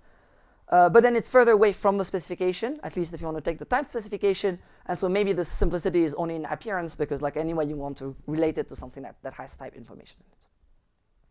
And so kind of the idea of this work was to really understand what it takes to verify something like this, and especially verify it against this typed declarative specification. But then before kind of going into that, I want to kind of take a big step back and think about what exactly we want to verify for these things.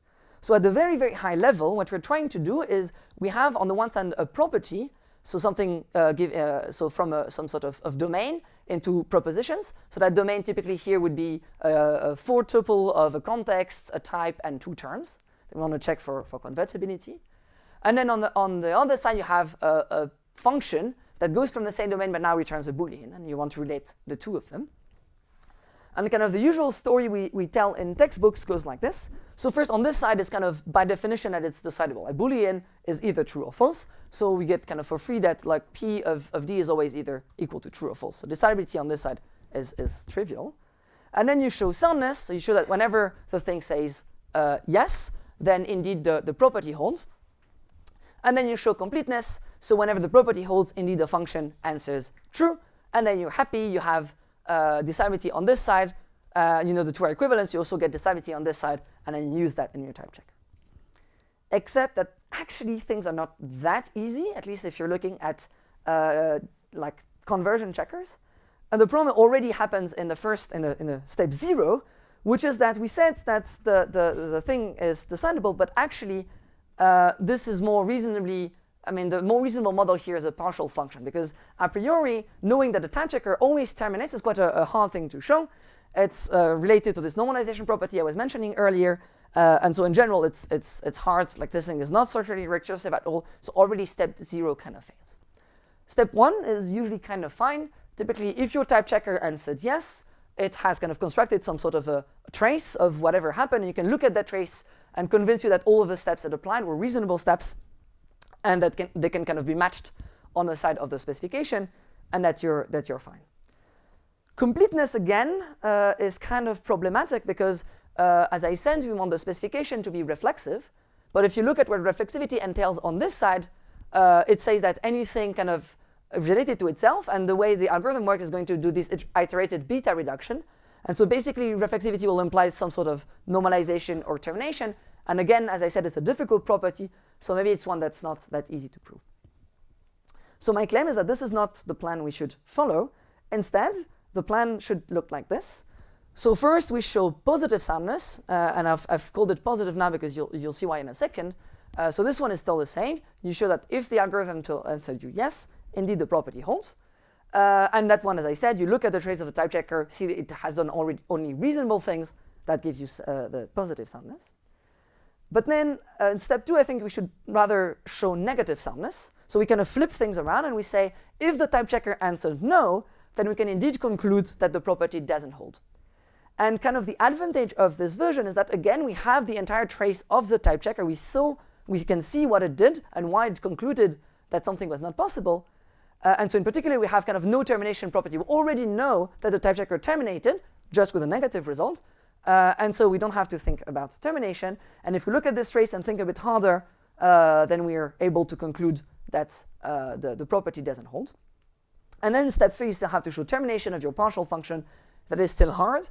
But in a sense, you already have 1 and 2, you're already quite happy. You know that your type checker is never going to lie to you. And maybe that's OK. I mean, you can even be lean and be crazy and implement some non-decidable thing. But at least you know if the kernel said something to you, you can trust that thing. And I think in most cases, that's the one thing you really care about. In particular, you really care about the fact that the type checker will not tell you, oh, this thing is not typable, if it actually is. That's kind of the bad thing that you can get. But if you have 1 and 2 already, you're quite happy. And so this is, in my opinion, quite a better plan. And so let's look at what we can do to obtain that thing for our typed and untyped conversion checkers.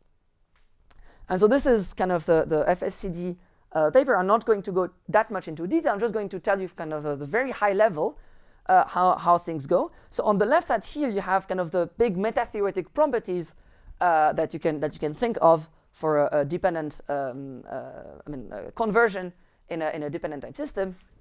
And at the top here, you have these properties of the actual implementation. And basically, there's a cross if you need to use the property on the left to prove the thing on the top. Okay. So the first thing to see is that actually positive soundness doesn't require a lot. It just needs this type constructor injectivity property. I mean, that's still not that easy to show because types in dependent type theory, they can compute in all sorts of complex ways. So showing that they're injective is not that easy. It's still a non-trivial meta-theoretic proofs, but that's basically all you need.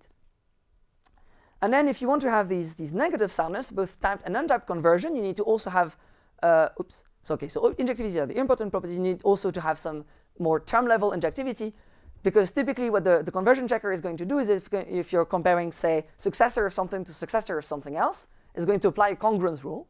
And what you need to know is you need to know that congruence rule was kind of forced. It was a forced choice. There's no other way to conclude the successor of t is convertible to the successor of t prime. The only way to conclude that is if t and t prime are convertible, definitionally equal. And so you need all of that for all of the constructions in your language, basically, to be able to conclude negative soundness. But that's still fine. And termination really only is, it's constant with normalization, but you only need normalization for termination. So that's kind of isolated nicely in its own little corner. So kind of the plan that I had at the few slides earlier is kind of a reasonable one. And the second thing is to notice here is that even though this implementation of untyped conversion looked like it was not maintaining typed information, if you want to verify it, the first thing that you're going to do is you're going to write down invariants that are going to have typing information in them. So I think calling this untyped conversion is not quite reasonable. I think it would be better to call it term-directed conversion would be a more honest name for it, if you're really trying to verify it. And just for those who want to see big symbols, this is the sort of properties you want. So this injectivity of type constructors says something like, if you know that two types are definitionally equal, convertible, they're both in weak and normal forms, then you have kind of a long list of things, but the point is that you kind of have to be on the diagonal. So either they're both nats, or they're both pi types, and then the domains and the codomains are recursively convertible, or etc. for each of the possible types in your system, or both of them are neutrals, and then they're kind of convertible somewhere lower down. I'm going to come back to these neutrals in a moment.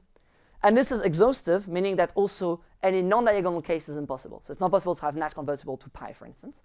And that's also very important. So that's the type constructor one. You have the same one as nat. So if you have two weekend normal forms of type nats, then they're both either 0, both successor, or both are neutrals. Kind of the same sort of dichotomy, trichotomy, and so on and so forth for all the other types in your language. And then normalization in this work is phrased as some sort of inductive predicate that's saying that kind of this iterated weekend normalization and eta expansion kind of terminates.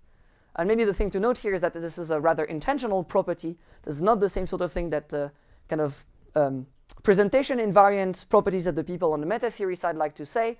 So I need something a bit telling me something a bit more precise about reduction. So there's some sort of a discrepancy here that is kind of interesting to resolve maybe in the future. Okay, and now the one thing that I want to look at a bit more closely is this untyped conversion, because I kind of lied to you here. I mean, it looks like this is exactly the same cross in both cases, but actually not quite. And there's a catch there, and that catch is on these neutrals that I mentioned already. So for those that maybe might not be too familiar with the meta theory of dependent types, so neutrals, they appear once you start to think about open terms. So in kind of traditional programming languages, typically you're concerned with evaluation of kind of closed expressions, and ideally at first order types. So typically the sort of things that you're going to evaluate is like a closed Boolean, a closed natural number, these sort of things that you're going, I don't know, to print to a user or something like that. But you don't care that much about what's inside a function. If you ask OCaml, it's just going to say closure, and that's it. And so you don't really look inside these things. But for dependent types, if you want to do conversion, you really have to look inside these things. You really have to do to go under binders. And once you go under binders, you are looking at open terms, things that contain variables, and there things can go a bit more complicated. What's happening there is that you have these kind of extra normal forms, things that kind of cannot really compute further because they're stuck on a variable. So kind of the ultimate neutral is a variable that cannot happen in a closed case, but it can happen in the open case, or more generally, you can have kind of a bunch of eliminations kind of stuck on knowing what this variable looks like. So the typical neutral would be something like this. So you have this variable here in your context that you then apply to an argument and do a projection of that, and do another recursion on that, and so on and so forth, and just kind of keep piling up eliminations that are waiting to know what x is going to be to compute further. And if you want to do conversion, you really have to think about these neutrals. And so the kind of two question is, how does one compare these things? And where does this comparison happen in your algorithm? And this is the place where the two implementations, the typed and the untyped one, differ quite widely. Okay, so I said this one is type-directed and this one is term-directed. And so what happens if you're looking, so this is kind of a very dumb problem. So you have one variable in your context of a function type, and you're comparing it to itself, okay? And I'm going to highlight in pink here the things that kind of drives the algorithm, the thing that's used to decide what's going to be the next step. So the time-directed algorithm, what it does is it looks at this thing. It says, oh, so already everything here is in weak-head normal form, so you don't need to perform this beta reduction, otherwise it would be necessary. But here you're already in weak-head normal form, so you look at things and you look at the type first, and you see, oh, it's a function type. I'm going to apply eta expansion. Okay, so now you introduce a new variable in your context, give it as an argument to your things. And again, here I'm skipping. In principle, you would have to do another step of beta reduction. Here, everything is in weak-head normal form again, so you don't need to do that. And then you look at the type again, and the type now is nat, and nat doesn't have any eta row. So you're going to look at the terms. And these terms now, they're both applications stuck on the variable, so they're neutrals. And this is the place where you kind of change mode, in a sense, and you go into this new relation which is, so this squiggle here is this neutral comparison kind of subroutine in your conversion checker. So now you change mode, and you look at your neutrals, and you see they're both applications. So you're going to apply the congruence rule of application, and you're going to compare x to itself again. And now this is a base case. This is a variable that's in your context. It's the same variable on both sides, so you're going to accept. And then on the right-hand side, you're going to compare the arguments, and you're going to compare the arguments in general for conversion again. And here, it's a variable again, so you're going to do the kind of the same thing as here. I'm omitting that part. And then you can see a bunch of things. You can see already this kind of inefficiency I was mentioning at the beginning. Like here you did an eta expansor that was not really helping in checking that these things were convertible, because I mean you had a variable here, so on both sides it's not really necessary. So you see the extra work, and you also see this kind of this switch here happening only at kind of the base types, at least the types without an eta law. And the term-directed conversion here, well, this doesn't have access to anything, no type information, no nothing. It sees a variable against a variable. It's a neutral, so it kind of still does the switch to the neutral mode, but then it concludes immediately because now it's a variable already. And so you see kind of the difference in the amount of work. And if here, instead of nat to nat, you had a big type that computes, and that takes quite a while to compute, it would be even more costly. But still, the question is, like, why does this thing work, or why do these two things work? But especially this one that kind of does this change straight away, even though actually this thing was at a function type, so maybe an eta law could have helped in making the things convertible. So kind of implicitly in this algorithm, the kind of thing that we're using is this kind of injectivity property of neutrals. So kind of, again, in kind of the same sort of recipe as the one I showed earlier, something that says like, oh, if I have two neutrals that are convertible, then they're either both the same variable, or they're both applications, and the functions are both definitionally equal, and the two arguments are both definitionally equal, or etc. with, again, like one rule for each of the eliminator in your language. However, this does not always hold. So as I said, I mentioned the unit type already. This is our worst enemy. If you are in a context with two variables of type nat to unit times unit, actually the two variables are going to be convertible. And the reason is that basically you can kind of apply a bunch of eta expansion. So first, the eta expansion for records is going to tell you that if the first projection of x is equal to the first projection of y, and the second projection are also equal, then the two things are going to be equal. Now the second projection, they both have type unit, so they're always convertible. That's the eta law for unit, so that you don't have to think about this.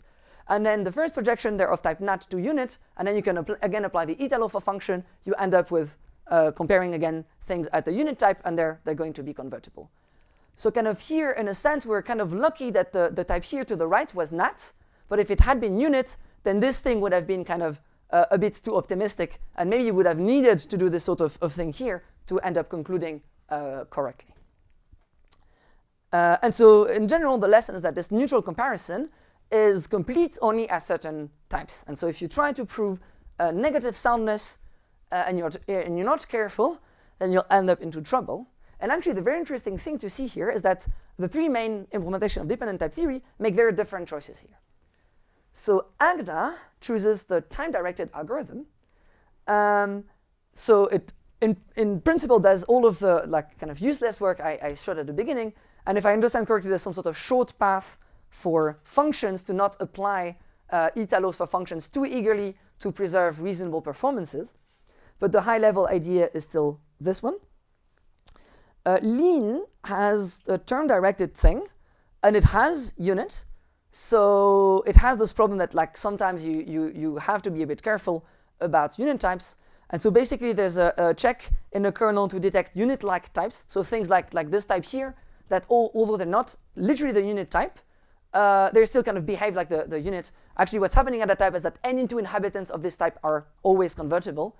And so when kind of neutral comparison fails in Lean, you have kind of a separate check that checks that indeed, that maybe the type at which we're performing this comparison actually is a unit-like, and in that case you say yes.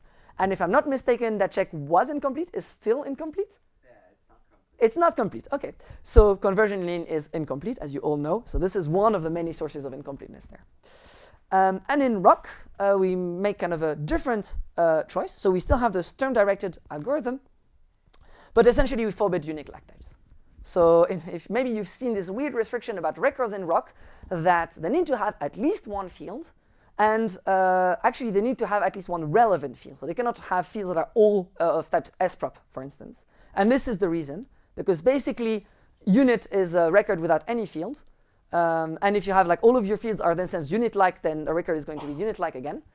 And so this is the real kind of high-level source of this restriction, is that basically by forbidding these unit-like types, by having just this one restriction, forbid anything that looks like unit in our language, and then this kind of will for the whole system forbid any unit-like type, and so we'll actually get that neutral comparison is always complete, except for 6 propositions that have a kind of a special thing where you track some relevance information, but that part is a bit more tricky. I'm not going to talk about this here, but you can ask Gaëtan in the first row about this. He knows all about this complications.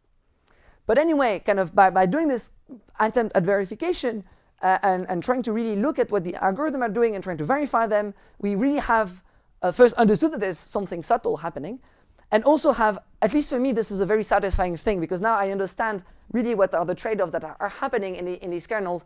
They don't do the same, they don't take the same decisions, but they take these decisions in a, they make reasonable trade-offs, but now these trade-offs are rather easy to explain, and then you can choose which one you want in your own implementation of dependent type theory. But at least now it's rather clear. Okay, so time is running out, so it's time to wrap up. So I think that, maybe you're not the people to convince of this, that verification is useful. I hope I've given you yet another justification of why verification is nice. Of course, it helps in finding bug, but it's a bit more than that. It helps you, it really forces you to look at the dark corners of your implementation and to be honest about them and maybe to even document them to your users. And it's also a good way to kind of uncover and understand the assumptions that you are making in your implementation. Maybe you're not really realizing it when you're doing the implementation that you have one of these assumptions, but now by doing this verification effort, you kind of surfacing these assumptions and you understand a bit better what the sort of trade-offs are.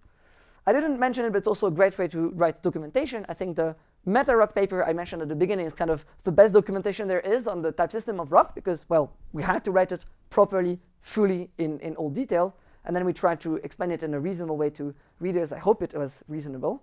If it's not, well, you can complain to me. It's also a great way to reduce folklore, because all of these invariants and subtleties of the kernel, typically you learn about them in the rock call, or I don't know how it is for Agda or for Lean, but it's really kind of transmitted kind of person to person. There's not a lot of kind of outside communication about this. I think WITS is a great place to make more of this folklore visible and surface it. But I think this verification can also be a good way of understanding really what are the trade-offs, documenting the invariants that your algorithm depends on, so that it's a bit harder when you add something to your kernel, change something in your kernel. It helps you realize that what you're doing is maybe a bit funky. And then there's maybe more than that. I think for me, at the moment, the one big drawback, as usual, is that the cost is still very high. I mean, Metarock is I don't know how many people a year were spent into this, but probably more than a dozen. And the other project I mentioned, even though it's still kind of a toy, dependent type theory, also multiple person year. So in general, there's still quite a high cost to these efforts, and I hope we can make progress there. But yeah, for now, sadly, we still have to toil quite hard to do this. But yeah, hopefully it will get better. And now looking forward, already just this week there were a lot of cool things happening in kind of the space presented at this conference. So I've kind of tried to summarize some of them. I'm probably forgotten about some others. I'm sorry for the people in the room that contributed these. So I mean, on the kind of the big proof assistants, kind of each of them now has their own homegrown verification parts. So in Agda, there's Agda core, which is at the moment trying to verify the Agda style pattern matching, which relies on unification, also the termination checker. There was a poster about this in the poster session a few days ago, and as far as I understand, it's still quite actively worked on. On Lean for Lean, the thing that I find really interesting, that's really trying to mimic what's happening in the kernel code with like the caching and all the C++ hackery just mirrored into Lean, and also having some sort of program logic to deal with it. And this is, what happens when you try to verify proper programs. You invent a new program logic to deal with them. So apparently Lean for Lean also does that. On Metarock, the thing that I'm really excited about is that the latest additions to the Rock kernel, things like algebraic universes, nested inductive types, they're kind of tested at the same time in Rock and Metarock. So the thing is kind of mature enough that we can really work on it to understand the implementation that we want to do. And for me, this is a great progress, and I hope it really helps us better understand what's happening into these systems, and hopefully maybe help us move actually faster by helping us stay reasonable, but also giving us good confidence that the thing we're doing is actually the sensible thing to do. I mentioned this Lambda box, which is growing into a whole ecosystem of all sorts of verified compilation, extraction, erasure, and whatnot, which is, I think, quite a nice thing too, especially because at the end of the day, if you want to extract your type checker, this extraction mechanism is also part of your trusted code base, so you better have a good story there. And then there's much more, maybe more on the side of the meta theory. So the log_rock is a project we have, the second one I mentioned. There was also this week this log_rel entity, which is now apparently called graded type theory, was also mentioned, the work of people in Sweden. There's this MACTT formalization coming from McGill, Brigitte Pienka and her group. There was a paper by Stephanie and Yiyun also at this POPL, yet another project in this direction. So there's a lot of things happening, lots of fun things. Oop, I have lost my, yes. And so maybe the biggest thing here is that we hope we can lower this cost. We're building a lot of libraries for now, they're kind of scattered, but hopefully you can build more reusable things and also general insights on what's happening there. I have lots of hopes for automation. For now, automation in these things is mostly not very existent, but it's a very useful thing. We're using this autosys library for substitutions. The Matisse presented Sulfur today, which is also going in that direction. I think we can do much more. And hopefully, once this kind of big flagship projects become a bit more stable and well understood, hopefully they will be also easier to fork. If you want to kind of work on your own extension to the kernel, maybe you can just fork Metarock and then go on with your own knife. And maybe the one thing that's kind of still a big question to me is how we bridge this gap between the more meta theory oriented formalizations. There's also a lot of things happening in that space, and for now the tools and even the definitions are not quite the same, especially around this question of like kind of representation independence and characterizing things with universal properties. There's also kind of a gap here that we'll need to look at, but quite an interesting one, I believe. And so yes, so we can and we should separate these two aspects, meta theory and the verification, but still we should also find these right interfaces, and then maybe one day we'll have this entire formalization all the way from this fancy synthetic categorical methods for normalization and meta theory all the way to Metarock, and I hope beyond maybe verifying proper hardcore efficient implementations of, I don't know, universe levels, things with maybe down to the concurrency and whatnot. A lot is happening in that space. There's a lot of things moving, so stay tuned, or even better, come join us. It's quite fun, quite scary, but quite fun, really. And that's it for me. Thank you.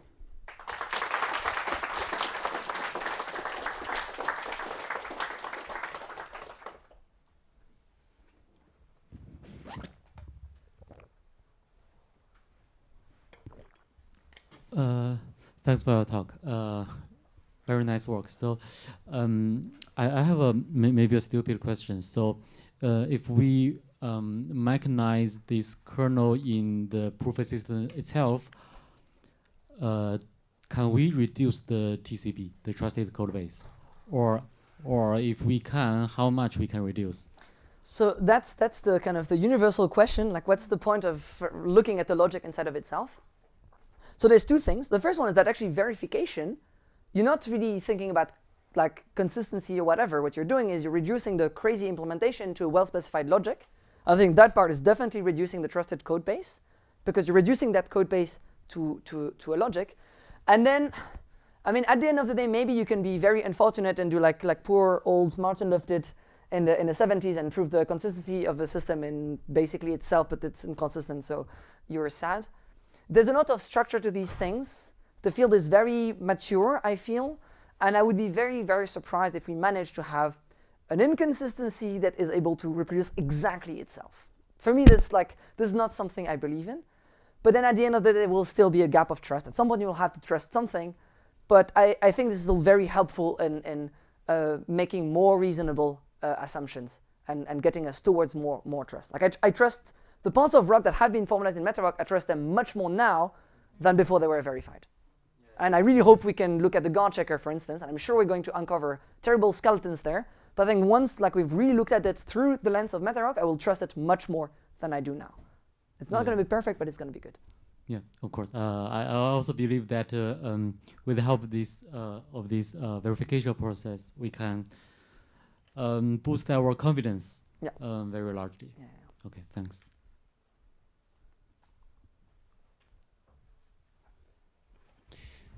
I don't know. I just want to comment that in principle, so this kind of Gödel limitation is like very nicely, you can isolate it to just having one or a few more universes. No. So I don't know. Do you have any plans to add like one more universe just for MetaRock so that you don't need the axiom? So it's a bit tricky. So we did something like that in the logrel paper. Basically, we verify Martinov type theory with one universe, and we kind of think we used 4 or 5 in rock. It's a bit difficult to measure, but like a handful of them. For now, anyway, the sort of object theory for which we're really able to prove consistency is still very different from the meta theory anyway. Like, I mean, you have cumulative universes, all sorts of complicated inductive types and so on. So there's still quite a wide gap, but I hope that, at the end of the day, we might be able to kind of reduce that gap to maybe just universe discrepancies. I think for now, we're not there, like we're not at the point where we could just add this one really weird universe just to kind of build the consistency of the thing in itself. But maybe one day we'll get to that, and that would be a very, very satisfying moment for me. I have a question for you. That argument works in impredicative universe hierarchy. But for the predicative part of the theory, how do you do that? No, I think like Pickwick with n universes should be like logically weaker than Pickwick with n+1, and hopefully you could show the normalization of Pickwick with n universes and Pickwick with n+1 universes. I think you'd probably, yeah. Okay. I'm not sure there is any proof of normalization of Pickwick with n universes or anything approaching. I mean, there were proofs of like impredicative theories at some point, but as far as I understand, even like, I mean, for me, it's not entirely clear what the status is of normalization proofs there in any case. So I think we'd like have to go for something new, but that was like really counted ones. Yeah. It was like 3 or 4 or something. Yeah. So I think we're using 5 maybe, but like there's some duplication at some point, so probably you could reduce that to a few ones. And even if it's 5, it's okay. But I think it was only for predicative systems. So now for impredicative systems, we don't really have a good story. Especially if it's the impredicative part computes like in rock, and there is really wild territory, and I don't know of any good modern proof of that. Because if you do a model using logical relations in the language itself, I mean, it's clear how in the predicative hierarchy you can use one extra universe to model the universe, and you are fine. But in the impredicative part, I mean, you are exactly in Martinov territory. Yeah, I know, and this is why we don't have any normalization proofs from an impredicative theory formalized. Like, it's a hard problem, and I don't think anybody really has a good clue there. I mean, there are things from the 90s or early 2000s, but for me they're a bit blurry. Have you thought about like reducing the strength in a sort of different way? So like rather than having a limited number of universes, you could be using less features, for instance. Like in MetaRock, like I assume you're not using like literally every feature of inductive. You'd be surprised. I mean, we have universe polymorphic cumulative nested inductive types, so we're using quite a lot of the features. But you're right, that's also the other direction. And I think actually we should not be attacking any consistency or normalization proofs for Pickwick itself. I think we should have some sort of verified translation passes to my core languages, and then maybe attempt some sort of normalization proof for something with like kind of a well-delimited and indeed relatively simple theory.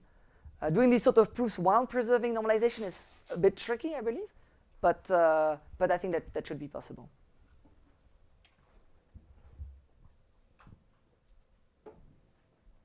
Questions?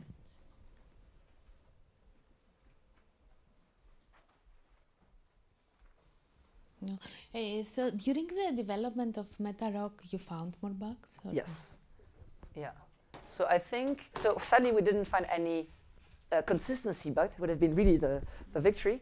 But also because we're not improving anything that looks like consistency. So maybe if we were, we could have. But yes, we did. And I think even for the parts where we did not find any problem at the end of the day, I think we feel a bit more confident of our understanding of what's happening there. And for instance, the work, I think it's a good example, is the work of Thomas Lamiot on nested inductive types. Like he's really looking hard at these things and formalizing these things in MetaRock, and like his version of nested inductive types is, in my view, much more reasonable than the one that we had before. There were like things that were accepted that shouldn't have, things that were not accepted that probably should have. Like the story was quite complicated there. So I think basically whenever we look at one of these features, even, I mean, often we find bugs, or sometimes we find bugs, but even when we don't, we really clarify the story there.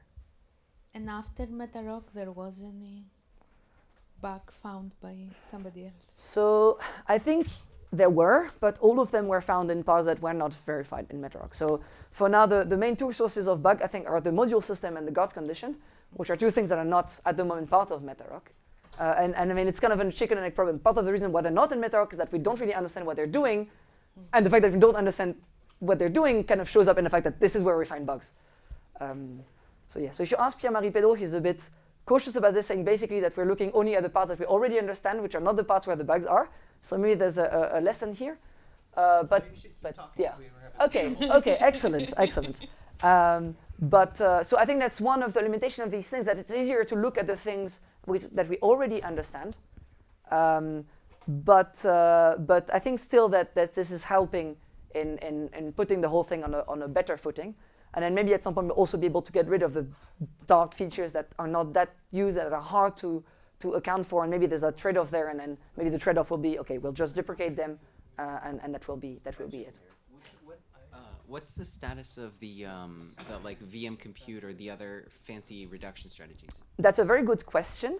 For now, the version we have verified in MetaRock is a semi-naive. Like it's still an abstract machine that does something relatively smart. I think it's close to what the normal kernel is doing, which is good, not that good.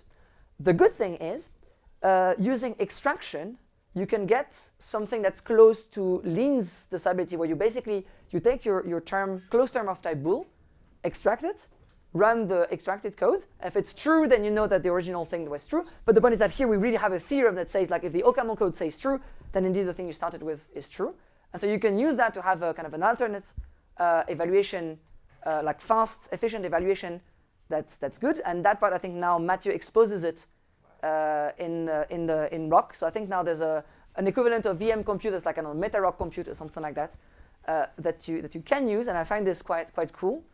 And I don't know what the story will be for these other things, whether we're going to maybe move towards more this MetaRock verified extraction, or whether we're going to try to verify some of that at some point. I mean, there was the work of Nathanaël Courant and Xavier Leroy also this week around these parts. So maybe some of that will end up being in MetaRock or in Rock and somewhere or another. I'm not exactly sure what things will happen there. Thank you very much for that nice talk.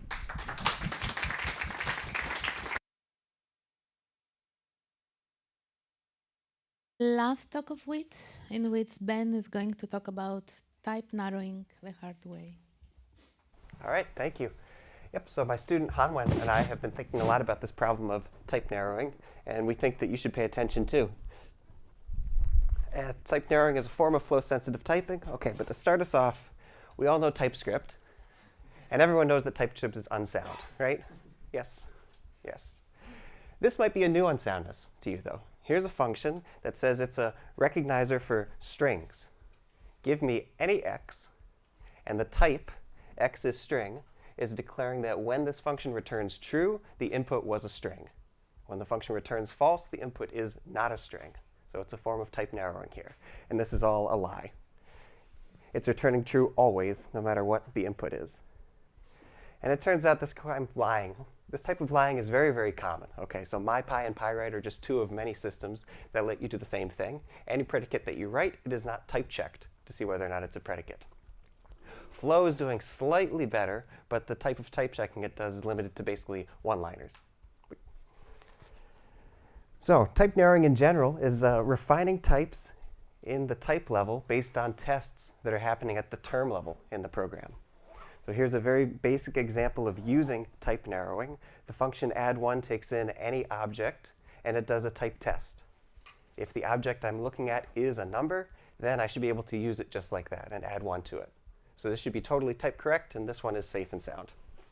In the other case, we're returning 0. And this type system feature, to me, is very fundamental to making gradual typing work at all, because you've got all this existing code written in JavaScript or Python or whichever. You don't want to have to rewrite it to use data type definitions and match statements. It's already got a logic in it, which has been tested and working. We should be able to type check that logic. And the other side of the story is, at least to me, one of the big value propositions of untyped code is it lets me talk to the outside world. I don't have types for everything in all the databases of the world, and to make these types is really painful. Rich Hickey has this great quote. He says, who's seen a Java project with 1,500 classes? And everybody in the room laughs, of course, because the types don't compose very well at the end of the day. So you have to make a new wrapper type every time two meet, and this just keeps going. So with untyped code, we make these ad hoc types all the time, and narrowing is a way of managing that, taking the ugly data from the outside world and then funneling that into something nicer for the type system to deal with. And you don't need to take my word for it that this is an interesting problem, because John Reynolds back in 1968, he was looking at computing data type definitions from Lisp programs. And he noticed we should really be paying attention to what's happening in these conditional expressions, because they're talking about the types that the program is equipped to deal with here on out. Yeah, Reynolds, 1968. It's so long ago. OK, so we saw this first example. This is quite boring. This is just like Java. I check if something is an instance, and then I cast it. And we've gotten rid of a cast. We've saved one line. That's not very exciting. What else can we do with narrowing? Here's a bigger example solving the rainfall problem. And up at the top, I listed the language features that type narrowing needs to pay attention to make this work out. So we're taking in a list of weather reports, which is just sensor data. It's coming in the form of JSON objects. We're looking at each weather report object to see, is this first an object as opposed to an array or something else? And does the object have a field that points to rainfall? We could get bad data that's missing the field. If so, we ignore it. If we do have the field, then we can get the value out of the rainfall, check if that value is a number, and check if it's a sensible sensor reading. And if that's the case, let's add it to the list of readings that we found from the data. Sum up the total. At the end, we want the average rainfall, ignoring all the bad things. So there's very few types in this program, but it's enough that I claim this program should type check.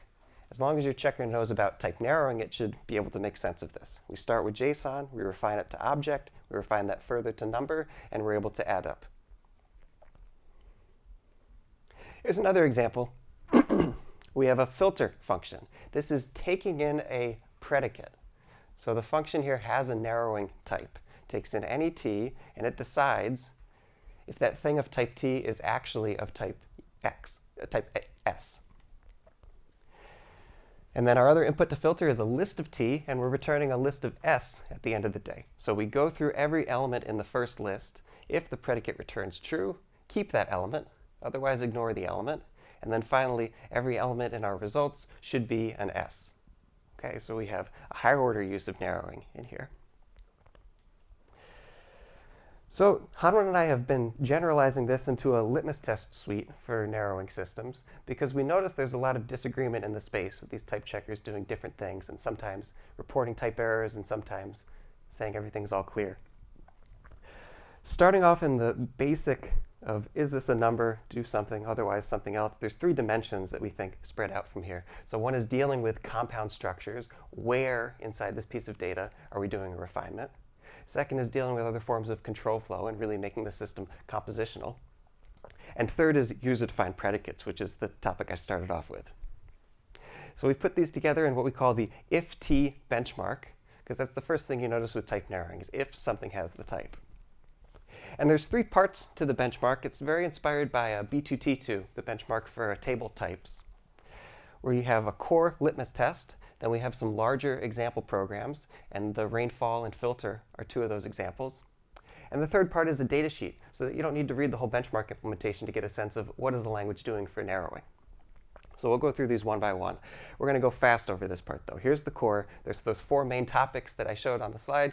That's the axes. And then there's several tests underneath each one. The example programs exercise several topics in an interesting way. So we saw filter and rainfall. Tree node I really like. This is a predicate. It's recursive. So taking in a structure and then checking whether everything inside of it means it actually is a tree node or not. Here's an example data sheet that we did for the sorbet type checker. So this is adding types to Ruby after the fact. And it's only the first few lines of the data sheet, but already you learn some interesting things. What is the name of the top type in sorbet? It has one. I never would have guessed. It's called t.anything, but now we know. And the bottom type is called no return, and I think the dynamic type has its own interesting name. We should always just call it dynamic. But so we've run the benchmark now on 8 different languages. So we have going from left to right MyPy down to typed closure. I'll show you the results really quickly. Everyone agrees on basic narrowing, and then as we go further down the rows, we get more and more disagreement. Typed racket and typed closure are both doing the best. See, typed racket has an X here. Typed closure is better. That's no surprise since the creator of typed closure did his dissertation at IU under the creator of typed racket. So it's better. And then it's a bit small on the side. The X's at the bottom row for predicate checked, those are capital X's as opposed to lowercase x's. So lowercase x's is where something failed. Uppercase X is where it failed unsoundly. And the unsound thing is what I'm really concerned about.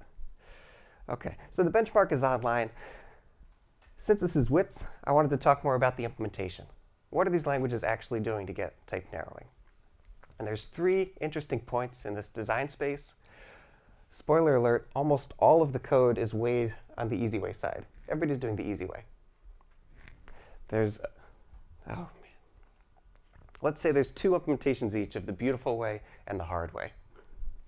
And I really suspect that there's a nicer way to do narrowing than the hard way. It's a case where we have an ugly declarative spec for this type system feature. But I really don't know what to do about it, so maybe one of you can figure it out. Maybe Ning Ning can do it. All right, the beautiful way is set theoretic types, and the hard way is what I call occurrence typing. OK, and then type narrowing is our umbrella term for these. So easy way first. It could not be any easier than this. Take the type system that you have, take the type checker that you've implemented, look at the rule for typing if, and add one meta function to that rule. So before we start type checking the branches, we want to analyze the code that's right there for the conditional test. What we're going to get out of that is 2 refinements of the type environment. So there's a positive case and a negative case. So if our expression E0 says this is an int, in the positive case we know we have an int. In the negative case we know we have not int. Take that positive environment and use that to type check the first branch. And take the negative environment and use that to check the right branch. I'm going to show you a lot of code. This is what MyPy is doing for that. We're type checking an if statement, and it's exactly what we saw before. Where's the key function? There we go. Find is instance check. And I love the name here because it tells you a bit about the history. At first, this function was just looking for is instance. And over time, it went deeper. It can deal with and. It can deal with or. Now it can deal with type guards, the predicates. But it still has the old name. Well, we get 2 maps, if and else. We use those to update our environment. We push that type map onto our context. And then we discard it when we go outside of the with statement. OK, so everything else here is scaffolding to keep track of scopes for MyPy. The basic implementation is just what we're seeing here. And it's great that there's more work in this part of the type checker, but it affects very little else in the type checker. So you can tack it on afterwards, no problem. And that's probably why it's so compelling. You know, TypeScript is doing the same thing. Here's the code in MyPy for analyze. And it's probably the first 0.5% of how big this function is. There's a lot of cases here for what kind of syntax are we doing an if statement on. OK, so we don't need to dig into this, but that's the analyze meta function. And you can find the link online. So there's 2 problems here with this easy way approach. Problem 1, obviously, is that we're doing this backward analysis just based on syntax of the code.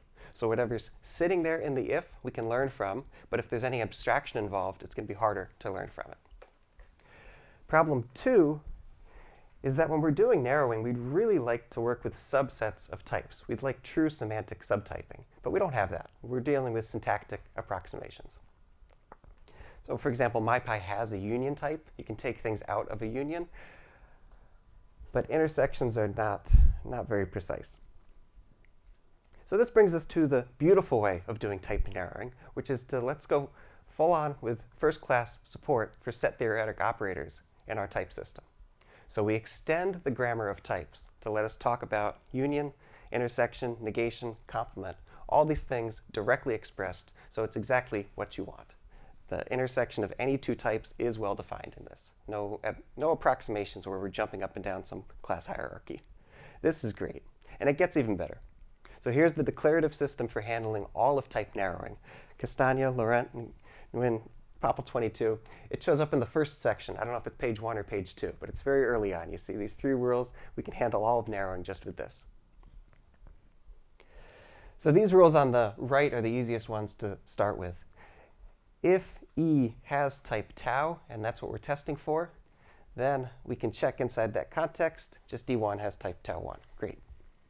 If E does not have type tau, then we just check E2, and tau2 is what we're going to get. We know in both of these cases that one of the branches is unused, so we don't need to care about it for the full checking result. And then the subtle part in making a whole if statement check out is finding a good split. You have an input type, divide that into 2 parts of a union, and then use those 2 parts to type check the positive and the negative branches. So there's a bit of backward reasoning going on here. You look at the code of what's happening inside the true branch, and then use that to find out what's the minimum type you need on the input, and then match that up with what's happening in the if statement. And then you can do this union and elimination to split the 2 cases. And this was amazing to me when I saw this. So POPL'2024, type inference for the flatten function. Flatten is taking in a tree or a nested list. Okay, so we have list containing the list A and then the symbol B, list CD. We flatten that to just ABCD. And set theoretic types is able to infer a type for this. And it's a complicated type. This takes some time to read. Flatten has 2 cases. If you give it a tree of elements, you will get back a list. And every element of that list is guaranteed to not be a list. You have a sequence of elements, flat sequence.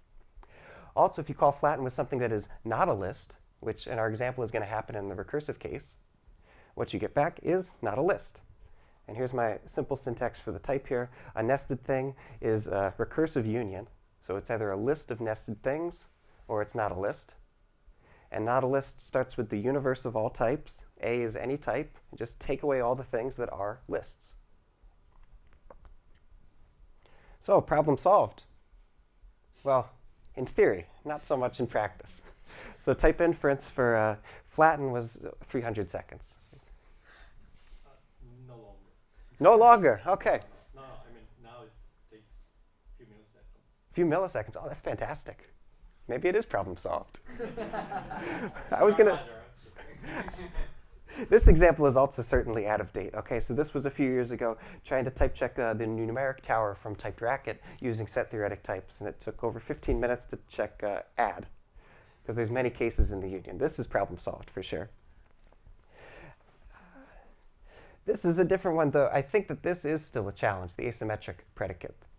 So my function is called isEven, and it's checking 2 things. Do I have a number, and is that number even? X mod 2 is equal to 0. So the type here is saying implies x's number, and this is new for us. We were just talking about x is number before this. So implies says in the true case, I know something. In the false case, I learn nothing. And this is in my cheap syntactic world, the implies.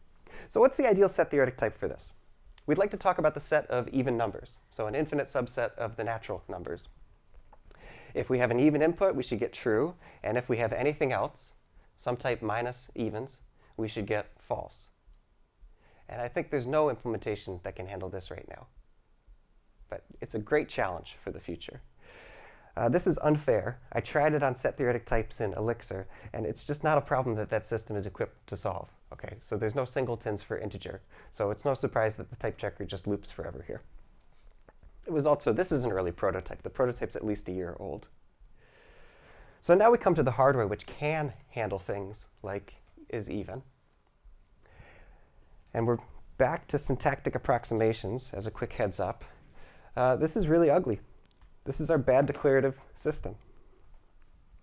We have 4 things coming out of the type checker. How are we doing on time, Nikki? 5 minutes left? OK. Yeah, I have too much code to show you up ahead. So what's coming out of typing for E? We're getting type tau. That's fine. We know types. We're getting 2 sets of propositions. So these are the type maps that we saw before, but now they're attached to every expression, and we're getting them in a bottom-up fashion as we type check. And then we also have this O, and O is really an issue with notation.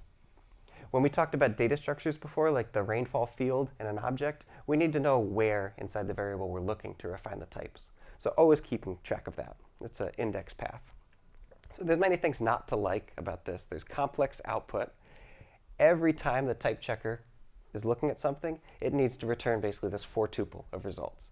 So we're type checking false inside typed bracket here. And there's some syntax to make it a little bit nicer, but the return type is the singleton type for false, and there's all this other stuff that we have to tack on. So the entire type checker is more complicated to support occurrence typing, or to do type narrowing the hard way. We also have a complex environment. It's really a set of logical propositions. So we need to talk about normalization in here. We need to talk about implication between variables.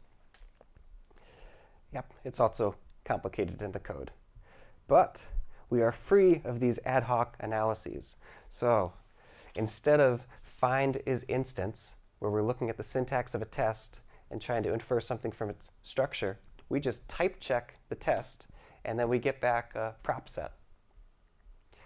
And that's exactly what we want to continue type checking. So we extend our environment, and we're good to go. It's also compositional. So this program is extremely hard for an easy way type checker to handle. We've got a nested if. If x is a number and y is a string, then we can do x plus, because x is a number, and we can take string length on y. Now, you're not going to do nested if inside the MyPy style, right? Your function would just become forget it. You could maybe do 1 or 2 levels, but then you should go on. You should find better ways to spend your time. But then the killer for this is with occurrence typing, it's trivial now to detect a wrong predicate. So both of these are lying. F says it detects strings, but it's really looking for strings or numbers. And G says it's looking for numbers or Booleans, but it's not doing enough work. It's only looking for numbers. So both of these are very easy to check. Just the result that we currently have, P1, does that imply P2? Maybe I've got it backwards. OK, there is a fly in the ointment here. So the downside is the type errors are currently very hard to understand. Here are the 2 type errors we get for the 2 programs up above. And I left off the line number, so that does give you a good hint that you're looking at this line. But what is going on here? I expected this, huh? String, pipe, bang, string, and I got number, pipe, bang, number, in number, huh? Like, how could number, huh, x be wrong? There's work to do here. So this is the hard way occurrence typing. It's compositional, it's bottom-up, no ad hoc analysis, and it lets us check these custom predicates. But it's awfully complicated. So where do we go from here? I mean, there must be an easier way. And if I was talking to you 10 years ago, I would have been really optimistic that we can find it. I'm less optimistic now. But we have a benchmark now, so we can use that to guide design. So if you think you've got it solved, run it against the benchmark, and you'll have a quick litmus test to see if you're on track. We've been very interested in what we can do about the unsoundness that's currently in MyPy and TypeScript, short of overhauling the type checker from scratch. So Hanwha and I have been working on a property-based testing tool where we take a predicate and we turn that into a generator. And we're finding now positive and negative examples to test these predicates against and hopefully find some bugs. You know, we're optimistic we'll have something for ICFP, but time is running out.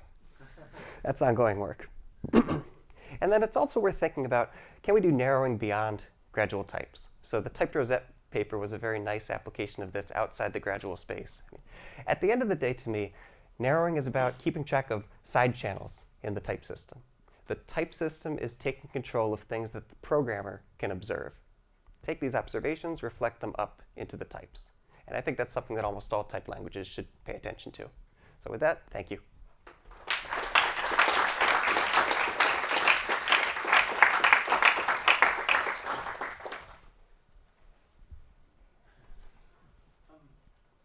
Wondering why the I mean the design here seems very much type checker like, right? Like it is intended to be a kind of outgrowth of a type checker, to just be a very fancy type checker. But there's also sort of another sort of thread here where like you can design it like a static analysis tool, right? And maybe there it's a lot easier to handle like this complex control flow. Like rather than trying to do this all syntactically, you know, you just get a CFG out of your program and then you try to do like a data flow analysis in order to figure out whether your type predicates hold. How much variation is there among these tools and how they approach that? Yeah, I think all these tools have it integrated with the type checker. It's like along the lines of what Mark was talking about with Scala. We want this stuff integrated in the core. That's a very interesting perspective, though. And if we've got a fully typed program, right, it would help the static analysis along. We'd have to see what the cost and time overhead would be, right? But it might be a clean way to do this. And then you're right, for TypeScript, we wouldn't have to overhaul.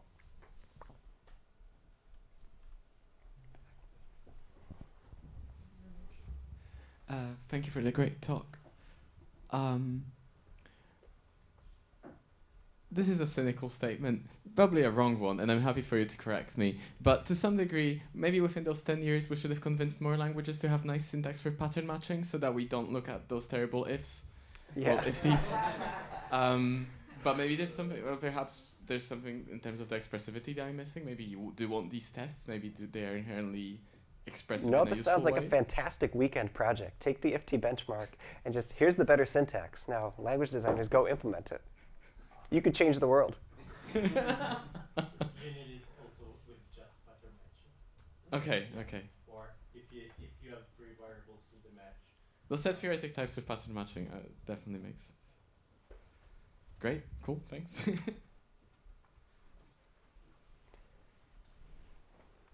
So the unsoundness in MyPy, now that you noticed it, I don't understand why it's not easy to fix. I should be able to say, oh, if an annotation claims that something will teach me something in flow typing context, then call the flow typing function on the expression and check that what it says is a subset of a superset, whatever, of the claim. Well, so the problem here is that return true, in this case, could be 50 lines of JavaScript or 50 lines of Python. And you need to know what observations did that code make about the variable in all paths. But I would expect MyPy to say, in that case, no, I cannot check that this returns type X is string. Yeah, and then people would just ignore MyPy. Okay. Yeah, so flow handles one-liners. It's very surprising to me. There's a ternary operator for if, okay? So flow will use that to check your type guards. But if you use the if statement, the multi-line version, it will not type check that. So this is related to the fact that the check that you shown us is very non-compositional and checks only a small subset of the syntax, so that it does not even try to check those. Yeah, and these are highly programmer-oriented languages. They want to be good for coding, not good for analysis.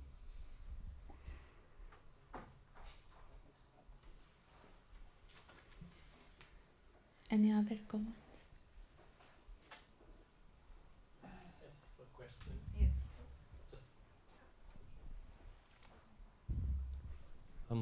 Is there an approach that, apart from ours, that can check when the check is done on application? Yeah, I mean, if and that there is an application of functions or nested applications. Yeah, we would have to check all these ugly languages, right? Yeah, that's why I asked you. I don't want to do it. Yep. So let's run it offline. Yeah, let's check and see. I think some of them will go deep enough to get it. Okay, let's spend Ben for the last talk. Okay.